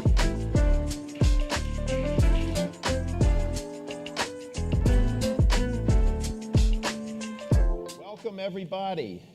I started before the music ended. I should have gotten my cues better. Good afternoon. I'm Scott Case, and we're going to have some fun today. Is anybody here having fun yet? Raise your hand if you're having fun. Okay, good. All right, so I'm Scott Case. I'm the founder of Zettawatts, which is a new startup. We're the creator of something called the additionality REC market. And additionality RECs are forward contracts to buy RECs from new projects that haven't been built yet. So raise your hand if you have scope 2 emissions and you think that buying RECs are good enough for clean energy. Good, nobody raised their hand. Come see me afterwards because we have a better product for you. And I'm absolutely delighted to talk to our panelists today because they are like super geniuses. I barely belong up here with the level of brilliance that they have. So first we're going to start with Rachel Slaybaugh, who is a partner at DCVC, where she's focused on climate sustainability and energy investments. Rachel was an associate professor of nuclear engineering at Berkeley. I just want to let that settle in for you for a second here. I know there were rocket scientists talking before. Rockets are a different problem. Nuclear energy, no joke. Lawrence Berkeley National Lab, where she worked on the cyclotron road division. And as a side hustle, she was a program director at the Department of Energy's ARPA-E, focused on their nuclear fission program. So if you thought your side hustle was like really hitting it hard, just know that Rachel can one-up you a little there. And then we have Matt Gray, who is the co-founder and CEO of Transition Zero. Matt's an energy market analyst with more than a decade of sell-side and consulting experience. Prior to Transition Zero, Matt was the head of European carbon and power research at Jefferies Bank. And he's also done a stint at the International Energy Agency and was the managing director of the power and utilities team at Carbon Tracker. So welcome. We're super glad that you're here. I'm going to start with you, Rachel. Can you give us 60 seconds on what DCVC does and where you're throwing money right now at things? Sure. So DCVC is a deep tech firm. We've been around for about 12 years. Deep tech means we do things with real scientific complexity. We're not afraid of hardware. They often have a significant computational and data component so that as you operate the business and get more data, the technology improves and the technology advantage improves. We invest in a variety of sectors, including climate at the seed and Series A stage, and we invest in climate specifically at Series B and beyond. So I cover climate there. We do all kinds of things, including energy transition, clean water, basically anything in the carbon mitigation, prevention, and to some extent climate change adaptation space. Awesome. And Matt, tell us about Transition Zero and what you're totally fired up about right now. Great. So Transition Zero is a mission-driven company. We're very new, only a couple of years old. And what we do is we provide energy systems modeling as a service. For those of you who don't know what energy systems modeling is, it is a tool to understand and plan for the energy future. So for example, when an investor wants to know where to put a solar farm or a wind farm, or when a company wants to understand a procurement strategy for meeting their net zero target, they tend to use energy systems modelling to inform those decisions. Current energy systems models are closed and costly. We are different. We provide energy systems models which are accessible, auditable, and reproducible. And the reason we do that is we're trying to create a global data standard for energy transition planning data. Awesome. All right, cool. So before we get into it, you heard Bill Gross talk a little bit about like the progress that we have made. We're going to spend a little bit of time talking about the transition to a clean electricity future. So we're going to narrow it down to just the electricity piece of it. And just keep these things in mind. So number one, we've got to swap out all the fossil fuel generation that we have today.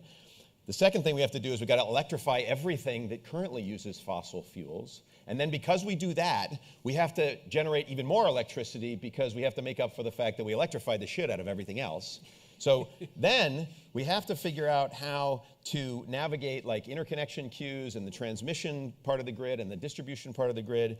And on top of that, we've got to tackle what amounts to base load, which is like, hey, it turns out that we use electricity 24 hours a day, not just when the sun's shining and the wind's blowing. Like, what are we going to do about that problem, which is right now filled by coal, natural gas, and nuclear. And nuclear is like our secret weapon in some ways here. But we've got to solve all those problems. So the good news is we have 15 minutes and 15 seconds to solve them all. So it's going to be great. It shouldn't be too hard a problem. We got a nuclear physicist and a data guy with us, and we're just going to sort it all out. If you all could just take notes, you just have to do all the things we're going to talk about. So we're just going to outsource this to all of you to get it done. Exactly. Well, our bank account information will be up on the screens. Just the wiring and for instructions will come up later. So with that in mind, Matt, there's like 4,000 gigawatts, okay, of fossil fuel generation on Earth. That's like thousands and thousands of plants everywhere, right? Like all across the globe. How do we prioritize which one of those plants we ought to be like focused on taking offline to have like the greatest impact? Because we've all seen that SBTI curve. And so like we've got to keep marching down that curve, and it gets in some ways harder and harder and harder as we get closer and closer to the bottom there. So like, how do we use data and be a heck of a lot smarter about doing that? Yeah, well, I think there's two ways. There's the financial component, which is working out the age of the asset, the extent that it's been depreciated. Obviously makes more sense to retire the oldest units first because they have paid back their capital and there's not that stranded asset risk. Whereas if it was a new asset and if you're retiring it, that capital will be at risk and there would be stranded assets as a consequence. But then there's also the economic component, which is what role does that asset play in the electricity system? What contribution is it making to ensuring that supply is meeting demand at all points in time? And that is the unique thing about electricity markets, is the system always has to balance.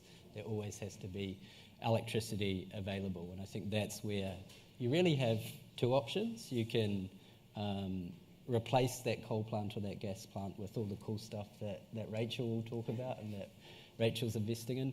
Or you can use energy systems modelling analysis to understand if you take that plant offline, what will you need to replace it with?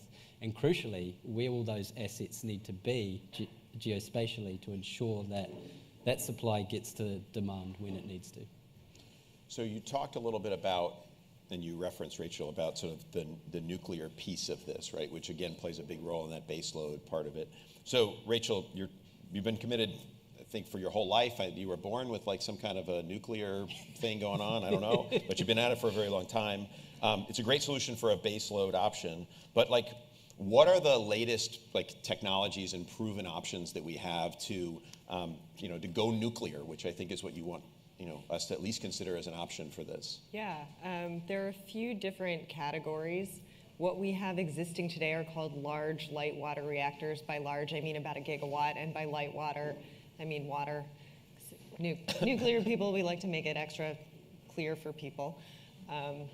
So we have new large light water reactor designs. One actually just turned on in the United States in Georgia. They're being built more affordably, and quickly in other parts of the world where they're growing quickly and they're good at building large projects. That is likely to continue. There are also what are called small modular reactors, and that's a pretty large basket of technologies that are similar in that they are more in the 50 to 250 megawatts range. Most of the parts and pieces can be factory manufactured and shipped to site, so you have little site customization, little on-site construction, so that the idea is in countries that are bad at mega projects like the United States, there's a much better chance we can build them on time and on budget. They also have significant improvements. Maybe they're very, very safe. All of these new designs can't melt down, so you can't have off-site consequences. So they're really being designed to alleviate people's concerns. Some of them are designed to burn up waste. They're all being designed for economic deployment. And then the third category that is a little bit niche but also interesting are called micro reactors. And they're really small, sort of the 1 to 5 to 10 megawatts. And those are, if you want to replace, remote diesel generators and provide microgrids. So if you're looking for electricity where it's actually really difficult to get fuel there and you can't completely rely on solar because it's sort of remote, it's solutions for those types of locations. So part of what we talked about, we talked a little bit about like aviation fuel, right, which is a much harder thing to electrify giant airplanes. And so what are the alternatives that we have? Is there a kind of room for nuclear to play roles in like heavy industry where they need large amounts of heat? Or are there different types of solutions to deal with these, I don't want to call them edge cases because they all add up to, every 2 or 3%. It turns out when you get 50 of those, it's like a lot.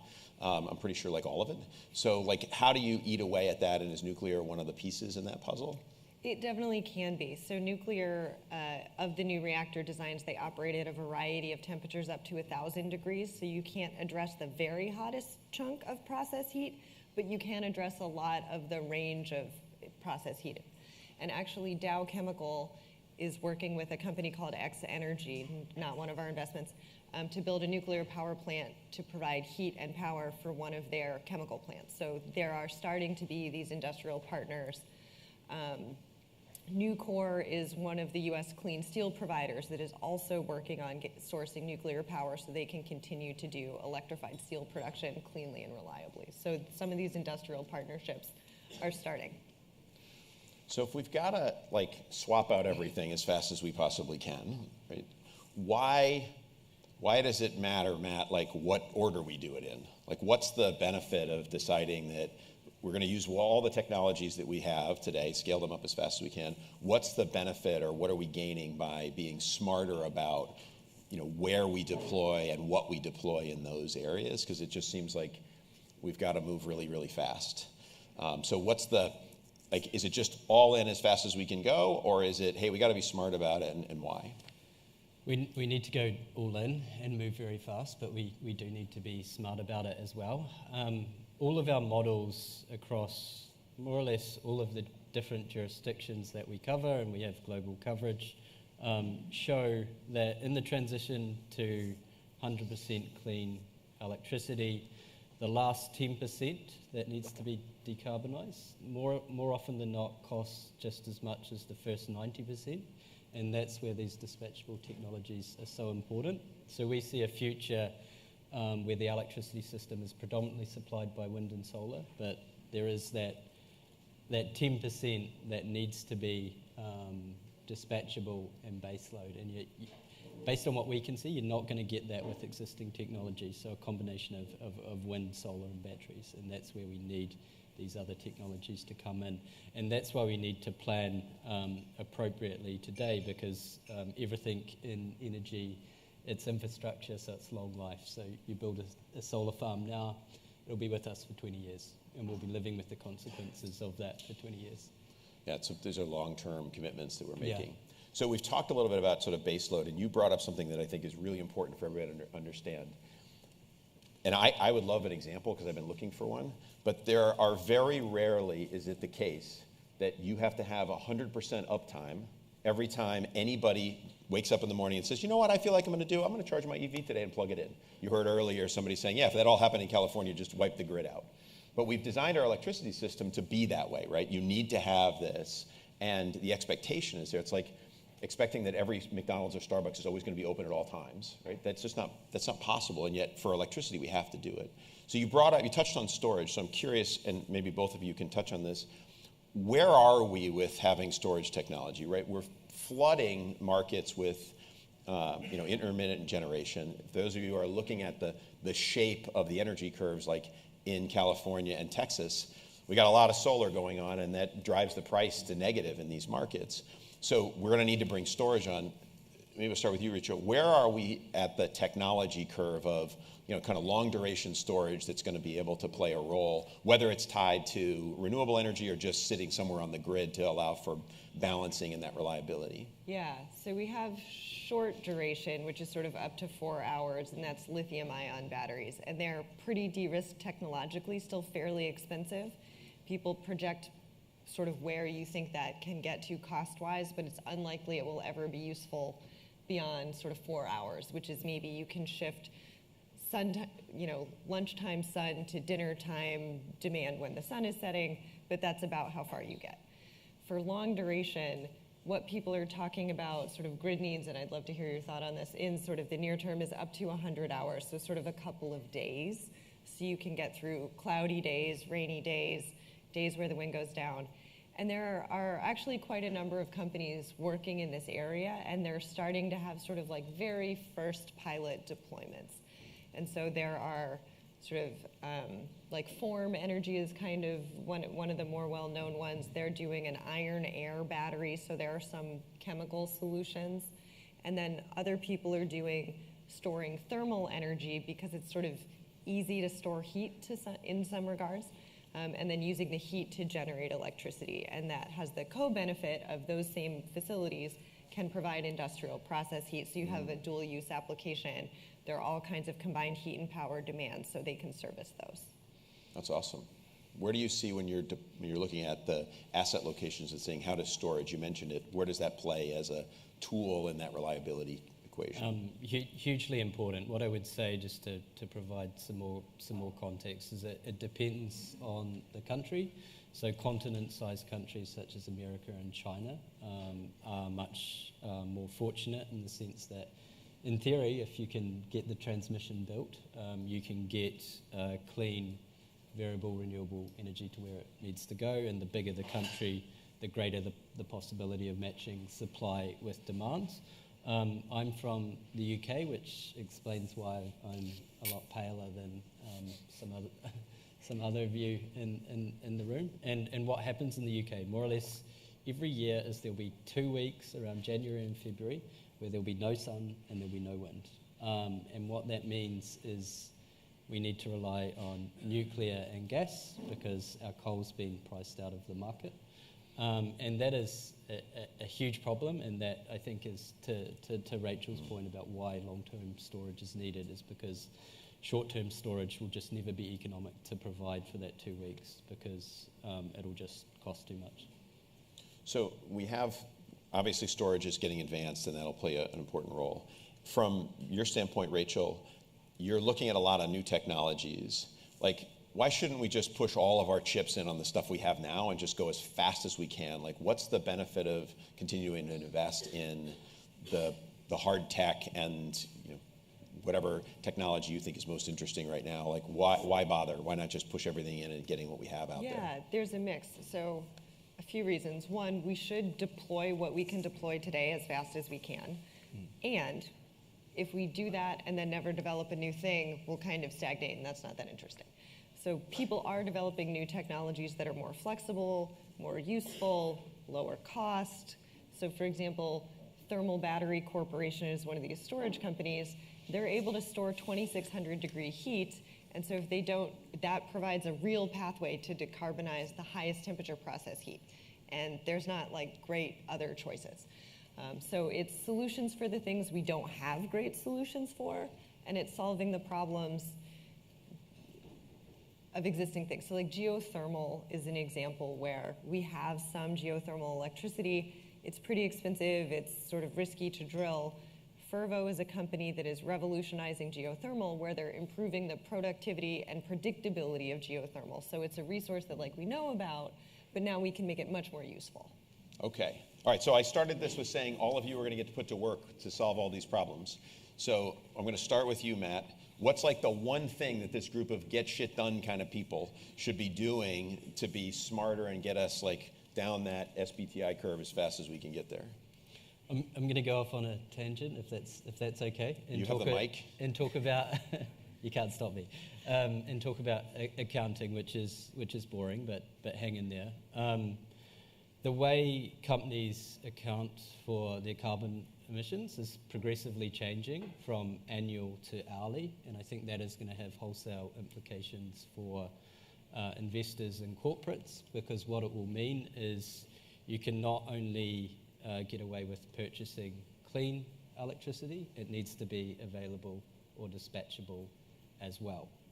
And that's why it is so important. And I think, to your point, Scott, additionality and this concept of additionality, we need people and we need investors, corporations to really make these markets and make sure that we are moving towards an electricity system where we're investing in those technologies that will make sure supply and demand balance.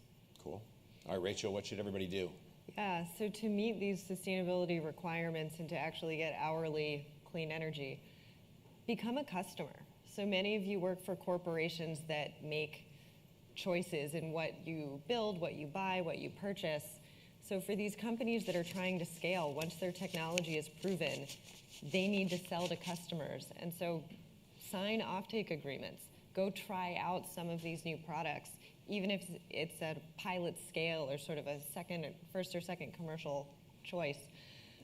That's kind of how this stuff gets really into the market and gets over the hump, so it can be low enough cost to win the day.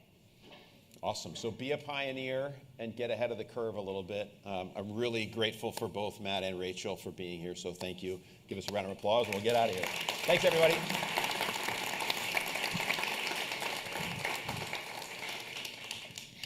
Please welcome back to the stage Dan Costa and CEO of RMI, John Kreitz.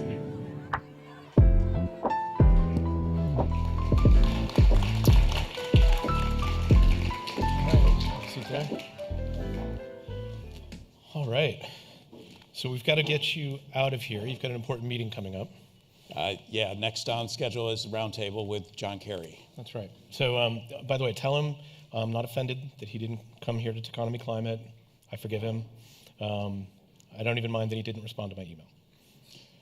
I will relay. I think there are 500 invitations for him during this exact time slot, too. So he has a few things on his plate right now. But let's talk about RMI. You recently came out with some research in partnership with the Bezos Earth Fund that was, and we've talked about good news today, we've talked about bad news.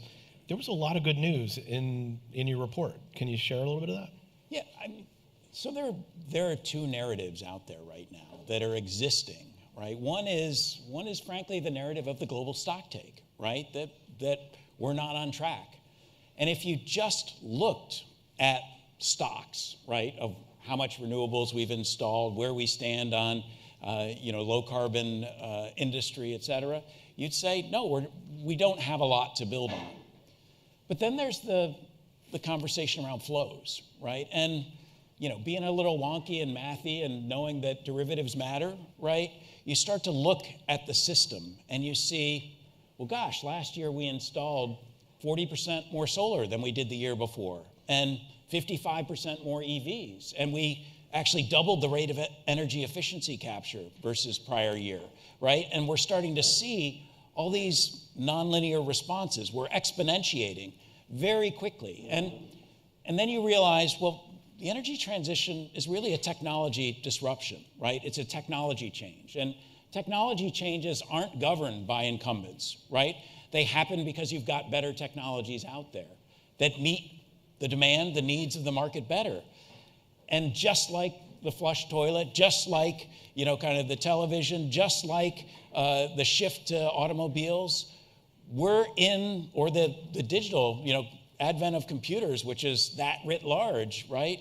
We're in a moment of steep adoption, of S-curve disruption that is happening today, and the numbers show that. And so we've been working. There's this doom narrative out there, but no one's getting the positive side, right? We don't hear that. That's not the pervasive thing that certainly our policymakers are hearing, but that's not what our financiers are hearing. That's not what's out there.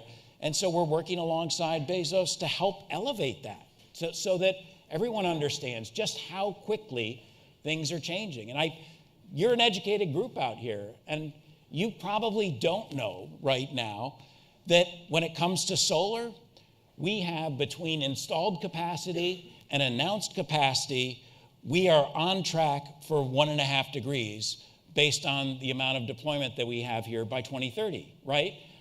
We're exceeding our goal, and not many people know or understand that. So I think the understanding, the assumption was that the energy industry would not be disruptable because it was filled with entrenched interests. There's quasi-government organizations, there's monopolies, that they wouldn't innovate and therefore wouldn't be able to take advantage of those curves. Why did it turn out this way, or why is it turning out this way? Yeah, again, we would say pace of disruption isn't driven by incumbents. And we're going to see this happen right now before our eyes here, right? Because when you look at the numbers and when you see where we're standing, the amount of new renewables that we're adding, right, is exactly equal right now to the demand growth of energy globally. And so we're in balance, right? But we've got two things that are happening. One, we're not stopping our amount of renewable increases. And by our numbers and looking at the cost advantage where renewables are cheaper on 95% of the planet right now as the next new form of energy, right? As that continues to grow, that squeezes out any growth for fossil fuels here going forward. And when you look as well at the numbers around energy efficiency that are also increasing, and as we electrify, we move from Carnot, right, over to Tesla efficiencies. And Tesla has Carnot beat by a long way when we think about, kind of the lack of losses that we see in the system. What happens then is you find that you immediately curtail and start turning down the overall fossil fuel consumption globally. And that is super interesting, right, for us all to be aware of, that we have essentially reached peak fossil fuels. And we'll bounce around for the next 2 or 3 years based on overall dynamics here globally. But by 2025 or so, it will be clearly down, right? And if you're an investor and you're invested in the fossil industry, guess what? You don't wait for your toast to pop up burned when you see it's headed for the toaster. I love the irony of peak oil meaning something completely different today than it did 10 years ago. It was a totally different scene 10 years ago in terms of what the expectations were going to be. I mean, we can see it, and RMI's been talking about it for a while, but Fatih Birol, right, IEA, published a report here a couple weeks ago, and he's been saying it as well. And, the IEA has perhaps been a bit conservative throughout the years, and I would contend it still remains conservative, right? But even their numbers are showing this transition. So the latest exchange report that you guys put out showed, again, tremendous growth in electric vehicle adoption. What do you say to critics who say, well, this is going to put a huge burden on our energy grids, there's a shortage of rare earth minerals, the supply is going to be limited? Are there any constraints there we need to be worried about? Yeah, there are always challenges, right, as new industries are built. But let's be clear, when you add up, kind of all the demand, if we were to fully electrify the global car fleet of, 1.2 billion vehicles or so right now, that amounts to roughly 10% of installed global electricity capacity, right? And if we do that over 10 or 15 or 20 years, we can manage that, right? That's a solvable problem. So I'm not worried about the grid, right, writ large. We can come back to this, there are certainly constraints and things that we need to deal with in the near term. On the critical minerals side, yeah, we've got challenges in terms of near term getting the amount that we need to supply our markets. But again, this is what financial markets are built to solve. The market responds to supply and demand signals. We certainly need to, kind of make sure that the way that we set up this next energy economy is equitable, for the countries that have access to these materials, right? And that will take some innovation and thinking along the way. But when we look at, right, the challenge, we're moving from like literally 2 orders of magnitude less material moves through a renewable energy economy than moves through the current fossil fuel economy. And that is huge. So the mining devastation and things that people are projecting don't even compare to the tar sands that we've extracted from, don't even compare to the amount of methane that we've produced and pulled out of the ground. We're just at a wholly different order of magnitude. And again, markets solve these types of problems. So there will be a little time as we work through this, but we're already seeing, kind of the lithium markets move forward. We're already seeing, kind of the potential for a number of other metals markets to move forward. We'll get there. It'll be a couple of years, right, before the response is complete. And we'll keep moving forward from there. The IRA has come up a bunch of times today. A huge amount of money has been allocated. It is now being assigned and being distributed. There's been how confident are you that that's going to be distributed in a way that's equitable, that makes sense, that's science-based? How confident are you that the money is going to go to the right places? Yeah, so it has to go to the right places, right? Because we can't afford to have suddenly, kind of a lot of cylinders out there and stories of mismanaged capital and government largesse, right? And this is an area where RMI is deeply focused. We're working especially along the Gulf Coast in Southern California. We're tracking literally $250 billion of investments between those two geographies. We're working with 19 specific projects kind of sitting in the middle between investors and corporations and community-based organizations and local government to try and get the right formula that actually balances equity with regional development, that ensures that these are success stories in the end. Now, there have been all different numbers that are thrown out as far as how much. I think we have to only do the stuff that we know is going to win in the end. And it's not, there's enough kind of engagement with community-based organizations right now that if it's not good, it's going to get blocked right away. And corporates are getting wise to the fact that early engagement leads to better outcomes. And you want assured investment timelines, and that requires going slow to go fast, right? Mm-hmm. So I think I would classify you as an optimist overall, at least given this latest batch of data. What are the blockers? What are the things that worry you? What could derail us from achieving these goals? Yeah, I mean, let's not. I don't want to cherry coat it, paint it, whatever we say. When we look at it, we're coming off the largest profit that the oil and gas industry has ever seen, right? And when you have 10% of the people extract rent from 80% of the population on the planet, there's vested interests there that are considerable, that had $3.5 trillion flow into their accounts last year. And that's a pretty big war chest that you have to deal with. Now, ideally, we align and we get everyone to recognize and to some of that money or a lot of that money goes into the transition and everyone realizes kind of what's happening. But we have to be prepared for significant, kind of pushback from different actors that are not fully bought in. So that's one. I think we've already talked a little bit about mines and grids, right? Mm-hmm. Those are two big constraints. As we electrify more, we need to get through permitting challenges. We need to get through, things like the interconnection queues and our own ability to really make use of the resources that are economic, where our social or our governance processes are getting in the way. We need to set up incentives that properly, kind of support the economic distributed energy resources and other, kind of opportunities that are moving forward, thanks to many of you in the audience here, right? Extremely quickly at the pace of entrepreneurs and innovation as opposed to the pace of government and regulation, right? And those are the things that worry me. And those are the things that RMI, is uniquely positioned to kind of put our acupuncture needles into and try and smooth the system and help things to flow more easily. If this is a relatively sophisticated audience, obviously people who care about climate, is there an ask that you would put out there that a way for them to participate and to get involved and to start put their finger on the needle here?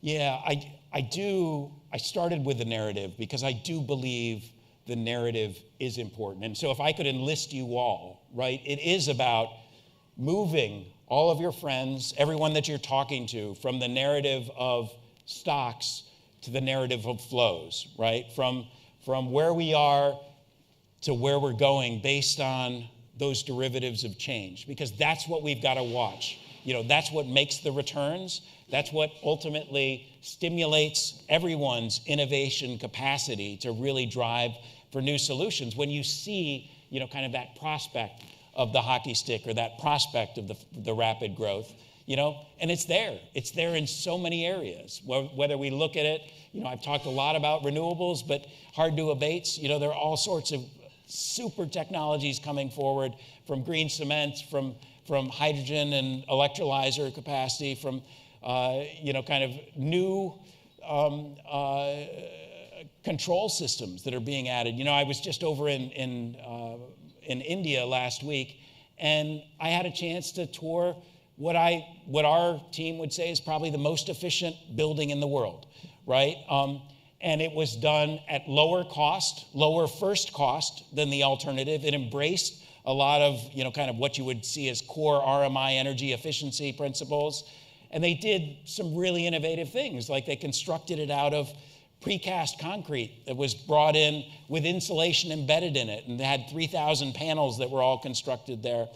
And if they can do this in India, right, with India level labor and capability, why is this not everywhere, right? And these are the things that get me super excited and say, yes, buildings are hard, but there are solutions out there that work not just for those that can afford, but actually for everybody, because they're cheaper in the front. And if we're not doing it, we're unnecessarily burdening, you know, all with the costs that we don't need, right? We need to move faster, and every spare dollar needs to go toward higher return, better investments that give us cleaner air, cooler climate, right? In the end, a more secure and safe planet.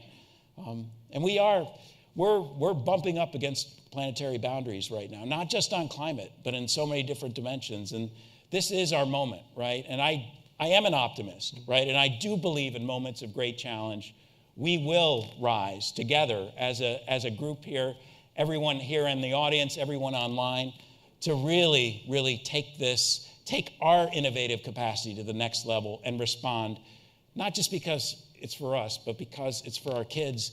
And gosh darn it, we've got to leave the planet better than what we found it. So, amen to that. John, I think that's a powerful argument for your narrative. I think you've got me convinced, and probably more than a few people in the room. Can we get a round of applause for John? Thank you.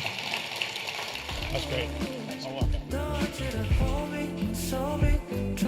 And now, please welcome to the stage Eurasia Group's Director of Geopolitics and Technology, Dave Saxena, CEO of Greener Process Systems, Matt Sweetwood, and CEO of Amaji, Sung-Hun Woo.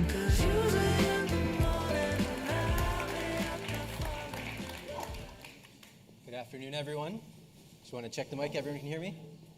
All right. Well, we're very excited to continue the conversation. It's been a great conversation so far, a great room of investors, policymakers, corporate leaders, and we're going to continue focusing on a very interesting subsegment of this piece of the puzzle. My name is Dave Saxena. I'm a director of geopolitics and technology at Eurasia Group. We're a geopolitical risk firm, and one of the areas that we've been focusing on that intersects in terms of technology, climate, and geopolitics, politics and trade is shipping. So that's the theme of this panel. I'm joined by two esteemed colleagues, innovators, leaders in their own right, Matt Sweetwood and Sung-Hun Woo. To begin with, why don't we start, Matt, with you in terms of walking us through the technology solution that your company's founded on, and then we'll turn it over to Sung-Hun. Thanks, Dave. Welcome everybody. Glad to be back in New York. Spent quite a big part of my life here in New York, New Jersey area. I am the CEO, Matt Sweetwood, of Greener Process Systems. Our company has modular technology which captures emissions We essentially seal smokestacks with a hermetic seal. It's the first modular hermetic seal system that's existed. We're able to clean the air that comes out of a smokestack. I'll discuss a little bit what kind of smokestack in a sec, so that we take things out like NOx, SOx, volatile organic compounds, diesel particulate, and so on.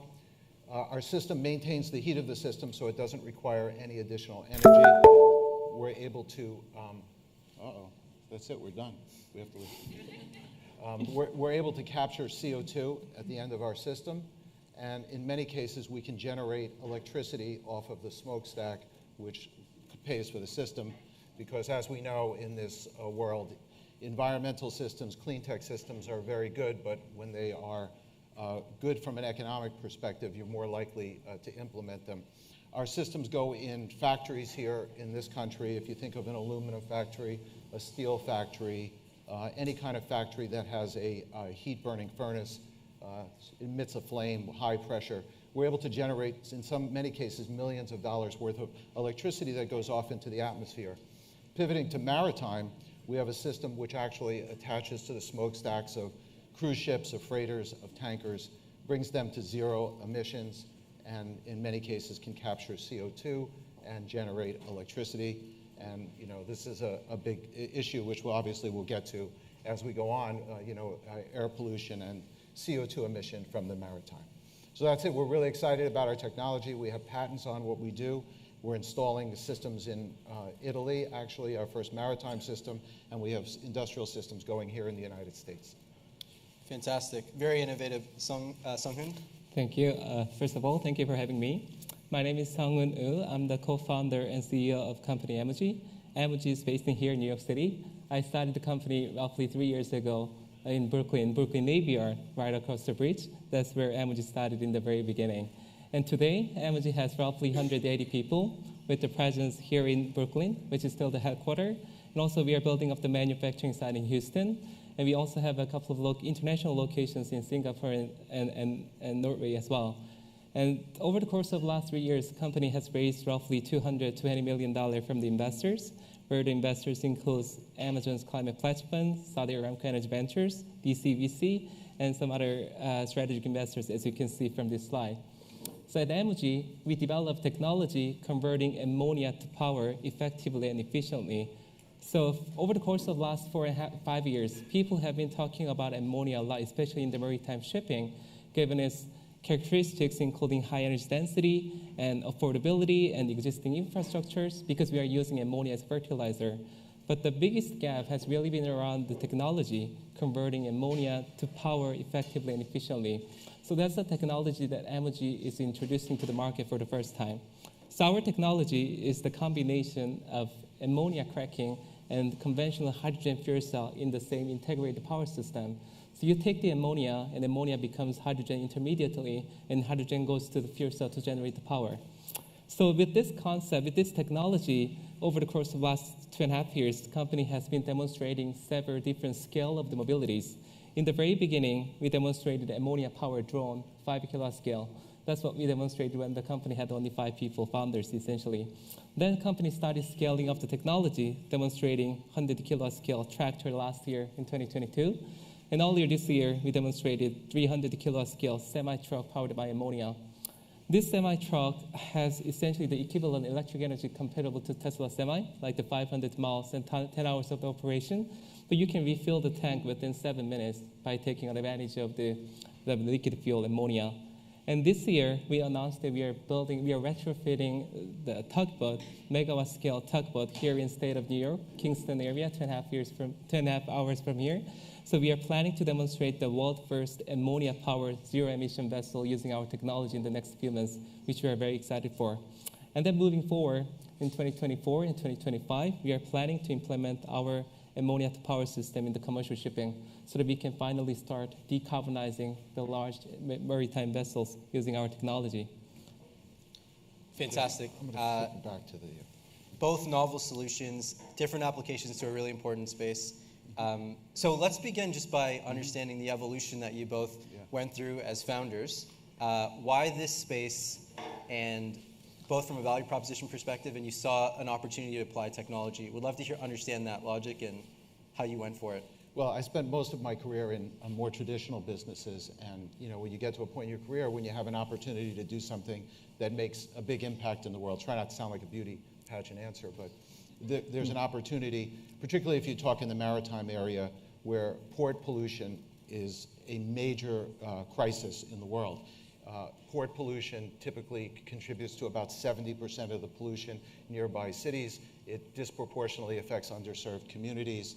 A typical freighter can emit the pollution of 20,000 cars every minute that it operates there with an open stack. And so this was technology that was very unique. It was, I would say, 15, 16 years in the development, our ability to create a hermetic seal on a stack. You have to realize when a ship is in port, even though the stack, it looks like the ship is stationary, it's not a stationary object. So we're creating a seal. We have systems on our technology that prevent back pressure on the engine and so on.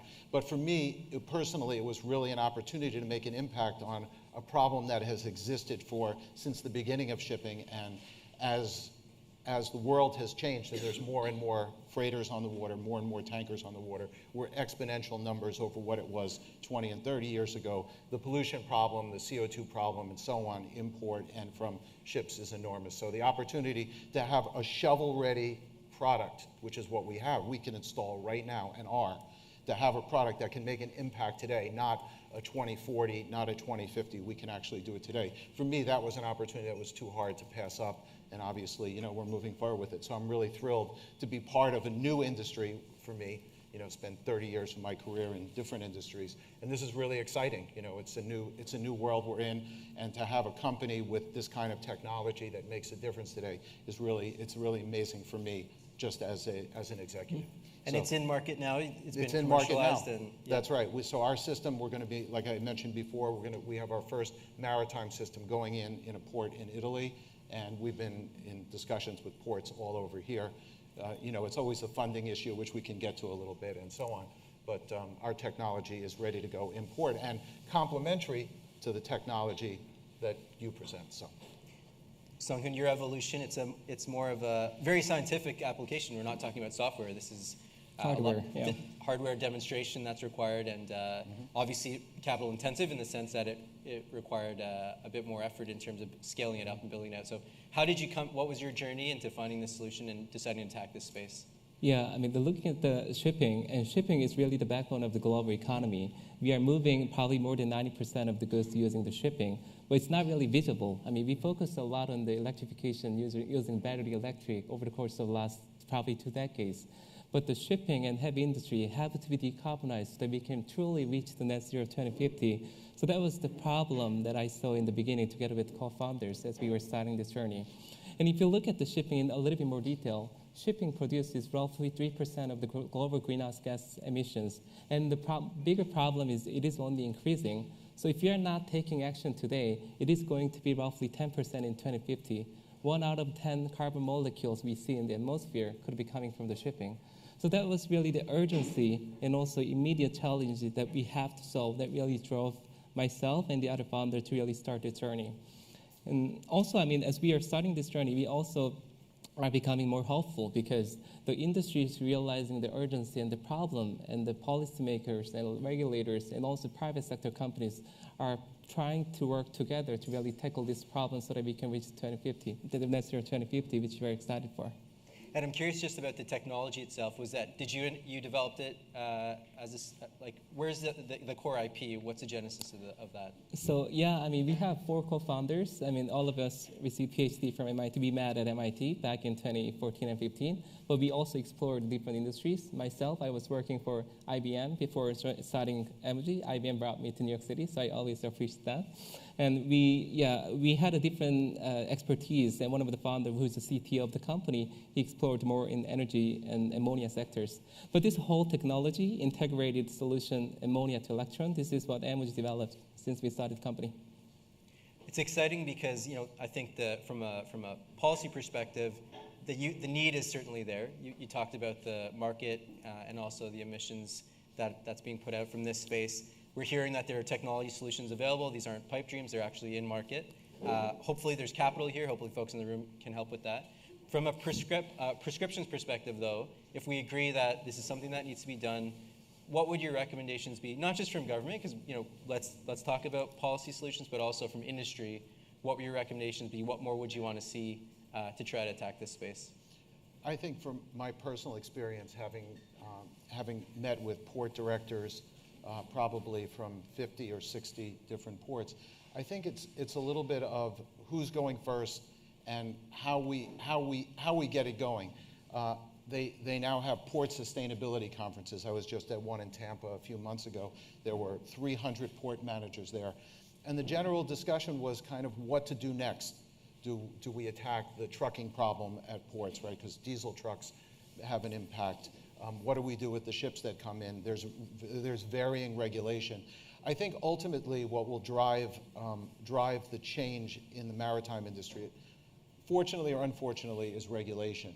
I think without regulation, really not much is going to move, or it's going to move very, very slowly. But ultimately, it's an adoption issue. Who goes first? How do we do this? And we're early in the stage, so I believe that over the next couple of years, you will just see ports start to adopt and shipping companies start to adopt technologies like this. I just think it's a natural evolution that will happen because we're relatively new at this. So you just want to see some aggressive port managers, aggressive shipping companies go out there and say, we're going to do this and just get it done.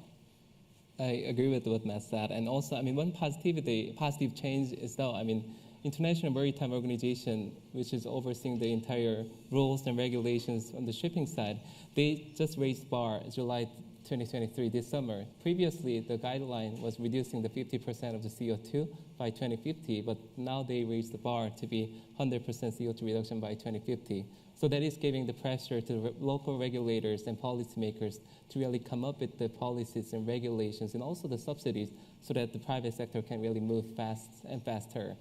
But really the challenge in the maritime shipping is the urgency, the lack of the realization of the urgency of the problem. Because once you make the boat or the ships and the vessels, they are going to be in the water at least probably 20 to 25 years.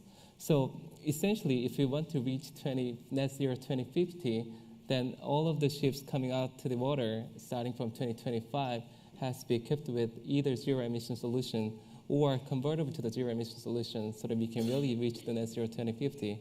So that urgent and immediate actions are going to be necessary. Of course, that has to come together with collaborations, not just in the shipping side, like the port side, as Matt mentioned, port community is also the huge challenge that we have to electrify and decarbonize on the way. Sung-Hoon, you've got an impressive list of investors on the slide. Hopefully they're also helping with early adoption. I'm curious to get your thoughts on what feedback has been, what some of the barriers have been on early adoption, and if you were to try to talk to those potential prospects about onboarding some of these solutions, what would your advice be, or what would you like to see from them? Yeah. First of all, we have a couple of investors joining this event as well, so I first want to appreciate their support and really believing in the company and technology from the very beginning so that we can grow the technology and really to grow the market together as well.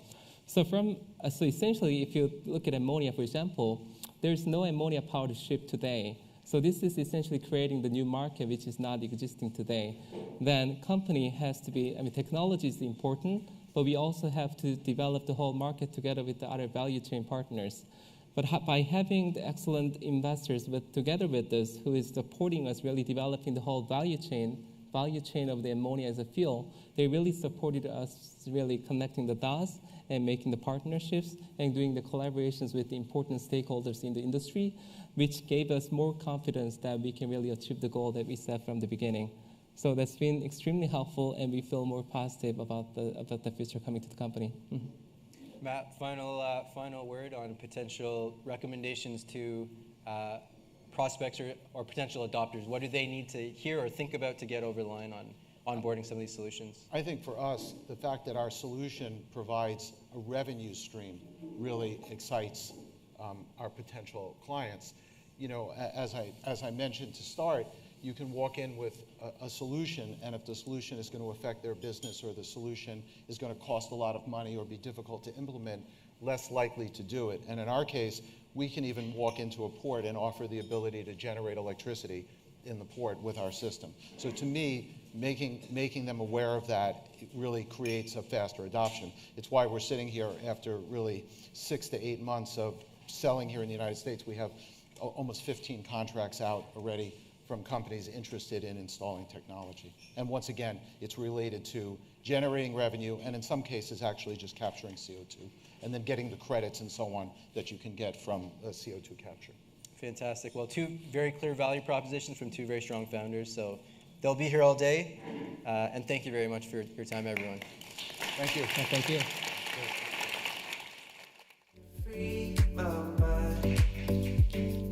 And now, please welcome to the stage Worth Media Group's Dan Costa, Wipro's Global Head of Sustainability, Susan Keniston, and CEO and founder of Gist Impact, Pavan Sukhdev.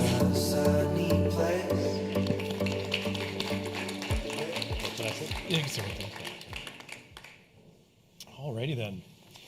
So we've had multiple prep calls, lots of conversations, and then we were talking last night, and we're like, maybe we just throw all that out and start fresh with some new ideas, which actually makes a lot of sense because this is going to resonate with a lot of people that are in the audience. We were talking about one of the gaps, one of the things that are missing from our understanding of renewables and companies' footprints is that there's a shortage of standardized data to know what exactly companies are doing and what the impact is. But Pavan, maybe you could start us off and tell us a little bit about what GIST does, and then we'll talk about how that integrates into larger technology solutions. It's funny that when it comes to bean counting, there's profit and loss accounts and so on, there's lots of standardization, reams and reams of accounting standards. But when it comes to any of the other things that matter, your emissions, your water usage, your pollution, your employees, the social interactions that you have in your society where you do business, none of that has any standards. And actually that's a huge problem, but that doesn't mean we can't calculate them. We already do. My company just covers 14,000 listed companies, and we estimate their impacts across all of these things. So, and by impacts, it's not just carbon. No, it's not just carbon. List out like what you're keeping track of. So carbon matters because of greenhouse gases and emissions and the cost of climate change, but water usage matter. I mean, if you happen to be Coke, for the sake of argument, and you happen to be drawing water from in an area where there is scarcity, then there are impacts on the local society.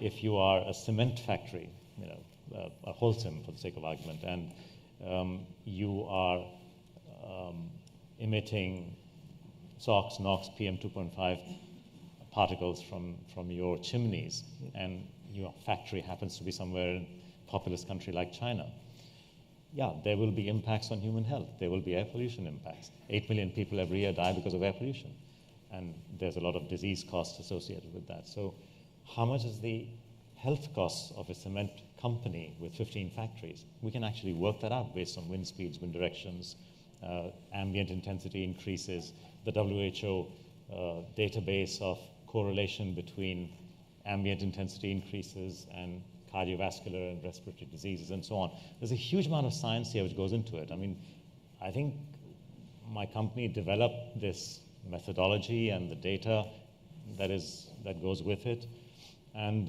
we've coded that and we've converted that into a little engine, which I think Susan appreciates because of her background in technology. It took something like 300 person years to get all of these various impacts, the soil pollution, the water pollution, the air pollution, the waste, converting that into air if you're incinerating, or into land-based pollution if you're landfilling it and so on. There's a lot of work that goes on. It's just basically a labor of love. You need to be slightly nuts to be able to do this, but we do. So you've done it. You've got these data sets, again, a large number of companies. Susan, how does that help you serve your clients and help advise them and sort of tune their operations? Yeah, it's really been a great journey. So we've actually been working with GIST for Wipro, doing our own environmental P&L, and now going towards more of an integrated P&L for 7 years. No, this is the 7th year. 7 years. So we've actually been doing our own environmental P&L for 7 years and leveraging a lot of the technology with GIST. And as we work with our clients, to your point, Dan, we're really seeing where the standard frameworks are out there, which are fantastic. All the metrics are out there. But what we're also seeing is just the ability to tell the story from more a values-based perspective. Our clients are looking for that. So kind of beyond just the metrics and looking at the natural capital, the social capital, and kind of putting it in with your financial capital and your built capital as it goes more towards, am I going off as I turn a little bit? Putting it and writing it for your financial statement kind of narrative holistically. So we're really seeing that ask from our clients right now to think about those capitals as part of your resource accounting.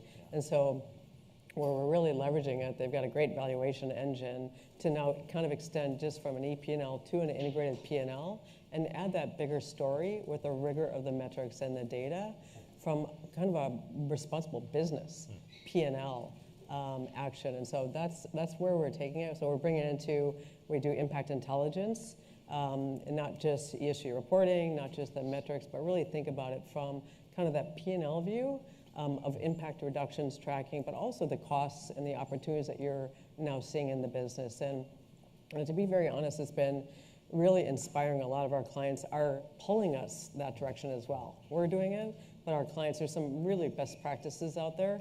I think Intel might be in the room today. Yep, there's Intel here. They'll be on next. Yeah, they're one of the leaders. So we're really getting pulled as well from our clients. We're doing that, but our clients are pulling us there. And I think it's just a fantastic shift in the market of where, we're just going into storytelling and it's not just about metrics. So we're super excited about the relationship with GIST. So, the question becomes like, what happens when companies don't share the information with you? Because some of them may not want to, they don't, and some may not be able to. So what do you do then? Well, firstly, it does happen, by the way, and even on what you might think are simple things like just getting your Scope 1 and 2 greenhouse gas emissions organized. We kind of crawl data from 14,000 plus companies, listed companies. And out of those, 7,800 do not actually disclose even carbon data. So it gives you a sense, right? So what we do is we don't give up. We say, okay, cement factory, cool, all right. Well, we have another 300 cement factories. If we haven't, we have probably a sample of 10, which are algorithms. Basically, we have a machine learning model, nearest neighbor model, which finds out which are the 10, which are the closest. They use Portland cement. Using using the AI tool. Figure out what are the closest, and we work them out. We work out the ratios based on, okay, if this company, which has disclosed, has the following average, and that one and that one. This other one, number 11, which hasn't disclosed, must have roughly this, based on these ratios. And we did a kind of test. We took, in this case of the greenhouse gases, we trained our algorithm on 7,800 companies.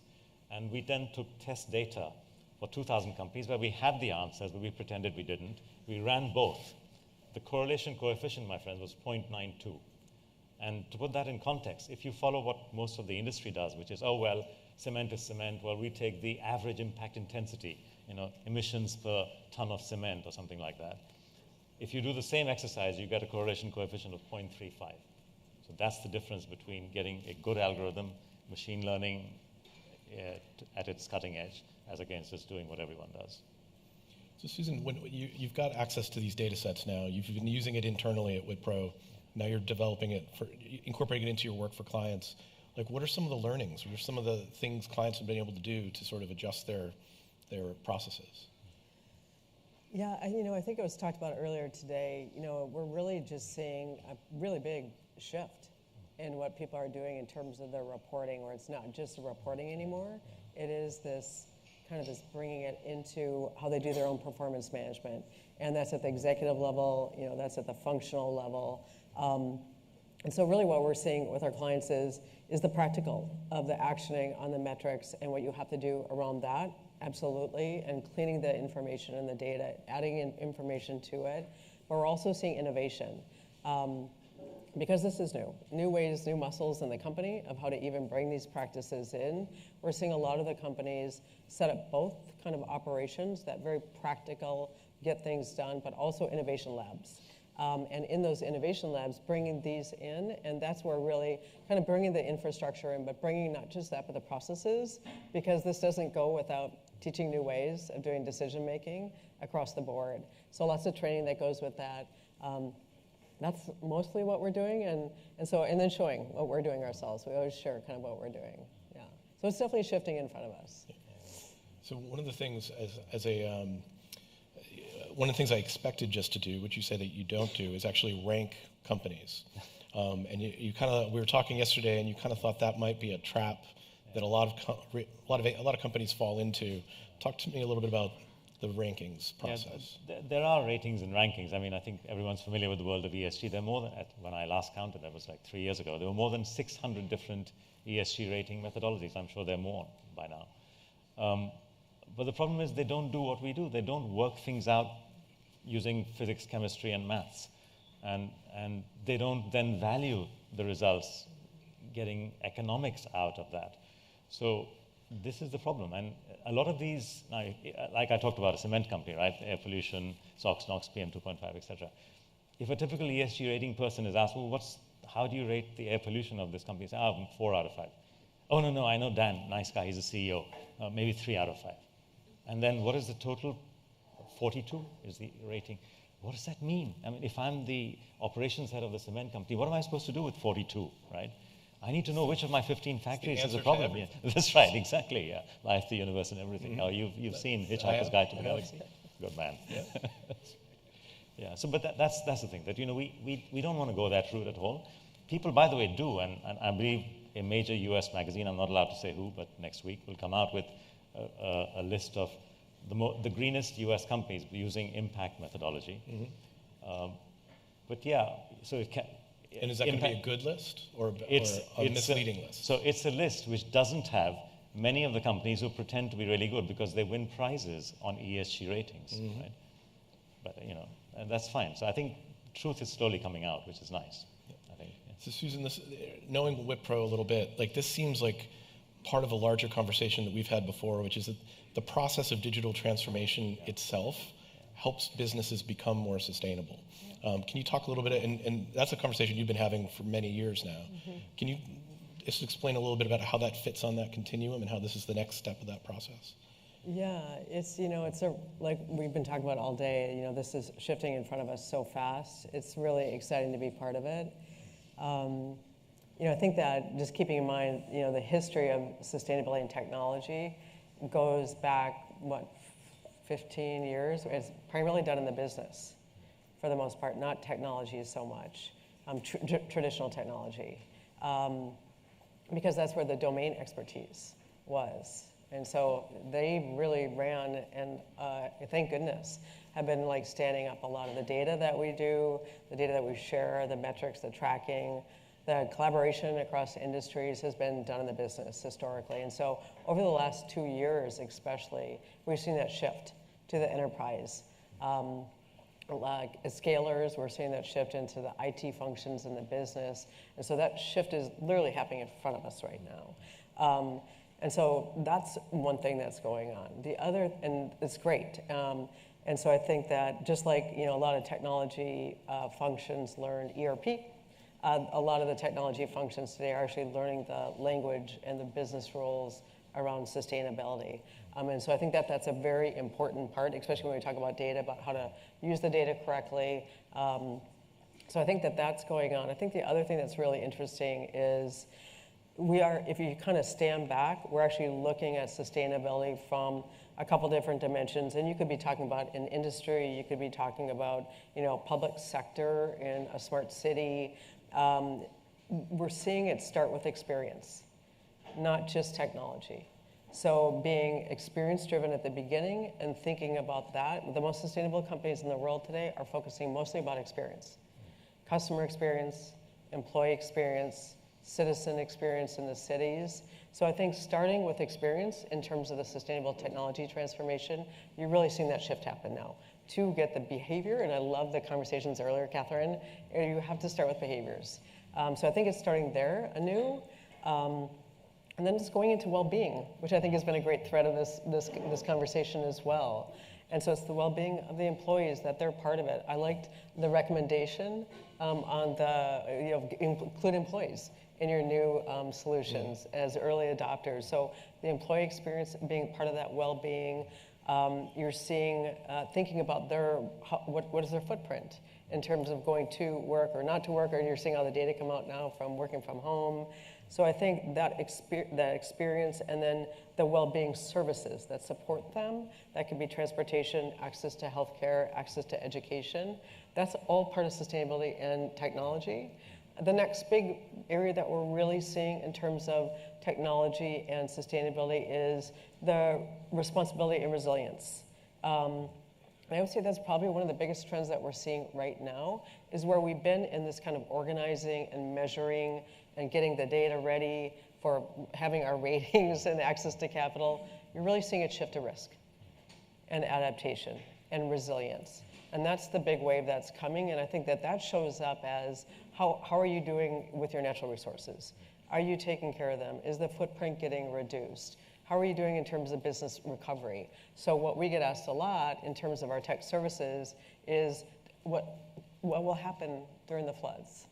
What will happen during the fires? Is it a resilient set of infrastructure?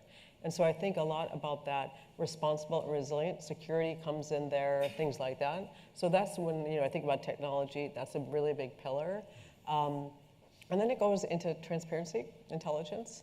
Intelligence you're really seeing at the core. This is what we've been talking about is using the data, not just for data and reporting, but really using it in a new way to describe the narrative of where you're at in your sustainability journey to all your stakeholders. So it's a new way of talking about it in the company and externally. And then the last big one is new business development. And if you're a city, you're talking about economic development. If you're an industry, you're talking about new business models. Seeing a lot of sustainability as a service, LCA factories, new experience models, new materials coming in through the whole, design, materials, compliance, packaging, the whole, everything there. So when I think about sustainable technology, it's really exciting because it's no longer just these, IoT solutions. It's really the end-to-end of thinking about it differently, which is, I feel like we're making progress that way. Yeah, I think I'm trying to draw together themes from throughout all of our conversations today, and a couple of people have said, this isn't about saving the planet. The planet will be fine. Yeah. This is about saving ourselves. It's about building better businesses. It's about our relationships with our employees, our customers, and businesses that will be permanent. And that is the sustainable process. So I think, and I think reframing it in terms of a narrative, as opposed to just a report that you're giving to stockholders, is a very important distinction. They're different stories for different audiences, and I think we're just starting to appreciate that. So we're going to go to a break, but I want to suggest two things. One, you ask questions while we're at break of any of the speakers you've heard speak tonight. That's where we're hoping we can get a lot of that interaction, a lot of that engagement. You two will be out there, and you'll be available for comments. And then two, counterintuitively, come back into the room as quickly as possible because we're running a little bit behind. We don't want to cheat our last speakers of the day. And I'd appreciate it if you could just get back into the room as quickly as possible. But with that, let's give them a round of applause for a great presentation. Thank you.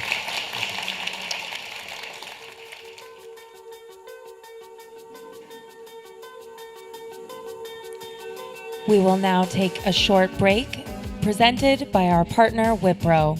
We will resume in 15 minutes.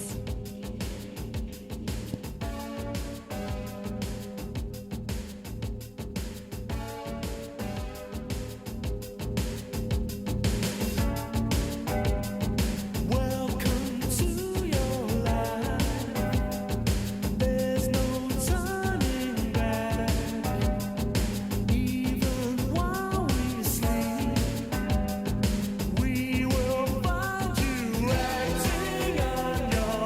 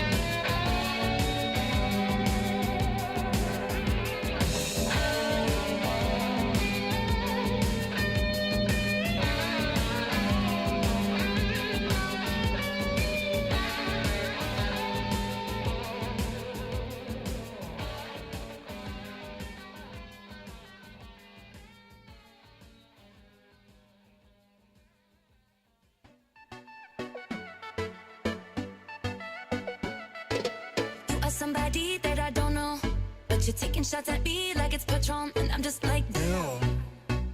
It's 7 a.m. Say it in the street, that's a knockout. But you say it in a tweet, that's a cop out. And I'm just like, hey, are you okay?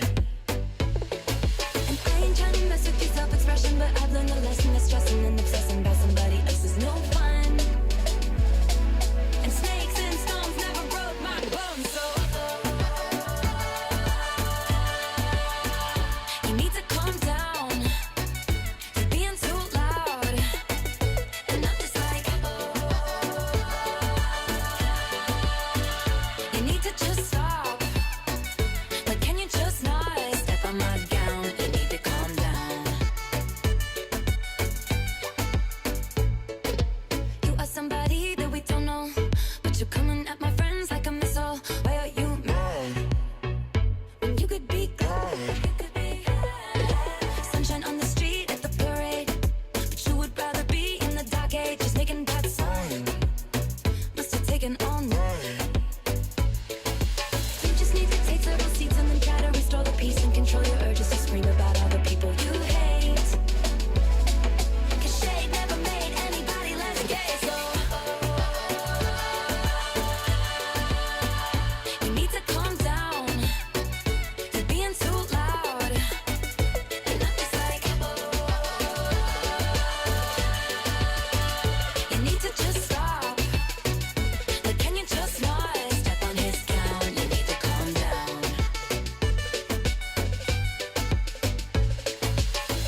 And we see you over there on the internet, comparing all the girls who are killing it. But we figured you out. We all know now. We all got crowns. You need to calm down. You need to calm down. You're being too loud. And I'm just like, you need to just stop. Like, can you just not step on our gowns? You need to calm down.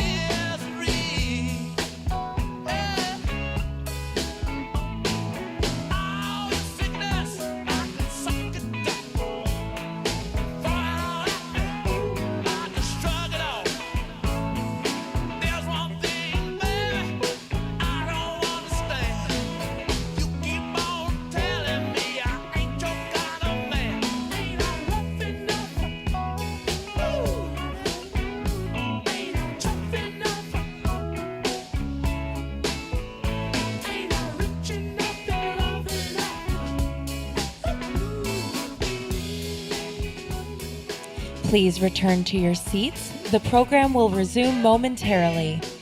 Thank you again to our partners at Wipro for hosting this break.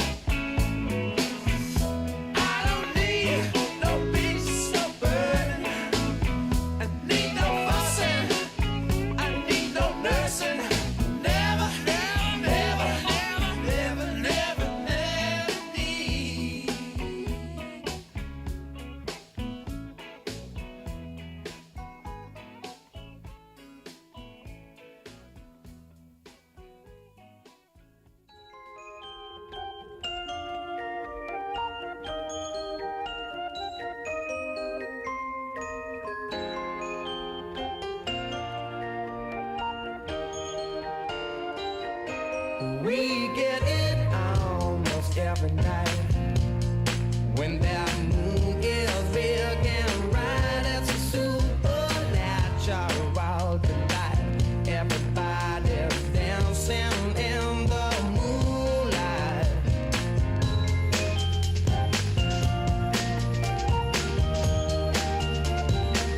Everybody here is out of sight. They don't bark and they don't bite. They keep their loose to keep it tight. Everybody's dancing. Hello, everyone. Thank you for attending. We hope you will begin to take your seats as the program will begin momentarily.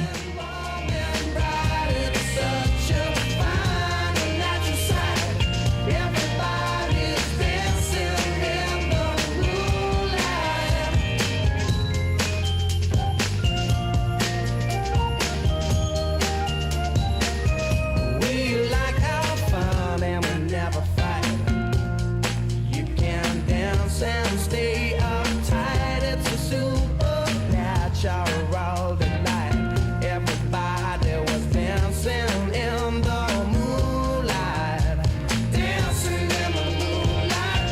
Everybody's feeling warm and bright. It's such a fine natural sight. Everybody's dancing in the moonlight.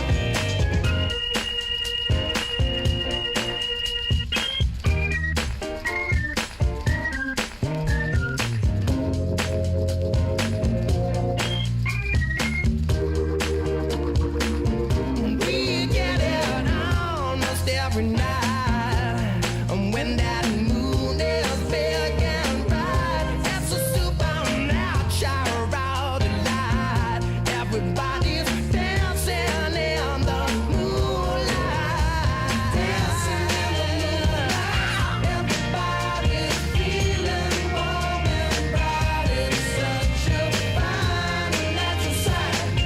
Everybody's dancing in the moonlight.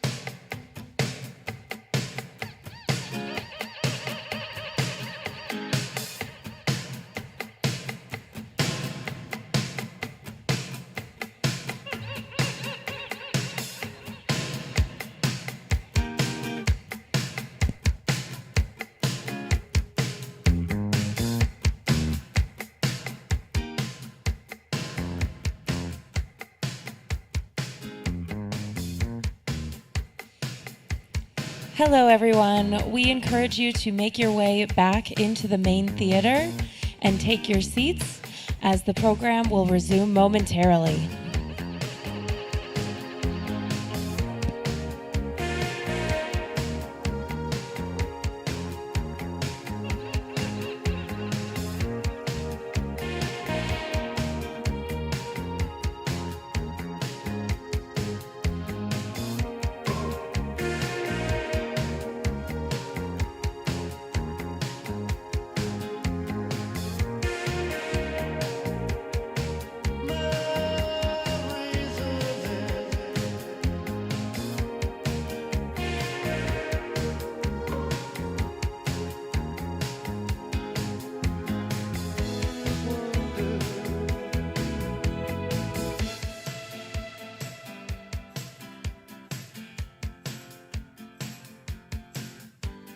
Thank you for joining us in the main theater. Please make your way to your seats. We will resume momentarily.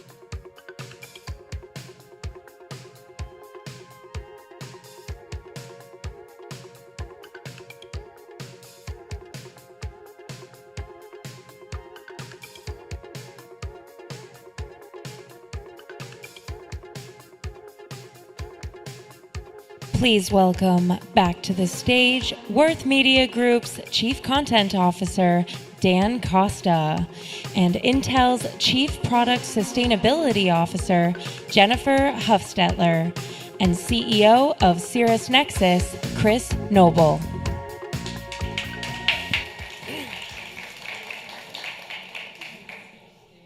So I think everybody's got my job title by now.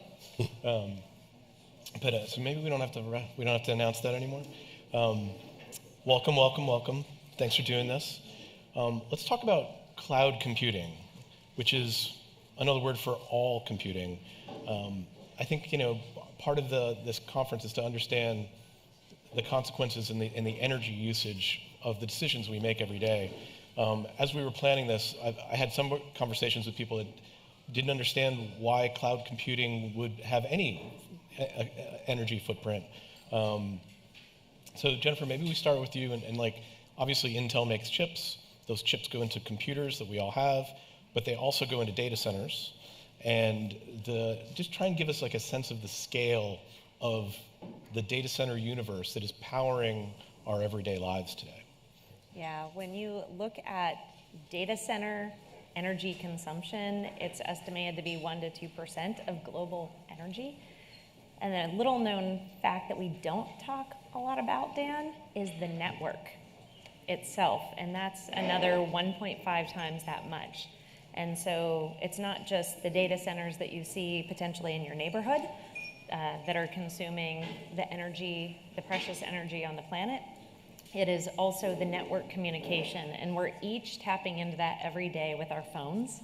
The mobile RAN is the largest portion of that network consumption as well. Is that right? Yeah. So more when so than desktops and servers, it's coming in through the phones? The phones. So you start to think about what choices can I make as an individual, and using your Wi-Fi, not using the cell, if you're streaming, those are individual choices you can make. But you go back to how many of us really think about we're spinning up servers when we're asking questions, of a search engine or searching for pictures in our feeds. So all of that consumes energy, and it's a really important part of the mission. We know computing, data centers, cloud is foundational to society and where we're going. And so that's really one of the main jobs that I'm working on, is how do we help lower the energy consumption of those data centers, and especially with the advent of AI, so that we can have sustainable computing for the future. So Chris, you've got a company that actually is trying to answer that question and build more sustainable cloud services. Talk to me a little bit about Cloud Nexus and how you go about delivering some of those efficiencies. So what we really look to do is help companies reduce the consumption to make the same amount, to process the same amount of data. But we also look at it from a perspective of location and time. Where you run that data set, where you run the processes, and when you run it has a lot to do with that impact of your carbon emissions. So if companies start looking to shift where they're running a workload to, for instance, following the green energy, right? If you've got and I like to pick on Ireland because it's a really good example. They go from fairly carbon intensive to one of the cleanest regions in Europe based on wind, because they have so much wind and a lot of it.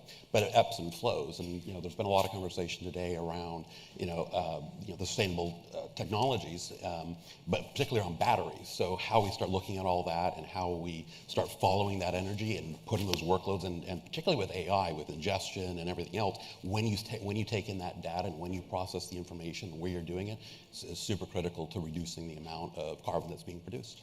This is the example that I like to use, is that this is like running your dishwasher at night, where you've got energy prices during the day, they're at one rate, but if you run it overnight, you get the lower rate because there's less demand. You're trying to do that with data centers. Exactly. The nice thing about the cloud is you can run your workload anywhere you want. Now, of course, there's data privacy laws and things that you have to take into account when you're doing it. But if you're running your workloads, if you're an East Coast company, for instance, right, you can run your workload on the West Coast in the mornings when it's 2, 3 o'clock in the morning, when there's very little demand. In fact, if it's Northern California, they're bringing a lot of hydro from Oregon and up north of there. So you're actually running clean. They've got a lot of wind, a lot of solar. As the day goes on, you can start moving that workload to back to the East Coast as the demand lowers. And depending on the company and where your data centers are, you can use other regions, Europe, so forth and so on. Especially if you're a big global company. Jim, in terms of obviously Intel designs the chips, and we've been following. I was in the PC industry before, following the way chips have gotten more and more efficient. They use less and less power. At the same time, we're building more and more of them and building bigger and bigger data centers. So what's Intel's strategy for reducing the overall energy footprint of these services? Yeah, it's a couple-fold, and thank you for the question. I think a little known fact, because the Intel chips, and especially in cloud computing, have been pervasive over the last couple of decades, what you might not know is through the energy efficiency gains of Moore's Law and architectural advances, we've saved 1,000 terawatt hours in data centers alone, just through that energy efficiency. When we look forward, we want to make sure that we are embedding accelerators into your general purpose compute, and that's something to look for because you're able to run AI inference. Probably 65% of the world's inference runs on a Xeon processor today because it's so ubiquitous and available. Continuing to invest there, continuing to improve the energy efficiency. We have commitments in our RISE goals to improve those core products by 10x. But we also know that the world is shifting to this heterogeneous compute style, and where it's needed, having discrete specialized accelerators are really critical. And so we've been working on developing those products to deliver energy efficient acceleration. We just had some results published last week. If you're familiar with MLPerf, we were already reporting this is our Intel Gaudi processor. It was 2x more energy efficient than the equivalent A100 from the competition. And the MLPerf results last week showed near equivalent gains on performance and energy efficiency. That's the hardware side. The other piece is on the software side. And so we have 10,000 plus engineers working on the software stack and optimizing it in open source, looking at one API, a one application programming interface that takes advantage of all of those hardware accelerations. Because if you really look at what's happened over time and with cloud computing, software has become really abstracted from the hardware. And if we go back in time, there were far fewer resources in your memory footprint, in your CPU. You think about what we sent on the Apollo mission. They did not waste an ounce of the resources. And that's something that I try to look for, and what I say is no transistor left behind. You want to make sure all this work and energy that went into turning that silicon, or the sand into a computer chip, make sure we're utilizing everything that's there, both within the overall data center utilization, which we'll start to see some reports coming out next year, thanks to the Energy Efficiency Directive in the EU, but also with that tighter coupling of the software and the hardware. So Chris, tell me about the cost implications of trying to manage your emissions footprint on a cloud server. Are we talking, does it cost less? Does it cost more? How do you position yourself? So it's interesting. I think one of the behaviors that we'd like to see change, and one of the behaviors that we're trying to drive, is that there is an actual cost to carbon, right? And this gets into where it's going with legislation and with policy, both at a government level and also as well as at a corporate level. But it's not going to be that long before IT departments have a line item that says cost of carbon. They're going to have to start including that into their budget because there's going to be a cost, right? And that's really what's going to drive the behavior. One of the examples of late is there's a lot of companies, cloud providers are out there talking about how they're trying to get to net zero and they're carbon negative and this. And there's one of the big cloud providers is building a new data center in Ireland, picking on Ireland again, and they just got approved for 160 megawatt gas reactor, gas to power plant. So it's really the cost benefit of doing it with clean energy, and because of the storage issues, because of the availability issues, it still doesn't make it economically viable. So by applying a cost, whether that comes through on taxation or whether it comes through on the cost of the business impact that the ability to attract talent, the ability to attract customers. More and more people are aware of these issues, and they're out there looking at it. Do I want to do business with this company or this company? You look at what the cloud providers are doing, and some of them are taking a very big lead. We're actually really happy with what Google Cloud has done, with their sustainability, and we get that feedback from our clients and customers that they want to start looking at that because they're taking it seriously and trying to do more with it. Yeah, just if I can build upon what you said, Chris. The reason they had to go look for that own generation is because power is the constraint for this insatiable demand for compute that we all have and all the new use cases that keep popping up. So that's just an example of them needing to solve that problem. And one of the other innovations that we're partnering on with data center providers and climate tech startups around the globe is liquid cooling. And there, we have an example in Shanghai with the university there with an HPC cluster. When you put in liquid cooling to dissipate the heat, you are avoiding the wasted energy of moving air to cool these servers, to cool the various chips within the platform. And on top of that, you're able to do it with no water. We don't talk about water enough when we talk about climate. What liquid is doing the cooling? There are a range of synthetic fluids, mineral oils, so there's a whole suite, and we're also encouraging the industry to innovate for better thermal cooling properties. There are certainly some today that we wouldn't want in mass scale. But that's some of what we push academia and some of these new startups to go do. But if you can save 40% of the energy, you're going to be able to fulfill the needs of society, whether it's the remote healthcare, you know, whatever the use case is, or automated driving. And, you know, it's a constraint that I think is going to be here probably for the next 5 years until, you know, there's some more innovations that happen that alleviate that. And if I can add to that as well, it's also a supply chain benefit. So Microsoft, for instance, has been experimenting, or had experimented with submerging data centers. Again, no, you know, it's just surrounded by water. They use a gas to cool, you know, inside the container, and it actually dissipates the heat much cleaner. It's much more consistent. So what they've discovered was you don't need any energy to cool, right? The fans, the cooling processes, it's all contained in that thing. But the life expectancy of the hardware increased 40%.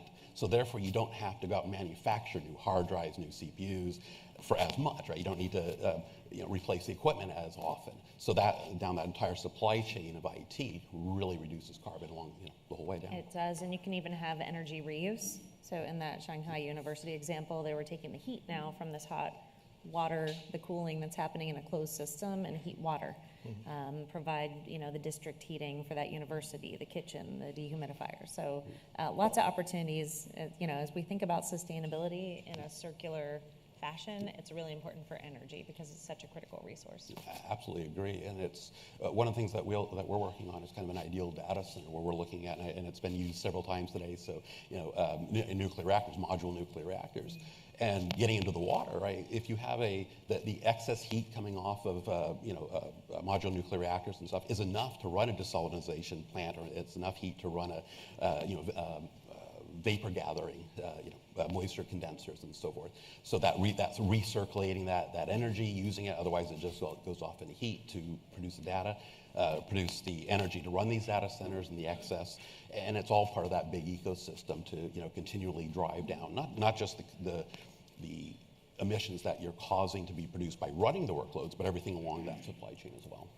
So I'm kind of a ChatGPT junkie. I've been using it for everything.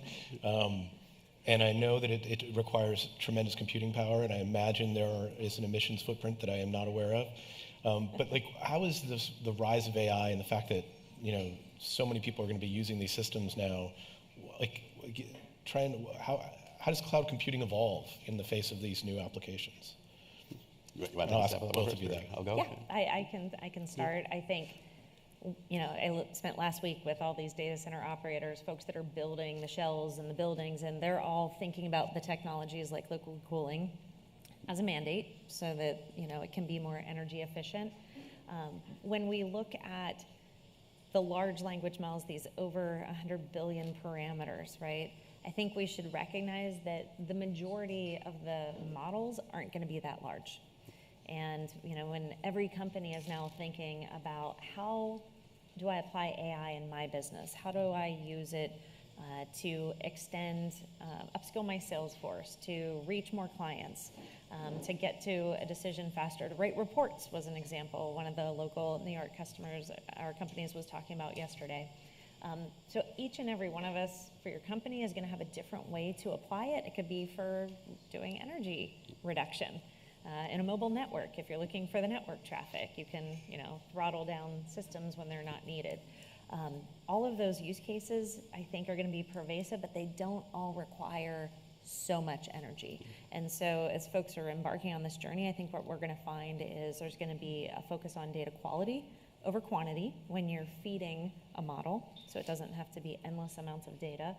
Really, what is the question if you're a legal firm that is required for it?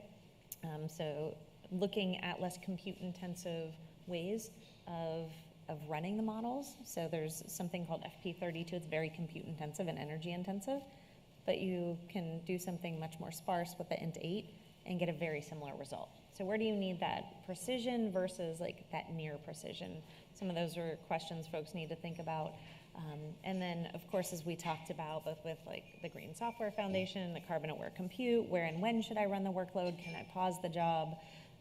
or does it need to be running when it's most carbon intensity on the grid? So I think those are some of the ways that it'll evolve. Exactly. I mean, there's not much I can add to that, actually, because it's exactly what the issue is, right? Making sure that your use case, you solve for your use case, not everything else, and then just take the piece of the answer. It's understanding when and where to run it, and the ingestion of that data. I think we were talking last night, right? That some, ChatGPT is at a year, 2 years behind in data, but as that demand for real-time, ingestion of information, especially news, lawyers is a good example. Right? You need to know the latest cases that have happened. If you're using it to do news, media type report, you need to know what's going on right then and there. So that gets really super compute intensive, just from the data storage side, bringing in all that data, reading it constantly. So where you run that and when you run that becomes more and more critical. Are there any savings in just delaying, because ChatGPT is super fast. It delivers answers within seconds. Would there be any benefit to just slowing that down? Instead of taking 3 seconds, it takes 10 seconds, and you can therefore load balance a little bit better? It could. It, again, depends on the applicant and the use case. As Jennifer said, really understanding what your use case is. I mean, if you're looking to write a legal brief, is 10 seconds or 3 seconds really going to change your result? No, right? But that also gives the ability, you have to worry about latency so much. So if you're running that workload, in Europe or on the other side of the country or in Asia somewhere, you don't need to worry about that 2 second answer back. So understanding, that's all part of understanding that use case. And then also where you're going to run it, harping back on doing it in an area that's currently has a lot of green energy to it, right? Because although we definitely need to move away from fossil fuels and all that, we're a ways away from that. We're going to be, fossil fuels are going to be with us for quite some time to come. So reducing as much as we can now, and then getting into that habit and driving that behavior of using it when.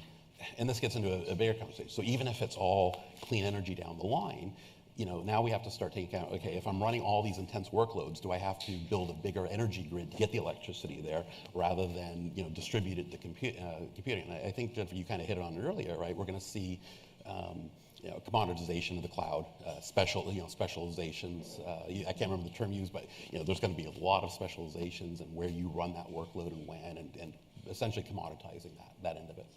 Yeah, local accelerators, I think we were talking about, or building accelerators.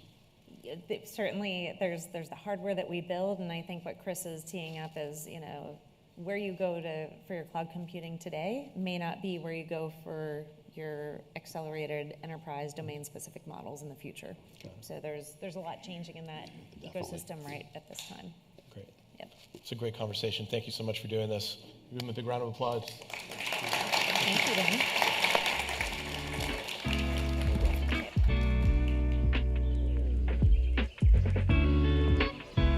And now, please welcome to the stage President and CEO of Women's World Banking, Mary Ellen Iskandarian.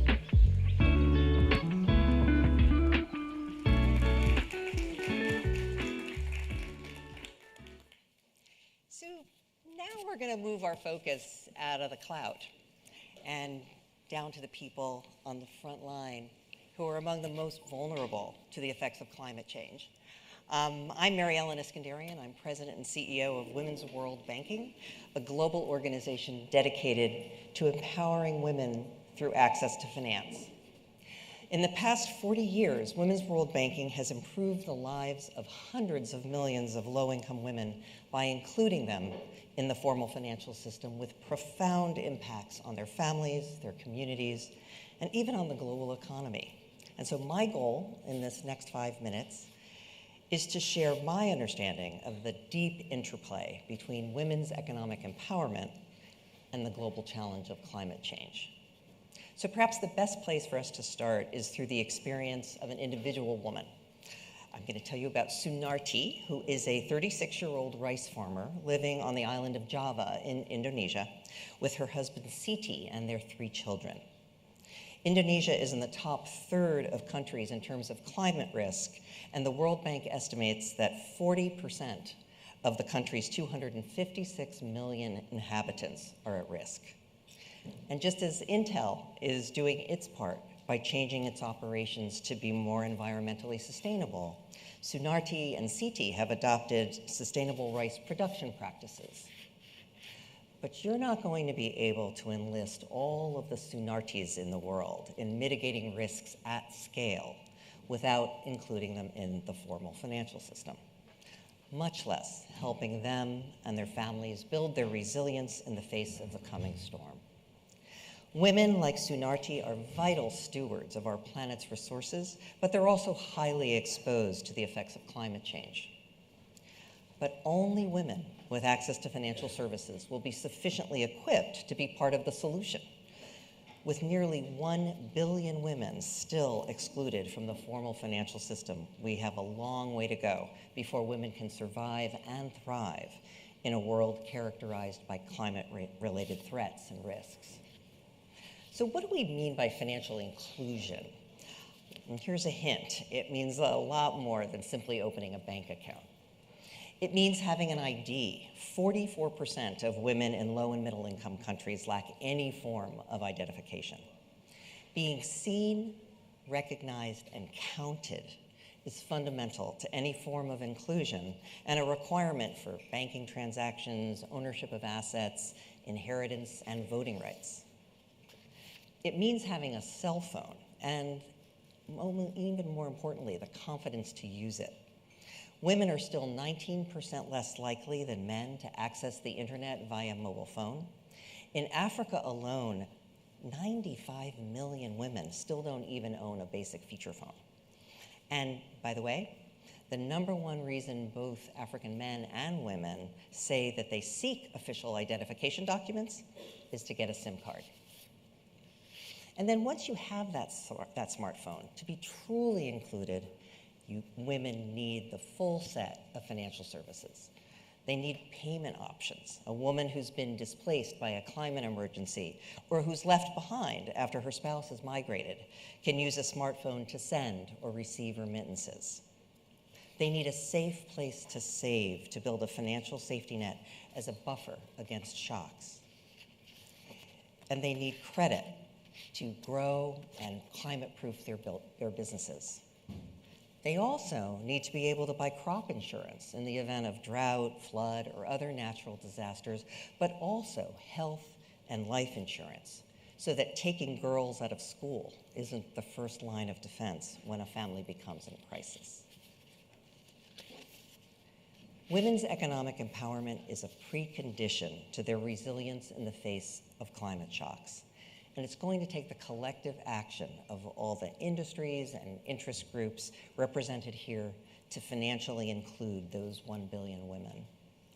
So I urge you to learn what our partners, like our corporates such as Visa, MetLife, and Unilever, and governments from Australia to Sweden have known for a long time. So many exciting, innovative approaches for dealing with the climate crisis will be more impactful, sustainable, and scalable if they're in the hands of a financially empowered woman. Thank you.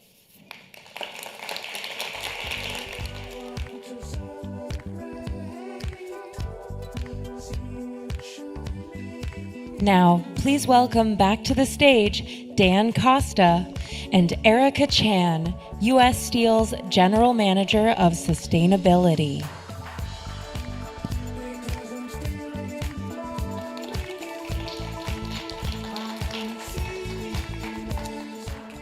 Alrighty then. Hello. Hello, everyone. We're coming into the home stretch. Oh, we're between them and wine, right? We are between. There's a couple more stops along the way, Okay. but we will not. The detour won't be that long. So let's talk about U.S. Steel. Let's talk about steel as a product. U.S. Steel has been on our stage before. We've talked about its recyclability, its endurance, but I think you want to tell the larger story of steel. Yeah, absolutely. Thank you for giving us this opportunity. And I'm not sure how many of you are familiar with steel, but I've been learning a lot over the past year and a half because I have joined U.S. Steel for that long. But for those of you in the audience, how many of you own a car? Okay, all right. How many of you have ridden in an Uber or a Lyft? I can't get the room 100%. All right. How many of you own a refrigerator or a washer and dryer? And yeah, there we go. Okay, I think we have 100% now.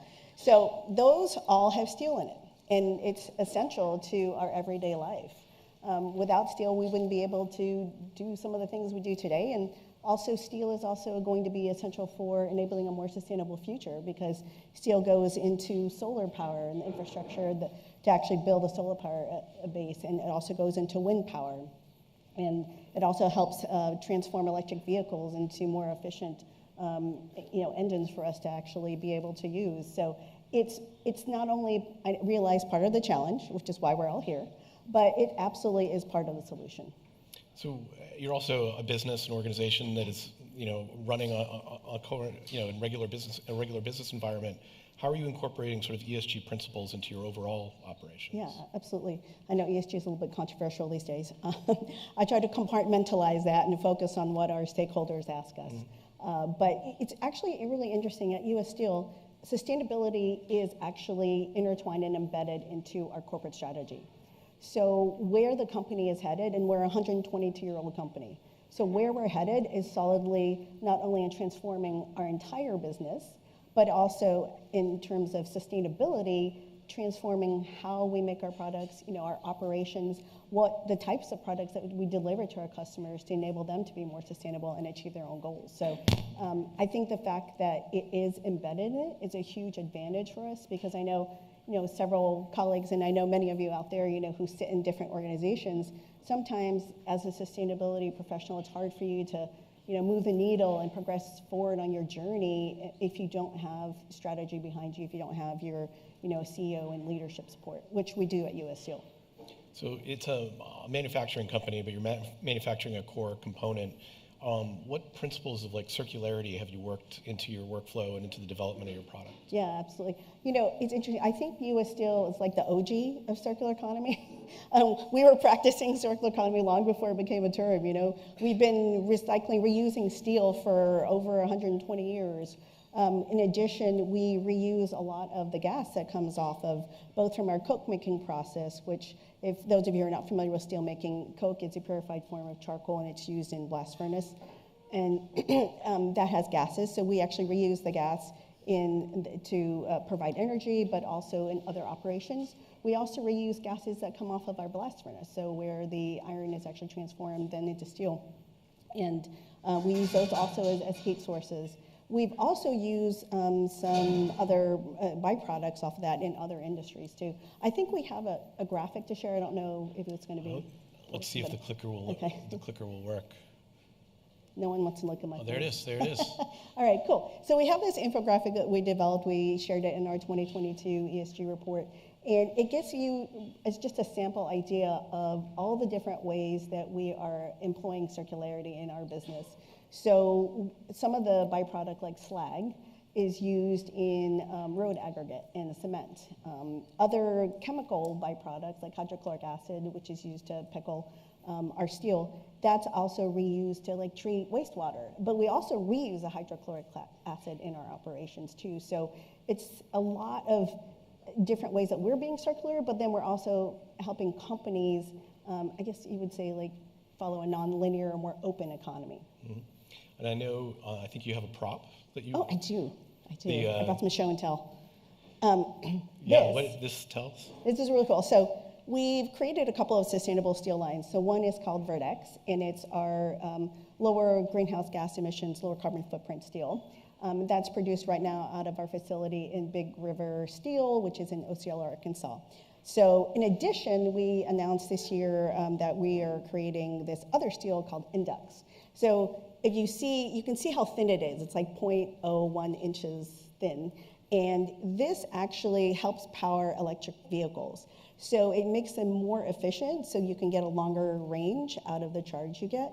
And it actually, because in an electric vehicle, the battery sits in the middle, right? This will sit closer to where actually the wheels move, and it helps conduct it. It has magnetic properties.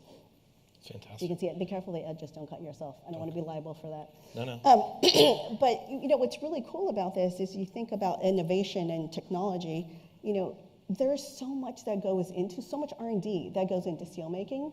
And this is just an example of it, because you wouldn't think like, oh, that's steel, right? And it can be used in electric vehicles and can help them It's be more super light. efficient. It feels like aluminum. If you ask me, I'd say this is aluminum. We can't mention the A word. Okay, Come on, you're sorry. talking to a steel person. It's really interesting too. So we are working, we announced this $150 million investment to commission this NGO, non-grain oriented steel line, which will come online in probably less than a couple of weeks or so. And then we're also constructing a newer facility out at Big River, which is going to provide another 3 million tons of lower greenhouse gas emission steel. So for those of you who are not familiar, traditional steel making in an integrated mill compared to electric arc furnace technology has about a 70 to 80% lower greenhouse gas emissions footprint, and we're able to use up to 90% recycled steel. So it's really great to see this technology development. So also, you're embedded in an industry with a lot of partners, like most businesses.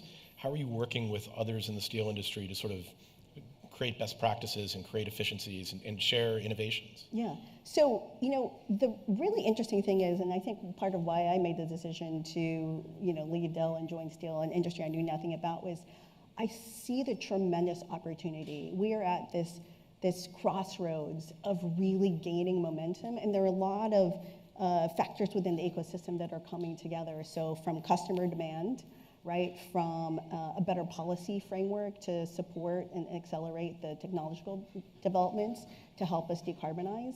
And then, we've got suppliers in the mix, helping us along the way to help lower emissions of the raw materials that we put in. So it's really this really amazing ecosystem that's coming together. And I really think, if you're not looking at steel, if you're not thinking about steel, if there are investors in the audience, this is really an opportunity to get in at this junction when we're going to be transforming at this enormous rate. Is there anything that you need as a company in terms of policy or regulations in order to really help you achieve those goals? Yes, absolutely. Other regions, like in Europe, right, there are a lot of subsidies that are given out by the governments to help steel mills, convert to either from integrated to EAF or even use carbon capture technology. And so in Europe, it's about 70% blast furnace, 30% EAF. In the US, it's reverse. So we're really excited about the infrastructure, the bipartisan infrastructure law, as well as the Infrastructure Reduction Act. You're getting a little IRA money flowing your way? They haven't made decisions yet. We are excited about the opportunities. Our CEO likes to say that the IRA is like a manufacturing renaissance act, right? And I really think it is. We are hopeful that we will be getting some of that government support to move forward. But we are working with government partners today in different ways. We announced actually today that we're working with a division of DOE, the NATL, which is National Energy Technology Laboratory. And we've been working with them for a while now to prove out in a lab this innovative technology for carbon capture. And we're working together to develop at scale this new type of carbon capture membrane. So it's like a thin film, and I'm not an engineer, so I'll probably get this wrong, but it's a thin film and it's porous. If you looked at it under a microscope, it'd be porous. And so all of these gases that come out from our steel production process, it's a better way, a more advanced way of actually filtering out the CO2 and capturing that and isolating it. So you could use it, like sequester it, or you could potentially use it for other applications. So we're actually exploring some other partnerships too with companies that are looking at this space, and I think it's really exciting. The thing is, though, I know there's a lot of impatience with around, like, let's solve this climate crisis tomorrow. You're like, decarbonize in the next 5 years. I'm like, we're trying, but it's not gonna happen in the next 5 years. But these are the types of projects I think that are going to get us there. How is taking these initiatives in steel, which I imagine has relatively conservative stakeholders involved. Like, how is this message going? I mean, I'm projecting maybe, but I mean, how is this message gone over? And when you say, you want to move on all these different issues, and you've got these goals, and you've got a very old company with very deep roots. How does that message translate? Yeah, so it's interesting. I think mostly everyone is very receptive to the message, right? They recognize that we can be part of the solution. I think that it depends on the stakeholder that you're talking to, right? Customers have set their own very ambitious goals, especially the automakers. And so we need to be part of the solution to actually help them meet their goals. So like one of them, wants to become like 100% EV by 2038 or something, or 2040.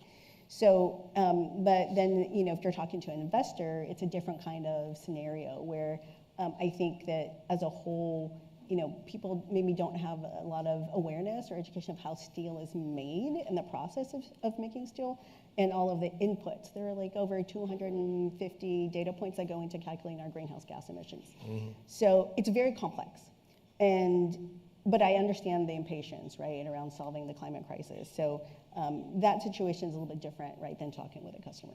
Yeah, I think that's also one of the things we keep coming to is that the idea of just being able to publish a sustainability report with charts and legalese and putting it out there is like just not hitting the right audience. It's not hitting your employees, it's not hitting your customers the right way. It may not even be hitting the market the right way. You almost need to tailor the message for each audience. Wait, are you saying that we need to produce like 8 different sustainability reports? Because I'm out.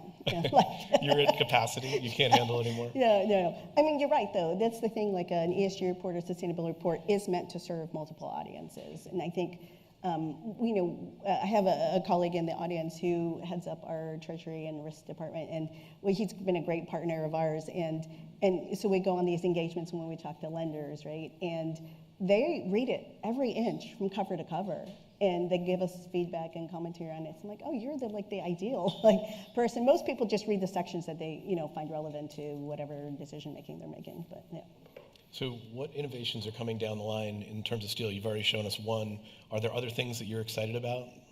There are, but I can't talk about them. No, there are a number of innovations that are happening. I actually had the privilege of going through our research and development center, and I really had no appreciation for everything that goes into steelmaking. Like, people are looking at alloys and materials on an atomic level, and it's almost like cooking.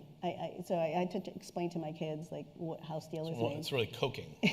There's coking, but there's cooking, and this ladle in the blast furnace, it's like a giant witch's cauldron. It's huge. It's got this molten, almost it's like standing next to lava, but hotter.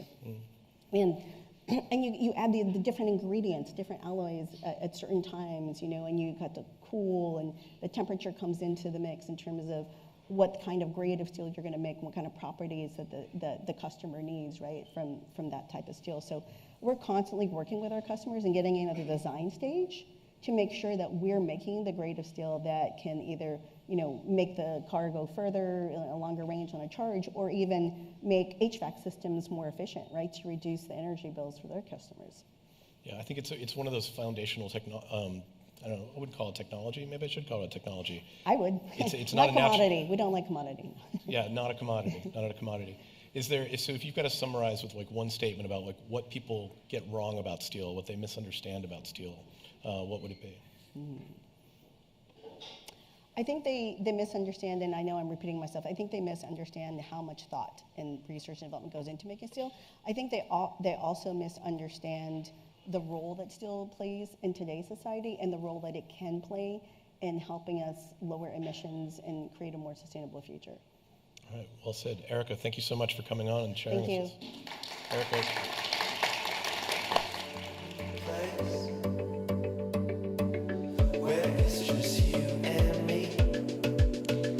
And now, please welcome to the stage Zoetic Global's Chief Business Development Officer, Tim Ryan.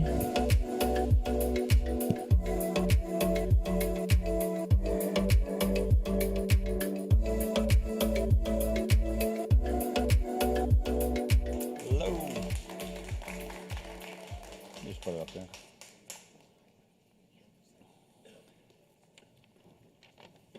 Good afternoon.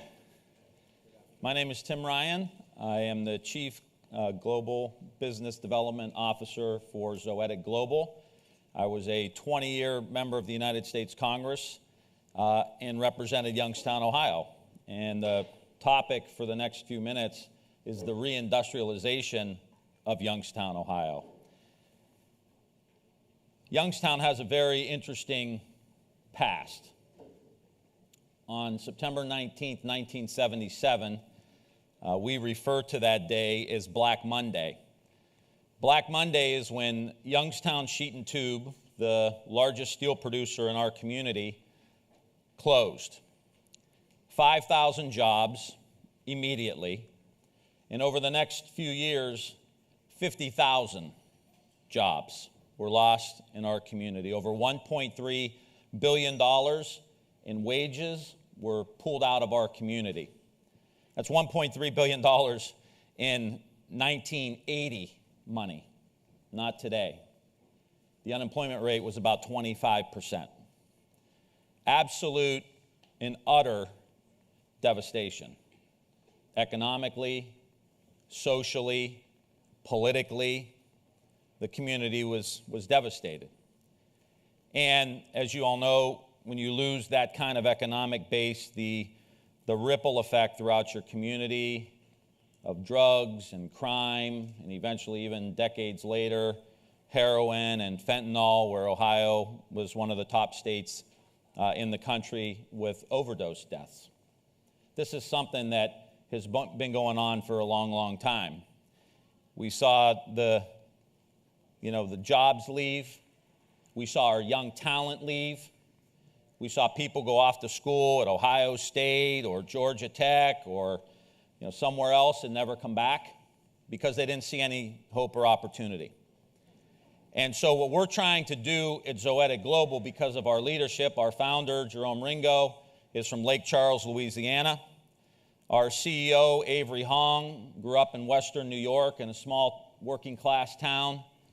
He's lived in Cleveland for the last 20 or 30 years. I'm from Youngstown. Our top leadership is pretty much from Ohio. And you only can reindustrialize if you are intentional, that you want to reindustrialize. And I feel like for a variety of different reasons over the past however many decades, there's not been a real commitment to the forgotten towns, the forgotten cities of the United States of America. So while this talk may be about the reindustrialization of Youngstown, at Zoetic, we're talking about how do we help set a model, set an example, but we need to reindustrialize all of these towns, all of these forgotten cities. And we need to turn the forgotten cities into the comeback cities. And we're not saying that, thank you. We're not saying that we have some magic wand that we're going to wave in Youngstown and all of a sudden we're going to bring back the 20,000 jobs or 30,000 jobs that were in that steel mill. But what we are saying is we're only in control of what we're in control of. And we're in control of Zoetic. And so we intentionally, with our product, we have a refrigerant product that saves our customers anywhere between 20 and 40% on their energy costs and will generate a number of carbon credits because of the refrigerant that we will produce in Youngstown, Ohio. But we made a commitment that our plant is going to be in Youngstown, Ohio.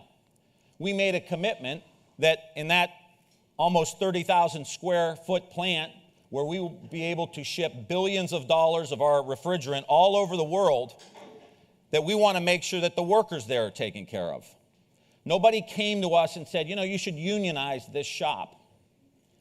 We called the local building trades union and we said, we want you to unionize our facility because we want the working class people who are here in Youngstown to have a good wage, a good pension, good health care benefits, some dignity. All we can do is what we can do.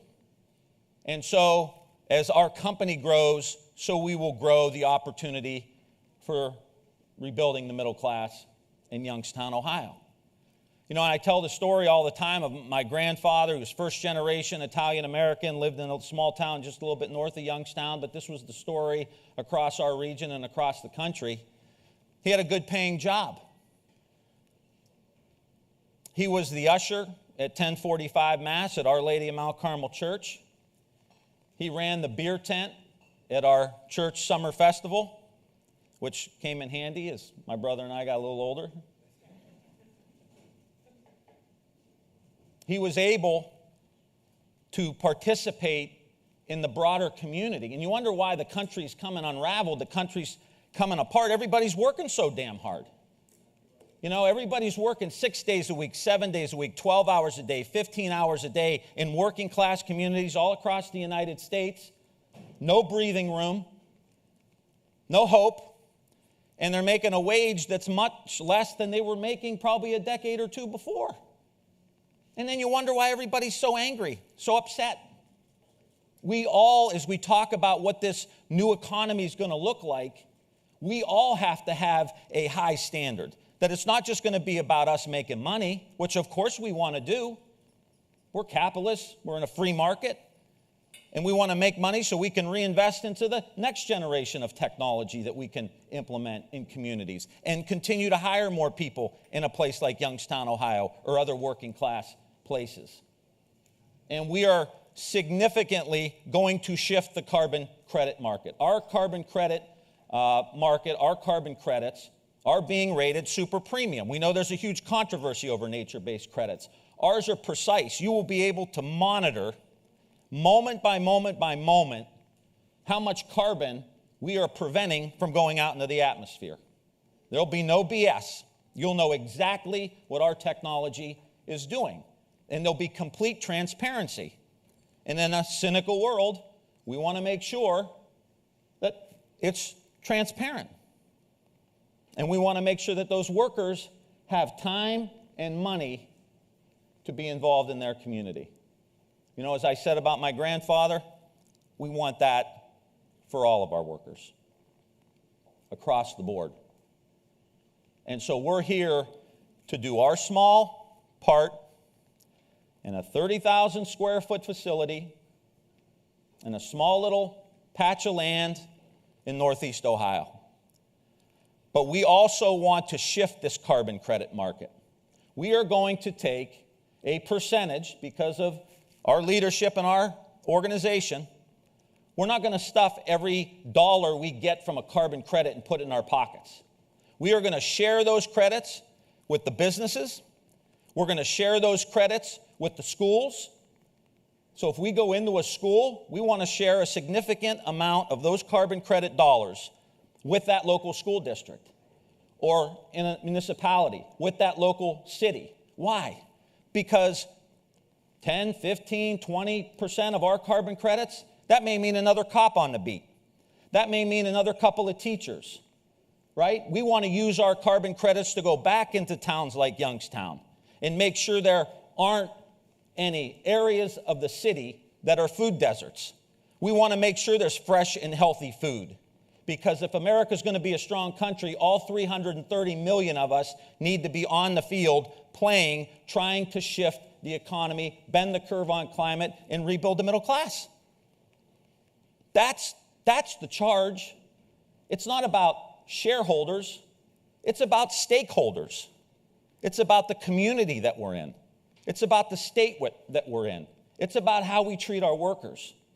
It's about if we reinvest back into the company to make sure we're continuing to try to drive. Maybe it's a little bit with refrigerant. Maybe it's a little bit with water. Maybe it's a little bit with a different kind of power or renewable. We want to be in the game. We're not going to be on the sidelines. And when we talk about the renaissance of the middle class in the United States, or the United States leading the way, we want them to talk about we're leading the way because places like Youngstown, Ohio are benefiting from it, and the small towns that many of you come with it. And I just want to say this. If working class, and I hope you listen to what I'm saying, because I believe this in my bones. If working class people don't feel like they are benefiting from the green economy, the new economy, there will be no green economy. And that's been part of the problem. That's what we're seeing with the strike right now, with the UAW. Working class people, whether they're white or black or brown or gay or straight or a man or a woman or from the north or from the south, working class have to see themselves. The same people that are going to build the new energy economy are the same working class families that built the last industrial age for us. And we need to recognize that and reinvest back into these communities. And we pledge to you that Zoetic is going to do it. And as President Kennedy said in his speech on peace at American University in 1963, our problems are man-made, and therefore they can be solved by man. And man can be as big as he wants. There is no problem that man cannot solve. We have solved the seemingly unsolvable, and we believe that we can do it again. Thank you.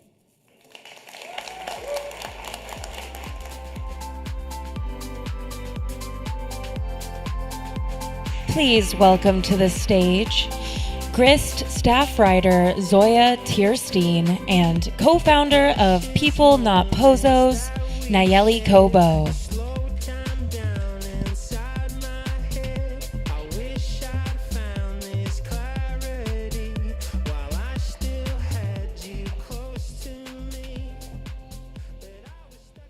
Okay, well, it's hard to follow up a member of Congress, but we're going to try.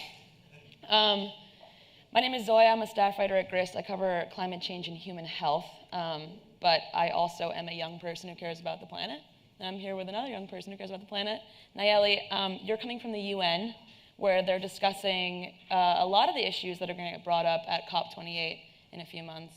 What was the vibe over there? How is the climate change being talked about? It was definitely interesting. It was my first time ever at the United Nations.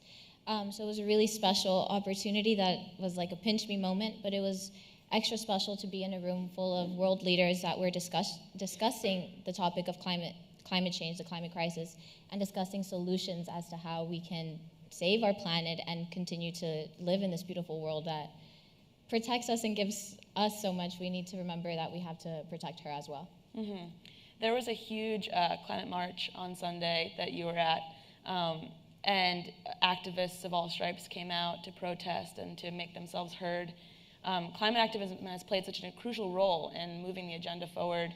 Can you talk a bit about your organization, People Not Pozos, and how you started out in climate activism, environmental activism? Definitely. I didn't wake up one day and decide to become an activist. My activism was born out of survival. I grew up 30 feet from an active oil and gas well in my beautiful community of South Los Angeles in California. And this oil well would operate day and night and would release toxic emissions that made not only me, but my family and the rest of my community sick. And in my personal experience, unfortunately, I have had it all from nosebleeds to asthma to cancer at the age of 19. And I fight, so my story ends with me. When I began my activism at 9, I didn't even know the word activism until I was 11. And I was doing what I felt needed to be done to protect my community because it simply wasn't fair. As simply as I could put it in my 9-year-old mind, it wasn't fair that there was an oil well in my community and not an oil well 5 zip codes down. It wasn't fair that I could breathe in toxic emissions and not another child's zip codes down. And People Not Pozos is a grassroots campaign in my community that fights tirelessly to permanently shut down the well, Alanco Energy, in my community. And I'm very proud to say that after years of us organizing, Alanco Energy is permanently shut down, and its oil executives are facing over 20 criminal charges. Yeah, that's great. They put up a pretty fierce fight, though, right? Oh, yeah, they fight, and as a woman of faith, I always think of David and Goliath, and I'm very happy to be David in this fight because I know how that story ends, and this is exactly how this will end as well. Yeah. What lessons do you think you can extrapolate from that? It's a localized fight, you know, it's in your own backyard. You're able to grassroots motivate people to get involved. We have this national effort now that's been underway for some time, as I mentioned, to get similar results. I mean, to get fossil fuels kind of out of the picture, which is a crazy thing to even, you know, try and undertake. It rules so much of how we live our lives, but there is one solution to the climate crisis, and it is not using fossil fuels anymore. What lessons do you have from that localized experience that you think can be applied nationally? It's extremely important to remember that it is possible. My community is living testament that a community that was ignored, silenced, viewed as disposable for so long created historic change. The city of Los Angeles is the largest urban oil field in the nation. And last year, this Los Angeles City Council and County Board of Supervisors voted unanimously to ban all new oil well exploration and phase out the existing wells within 20 years. That itself is historic. And that happened because of community activism. That happened because of frontline communities saying enough is enough. I believe everyone has a right to breathe clean air despite their age, their gender, ethnicity, socioeconomic status, or zip code. And it's crazy that we have to continue to advocate for that in a developed nation in the year 2023. 1 in 5 people worldwide die from the fossil fuel emissions. 1 in 5 people worldwide. Yet we're not advocating for each other the way we should be. We're not standing up on the front lines the way we should be. And sometimes it's important to remember within activism that sometimes showing up is just as important. Whether we say or anything or not, that standing in solidarity with another community is what makes that change. It's what fills that room. It's a lot easier to target 5 people, but if there's 50 people in the room, now they got a problem. Then we fill up with 500 people, and then they got a real issue. And that's exactly what building community within this movement is. It's reminding ourselves of the power that we have as individuals. It's just as my vote counts, your advocacy counts. You're not using a plastic water bottle makes a difference. You're eating 1 plant-based meal a day, saves over 600 gallons of water on average. I don't know about you guys, but I can eat a PB&J sandwich every day. And it's something like that that leads this change, that leads our movement and continues to fuel that fire in our bellies to create change. And I'm fully aware that urban oil drilling is an odd cup of tea, but for me it was because of my upbringing and because of the love I have for my community. But we need people in design. We need upcycle designers. We need people advocating for animal agriculture, for water justice, for so many other aspects, and it's finding what fuels your passion and continuing to do that truthfully and unapologetically. Yeah, that's an alarming stat. 1 in 5 people dead from fossil fuel pollution from coal plants and PM 2.5, et cetera. Climate activists are not always viewed favorably. I'm thinking of recent events where activists have blocked highways, thrown soup and other substances on historic artifacts, glued themselves to art. What do you make of this new wave of climate activism? Because it hasn't been particularly, it's been received in many different ways. And I'm curious where you fall on that spectrum. It's definitely a difficult thing. I understand their urgency because you can always replace something materialistic, but we can't replace a life. And what we're advocating for is a human life. We're advocating for the 500,000 Angelenos that live a quarter of a mile or less to an active oil and gas well, for the 18 million Americans that live within a mile or less from an active oil and gas well. It's hard to picture that number, but think of one individual. Think of a 9-year-old. Think of my mom developed asthma at the age of 40, which is unheard of. My grandma developed it at the age of 70. We're fighting for real people with real lives, and the urgency that we all act with is the urgency we need to have the world act with. Yeah, well, it's been an urgent feeling summer. It's been a summer of extremes. I think in Arizona it was like 31 days at 110 degrees Fahrenheit or above. That's a record for any U.S. city. You've got, flooding in the Northeast, hurricanes, landslides, all manner of things. And this happens every summer, right? Like, as a climate journalist covering this issue, I'm well aware that people pay attention to this issue in the summer, but this summer has felt particularly bad for me. And I'm wondering how you feel. Where is your sort of like hope barometer? I'm extremely optimistic.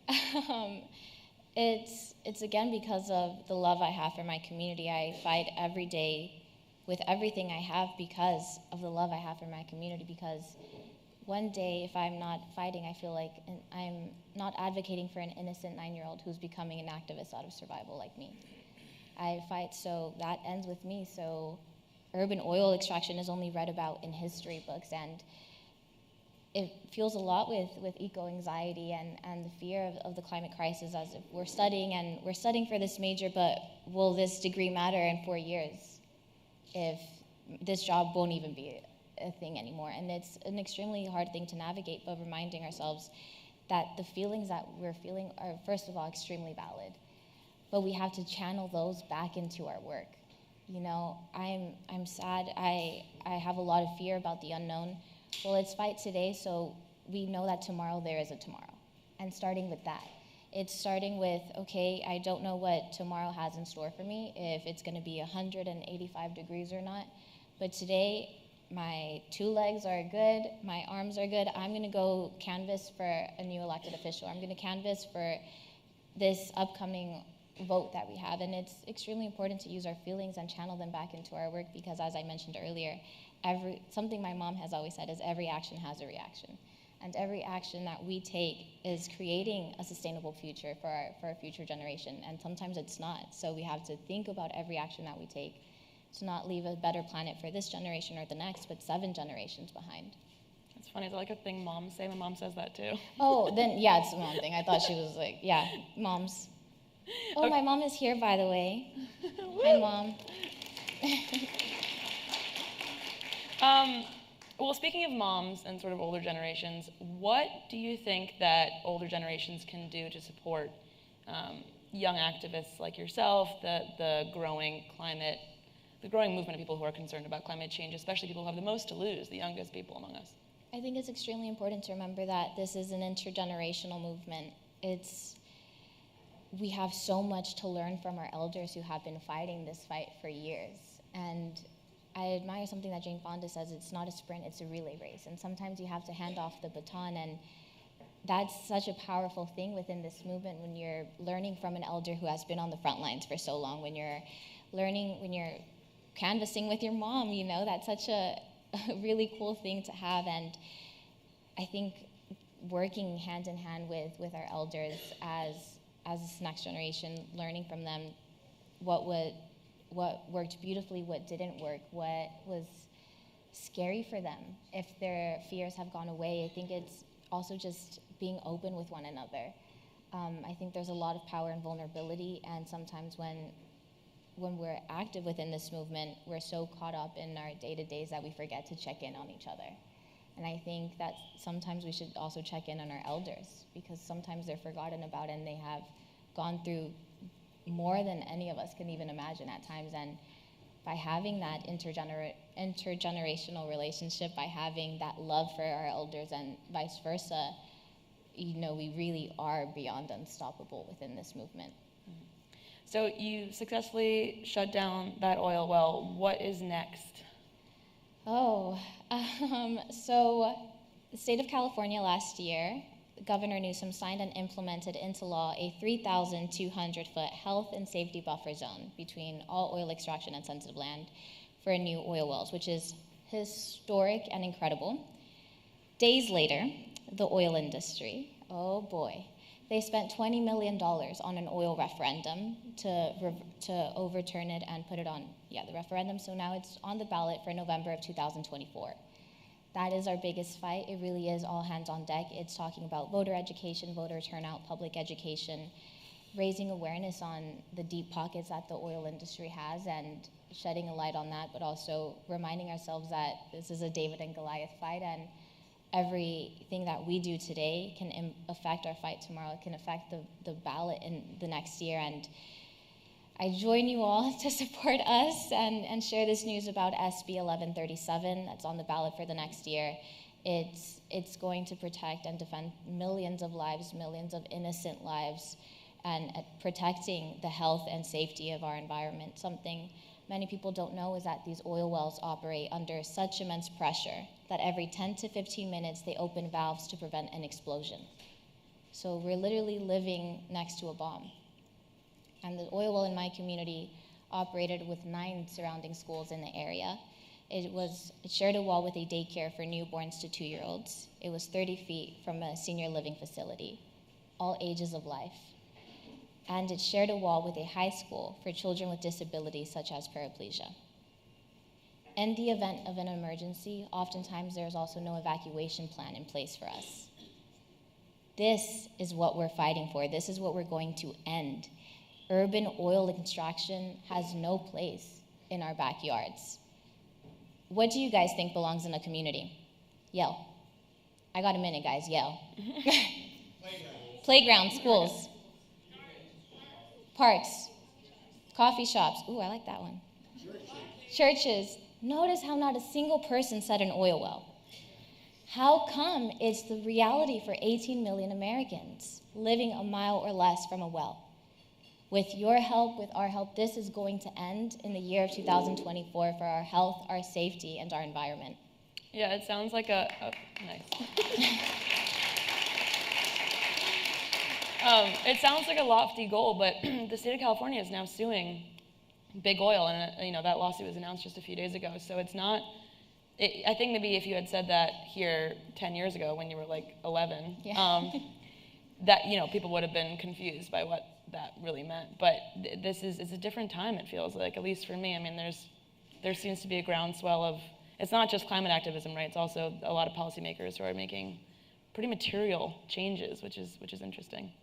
All right, well, thank you all so much. It's a great conversation. Thanks, Naomi.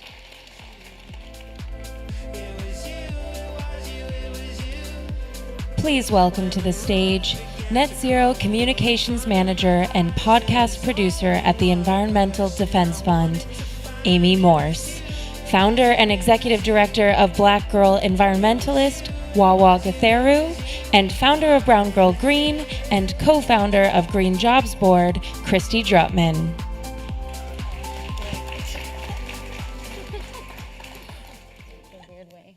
Hi. So we're here to talk about purpose-driven careers today. When we think about the energy transition that's underway, I think this is one of the most exciting topics to think about. At the Environmental Defense Fund, we've just launched a new Net Zero Action Accelerator this week to empower employees within organizations with the tools they need to help accelerate net zero progress within their organizations. So as we transition this and empower employees and build the future generation to go into these roles, it's a really exciting moment to be involved in this. And so on stage, we have two pioneers in this field who are working to help really empower these folks to enter the green job space and to think about how we can make it more inclusive. We've seen that green jobs have grown over 200% in the past 5 years, and that's worldwide. LinkedIn has been studying this, and we still see this green jobs and green skills gap. The demand is greater than the skills that we have right now in the market. So the work that these women are doing right now is really important to help accelerate the transition. So I would love to learn or share with the audience more about the work that you're doing, if you could both introduce yourself. So Wawa Gatheru, if you wouldn't mind. Hi everyone, I'm Wawa. I identify as a Gen Z climate activist. I've been in this space since I was 15 years old, and I've worn a lot of different hats in that time. And now the hat that I wear is as founder and executive director of the national nonprofit Black Girl Environmentalist. So we are the only national organization working to address the pathway and retention issue in the climate sector for early career Black women and Black gender expansive folks. And yeah, so I'm super excited to share more about that work with you all. Hi everyone, my name is Christy Drutman and I am the co-CEO of Green Jobs Board. We're actually tabled outside so you all can check us out. We are a climate tech company focused on bridging the diversity and equity gap within the climate space, and we are on a mission to build the standard for a sustainable and equitable future through our hiring support services. Thanks so much. Yeah, that's great. And so I'm sure everyone here noticed today, but the Biden administration just announced a new American Climate Corps program, which is a really exciting moment of, I think, seizing on this data that we've seen worldwide and the interest in jobs growth and the need for the transition. And this is an executive order that just came out today. And I would just love to hear from you ladies. Are you excited about what the Biden administration is doing? There's a Justice 40 initiative and a lot of other things going on, but would just love to hear your reactions. Yeah, I mean, I think it's really exciting to see that there's being funding directly going into this, especially to support entry-level roles I think, you know, a lot of the job seekers on Green Jobs Board do identify as entry level, so it's really exciting that this is going to be a resource that we're going to get to share with them. We're actually sharing about it on our page later today, so we're so super excited about that. And I think it tells a story of how America as a nation is shifting its priorities on where money needs to go for the next generation of workforce development. And I think by putting dollars into skills training and workforce development in this way, it is ultimately going to start bringing that conversation into more communities to reckon with, hey, maybe you never even thought climate was on your radar as an opportunity, whether you're in high school or in college or beyond, but now this is providing new career pathways and ladders for people to engage. Yeah, I think it's really exciting. I think for so long there's been this narrative of it's either jobs or the environment. And I think this is a unique opportunity where the administration gets to show that it doesn't actually have to be one or the other. There are ways for us to make a living, provide for our families, and do so in a way that's impactful, and one that is identifying and addressing the biggest crisis of all time, the climate crisis. So I'm really excited to see how more early career folks that may actually not have had any experience in the environmental or climate space have this opportunity as a gateway to actually continue to grow themselves into a green career. So I think it's really exciting, and I'm excited to see what happens with it. Yeah, that's great. I tried to sign up on the website today, and so you can click on which box that you'd like to do to help, you know, gain some green skills. And Christy was on the EDF Degrees podcast this past season, and so we were looking at these jobs gaps because there are lots of young people that want to enter these fields, but they have this lack of, you know, the skills, the experience, or something like that, and there's a mismatch. And so by empowering, creating these pathways for people to get some experience and gain those skills, you have an addition to the academic tracks. So now there are about 3,000 academic programs that offer sustainability in the programs, and back, 15 years ago, that was, much smaller. So we've seen this massive growth, but there's still a gap in getting these folks into the jobs that they want. So that's a really exciting new trend. And I wanted to ask you both, when we talk about these, purpose-driven careers, could you share a story of, why this matters right now? Yeah, I can start. It's not a very hopeful story, to be honest. So I talked about how I got involved in climate at 15, but I didn't get the chance to tell you how that happened. So I spent I grew up in rural Connecticut in the quiet corner, the corner of a state that most people aren't very familiar with. It's very beautiful, very picturesque. And I spent a lot of my time outdoors. That's where I spent a lot of my alone time. I came into myself in those spaces, but I really didn't identify as an environmentalist.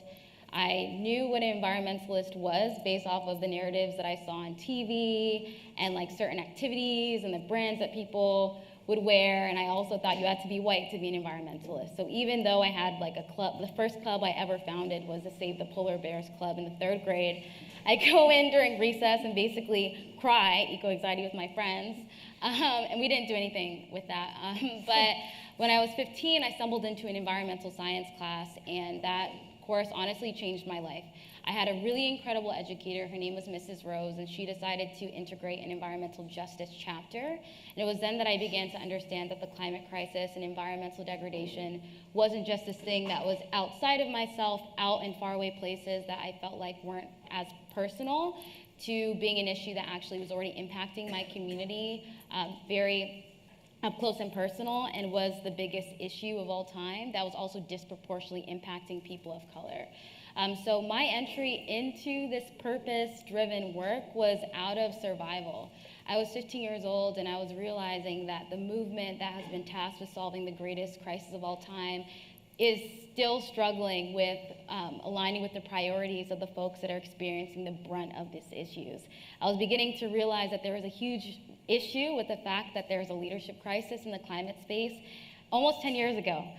So that was 10 years ago when I was 15, and that leadership crisis still exists, right? The United States is made up nearly 40% of people of color, but we don't exceed a 16% green ceiling of representation. So there's this dichotomy of a lot of really positive trends of honestly billions of dollars of investments going into our green economy, going into the creation of green jobs, I mean, the IRA passed about a year ago, and we've seen 170,000 jobs created in that time alone. But if we know that our movement and honestly, our job spaces aren't doing a great job at including everybody, what does that scale and investment really look like, and who does that serve? So those are the questions that I was asking as a 15-year-old, and now as a 24-year-old about to turn 25 in November, these are still the questions that I'm asking, and what led me to found an organization that is hopefully addressing that and creating better pipelines for early career Black women and Black gender expansive folks to join the climate sector, but also to stay. Wow, that's truly amazing. And I know working in the environmental space that we're due for this. And there's a report called Green 2.0 that is really trying to show some transparency on what the environmental movement looks like. And if we were to realize a just transition, how are we going to get there? And it's going to require change, not only externally, but internally. And so seeing organizations reckon with that and allocate resources to accomplishing those things. And I think it's a great call out. And amazing that 10 years later, same problems exist, and but we need to make sure that we prioritize that and get on the pathway. But Christy, I'd love to hear what you think about this too, like the purpose-driven careers. Why does this matter now? And if you want to share a story.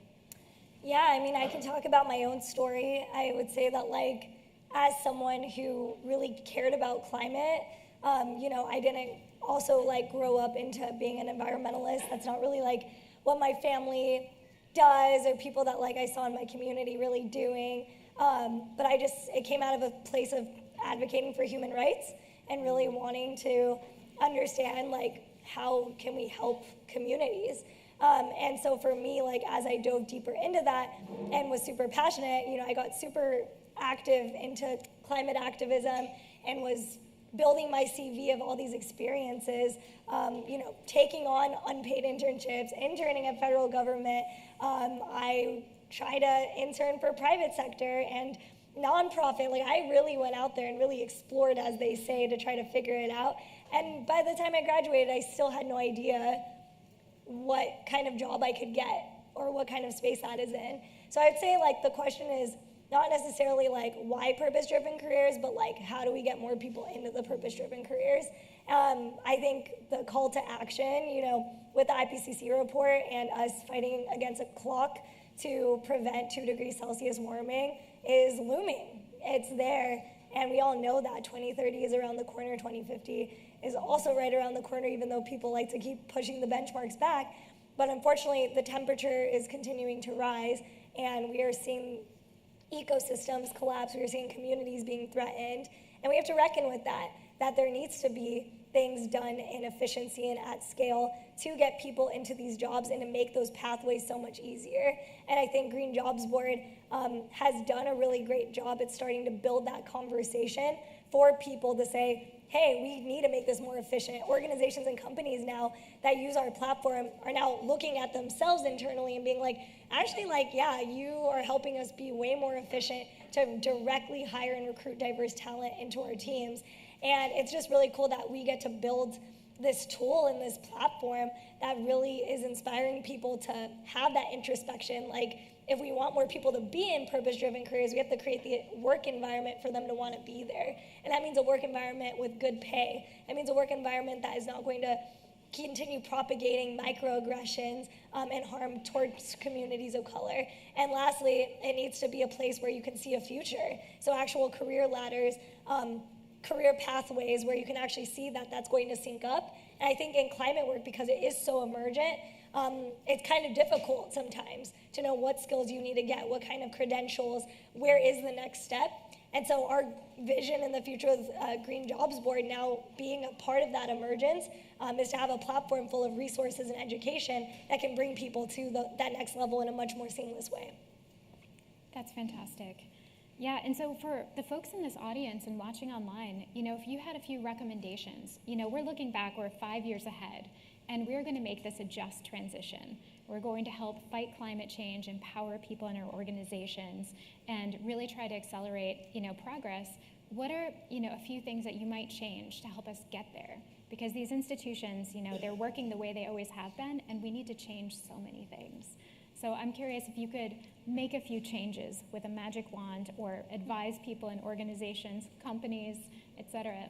What would you recommend to people and organizations? Yeah, I think all of us in this room, hopefully if we had a magic wand, we'd wish away the climate crisis.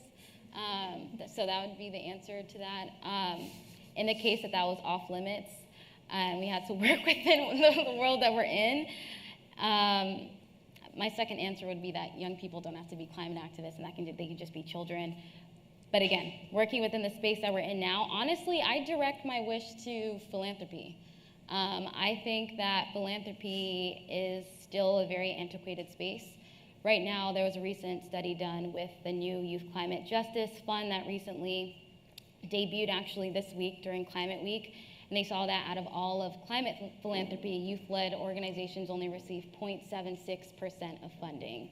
Yet every single space we're in, it's let's platform youth, let's do this with youth. But when it comes to actually resourcing and scaling the solutions that we're already creating, it's not happening. But then we also look at Black-led nonprofits, for example. A lot of people don't know this. Well, August was Black Philanthropy Month.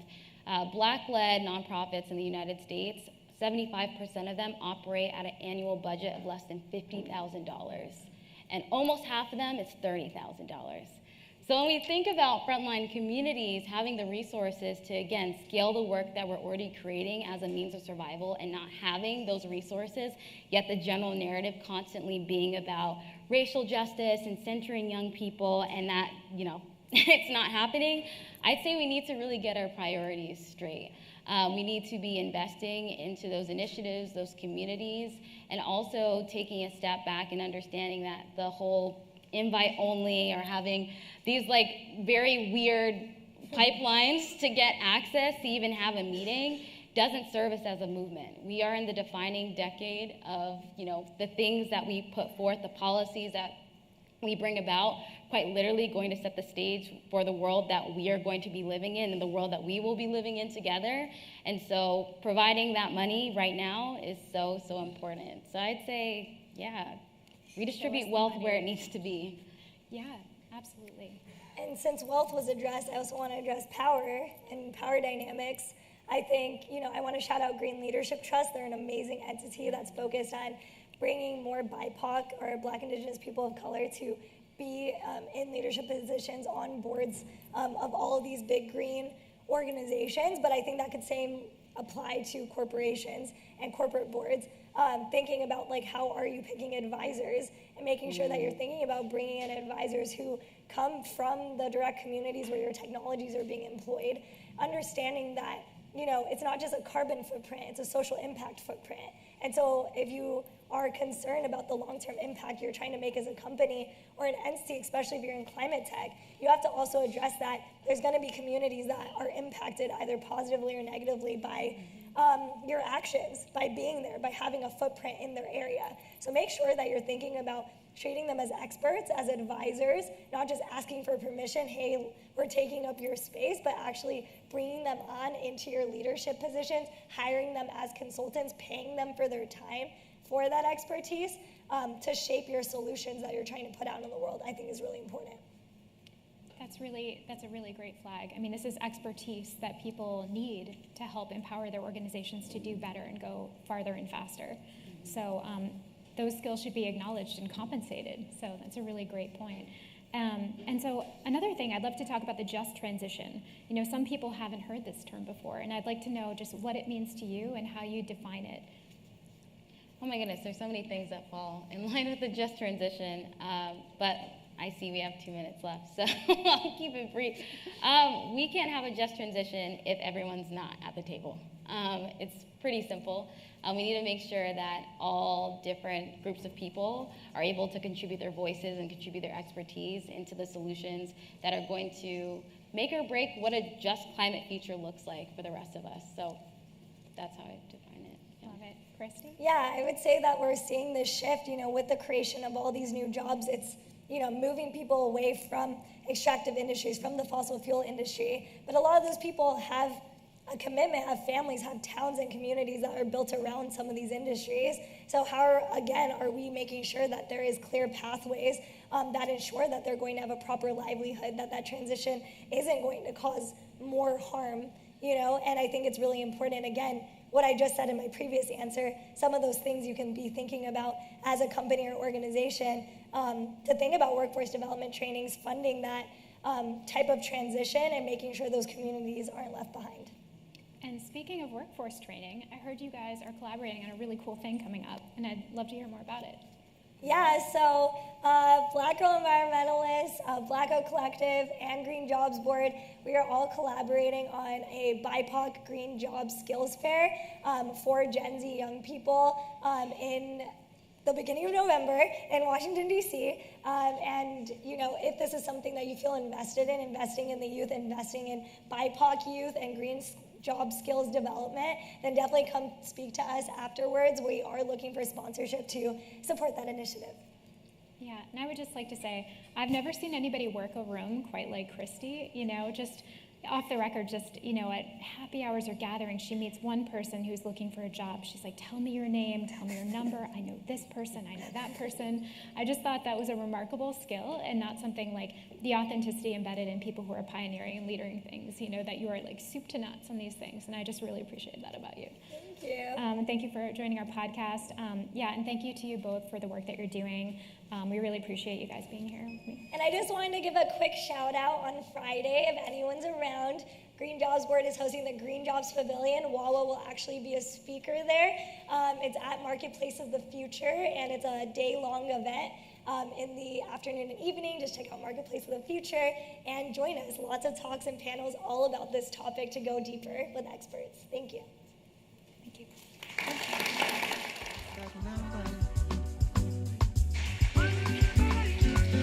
And now, please welcome to the stage, editor of the Carbon Almanac, Seth Godin.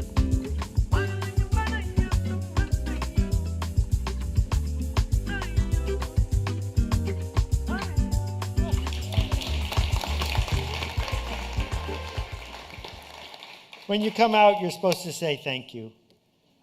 Like thanks for coming or thanks for having me, but I want to say a different kind of thank you. I've been my whole career showing up at industries when they're just getting started, home video, online services, then the internet. This one's different. And it's different because the people who are coming and the people who are devoting so much of their life to it are different, and they're doing it for a different reason. And we don't often say to you, thank you. So thank you for doing this the way you're doing it. A year and a half ago, I put the word out to just a few people I knew and then some other people. Would you like to volunteer to help put together the Carbon Almanac? And 300 people showed up in just a couple weeks. And everyone who showed up, including me, was a volunteer. Some of them worked 5, 10 hours a day for a year to put together a book that has won awards, been translated in languages around the world. And I learned a lot about what's actually happening to the climate, things you all know.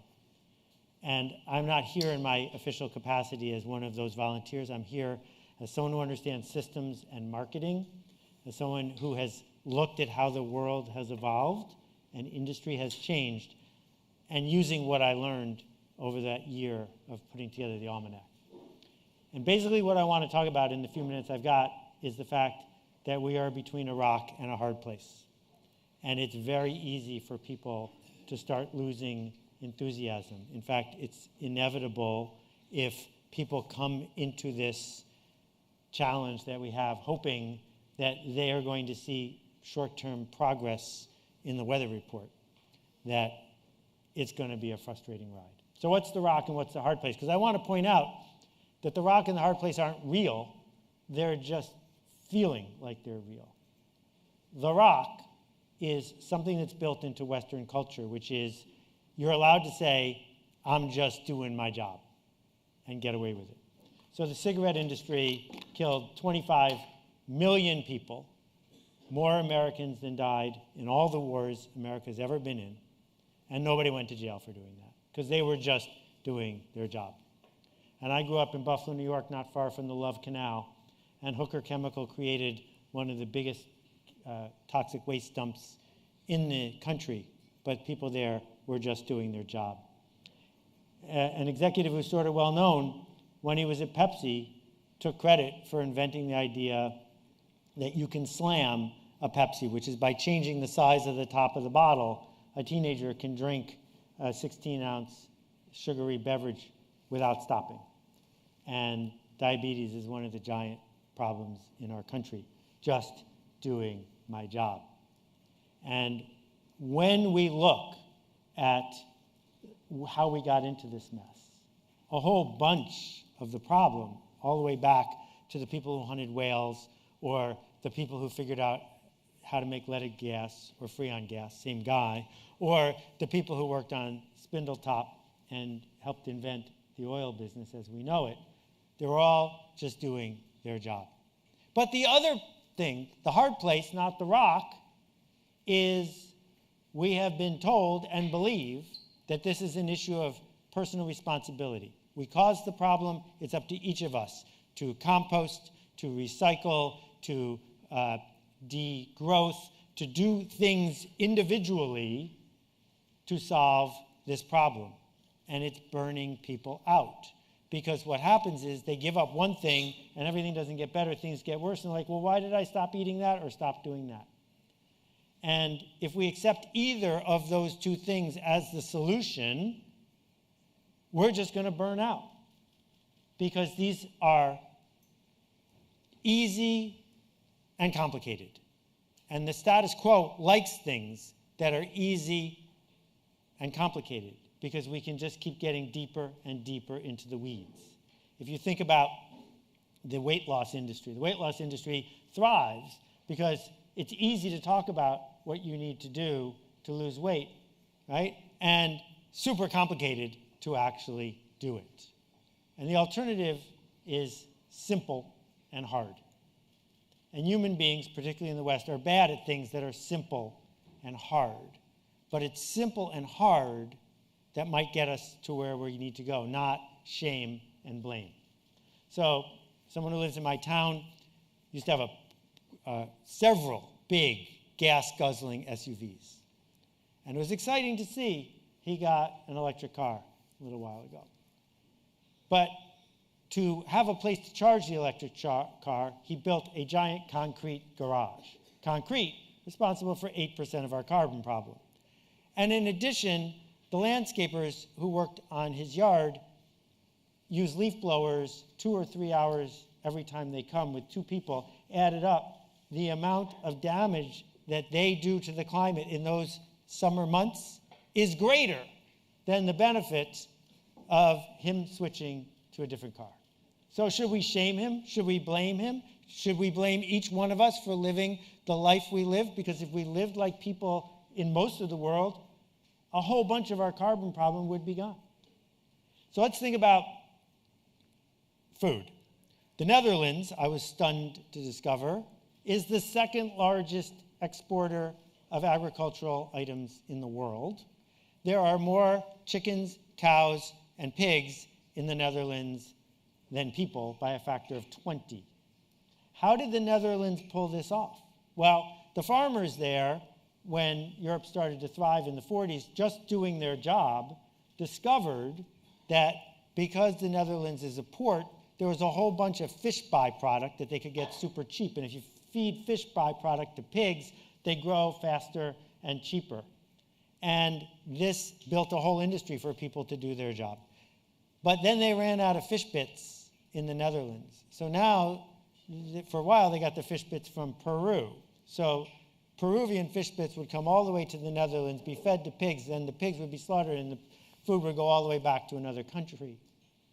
And then they ran out of fish in Peru, and now it's another part of the world and another part of the world. So what's the answer? Should everyone just stop eating pigs or cows? Cows are the worst ones. Well, that's not getting us where we need to go fast enough. So what is the simple and hard solution? Because we need one. Because the complex and easy ones aren't going to get us where we need to go. We needed to do the work you are all doing. We needed to start turning the cycle of all of the extraordinary regenerative stuff that the people who are approaching this from a tech point of view are doing. It was essential so that we could focus on the thing we need, which isn't a protest, it's a project. And the difference between a protest and a project is this.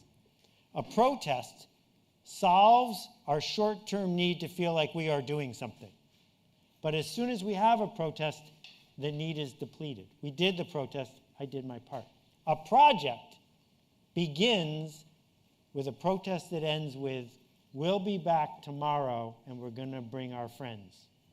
And when we do that over and over and over again, it becomes a project.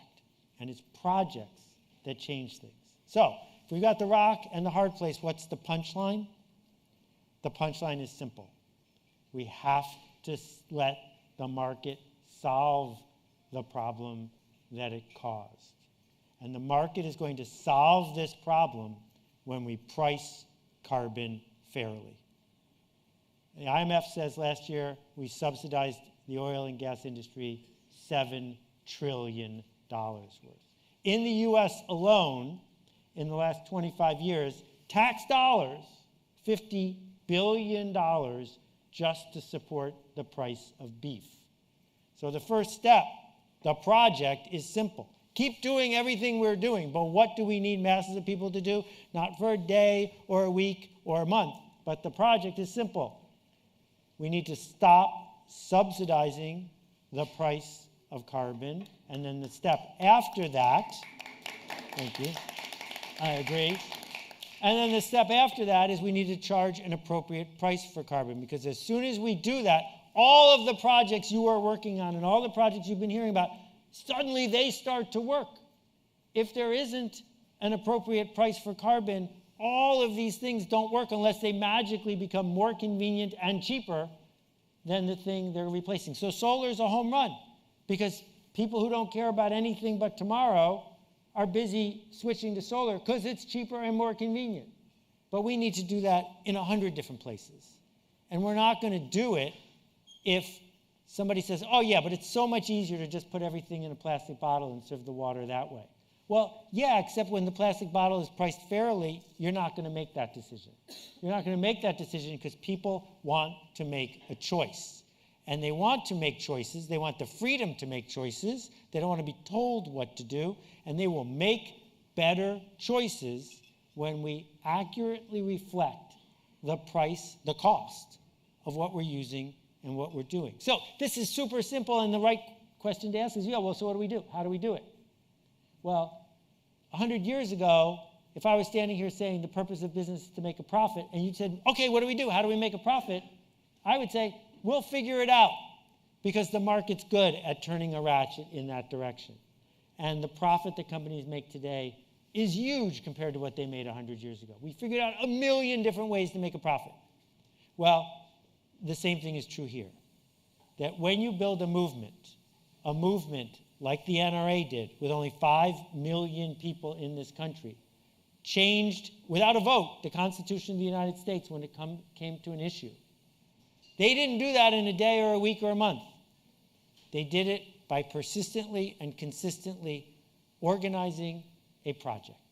So yes, we need each of you to do what you're doing, and the people who I've been listening to today on the stage doing what they're doing. But when someone says, what can I do? While standing on one foot, what's the easy solution to this problem? The answer is not recycle your plastic bottles, because it's a fraud. The answer is not worry about your carbon footprint. That was invented by British Petroleum, who hired Ogilvy and Mather to come up with the greatest marketing phrase of the generation, greatest in terms of its impact. That's not the answer. The answer is simple. We need to persistently and consistently organize to price carbon fairly. Thank you for spending the day here. Thank you for making a difference. Appreciate it. Go make a rocket. Thank you. Thank you, Seth. And thank you all for sticking it out with us all day. We had a really dense day. I want to thank all of our sponsors, specifically Environmental Defense Fund, for making this happen, and Penta, Target, US Steel, Wipro, IGT, Porter Novelli. Hopefully you'll stick around and join us for a reception and exchange some ideas. I made notes back here that in the future we need to leave more time for Q&A and engagement. So I know I heard a bunch of those comments, but I'm going to bring out Jim McCann for some final thoughts. Jim, let me see. He's saying goodbye to Seth. There you are. Hey. So, what do you think? I'm overwhelmed. When you put the first climate conference on here, not here, but March of last year in Mountain View, it was the beginning of the awakening for me. And last year at this event, it was terrific. This year, more terrificer. More terrific. And I think starting, for those of you who were here this morning, starting with Doug Rushkoff and hearing about what we could all do, obviously bringing Bill Gross back. He's been at all of our climate events to hear. He's amazing, isn't he? Yeah, to think about all those companies. He's now the trillion-dollar man in my mind. Yeah, smart. Trillion-dollar opportunity, and then he lays out why. How about Seth? And Seth is great. I mean, make sure you grab the magazine. Obviously, Seth's on the cover. It's an interview with him. He's been a great supporter. And he's one of the few guys that looks better in person than he does on our cover. But no, we appreciate everyone. We're going to continue. As Jim said, I think the climate conversation we started a year ago becomes more and more important. We'll continue these conversations throughout and thread it through all of our events. It was great to see some youth on stage to really kind of talk about what next generation's thinking about. Any favorite sort of takeaways from the day? Or? Yeah, a couple of things came out today. John Cretus at RMI, we're right now at peak fossil fuel. So in our lifetime, look what's happened and look what's happening right now. And then we're at peak population, we're told, in the next year or two globally. So peak population, peak fossil fuels, pretty momentous moments and has pretty far-reaching consequences. Yeah, hearing about sustainable airline fuel. Then what was it? Bill talked about 2017 or 18 was the turning point when the cost of producing energy by solar was cheaper than by fossil fuels. So big thinkers. When I get to come around and hang around with an audience like you and realize how smart so many people are, and when we get to hang with them, and you guys at Techonomy and Worth Media get to shine a light on these terrific people. I'm such a fan of Bill Gross, of Seth Godin, and a dozen others that we had on the stage today. It's just pinch me time. Right. Well, again, hopefully you guys will stick around, come up to us, write for us. You know how to reach us. Our emails are everywhere. Please engage. Really big thanks to the team. I know I'm going to leave someone out, so I'm always in trouble for doing this. But Paul and Kim, obviously Clyde on marketing, Peyton, Kendall, Caitlin. Obviously you saw a lot of Dan putting the program together. But the whole team did a great job. So a round of applause for the team for pulling this off. And that guy behind the scenes, Paul Stamoulis. I mentioned Paul and Greg and Teddy and a lot of them who you met throughout the day. So join us, stick around for a nice glass of wine. I know we've been surrounded by wine all day, so now we get to enjoy it. So join us. They just ran out. Yeah. And you'll get emails about our upcoming events that we'll be hosting, like I mentioned earlier. October in Boston on healthcare, our AI event in November. Thank you again. Down in Lake Nona. So thank you again for everything, and we'll see you out there.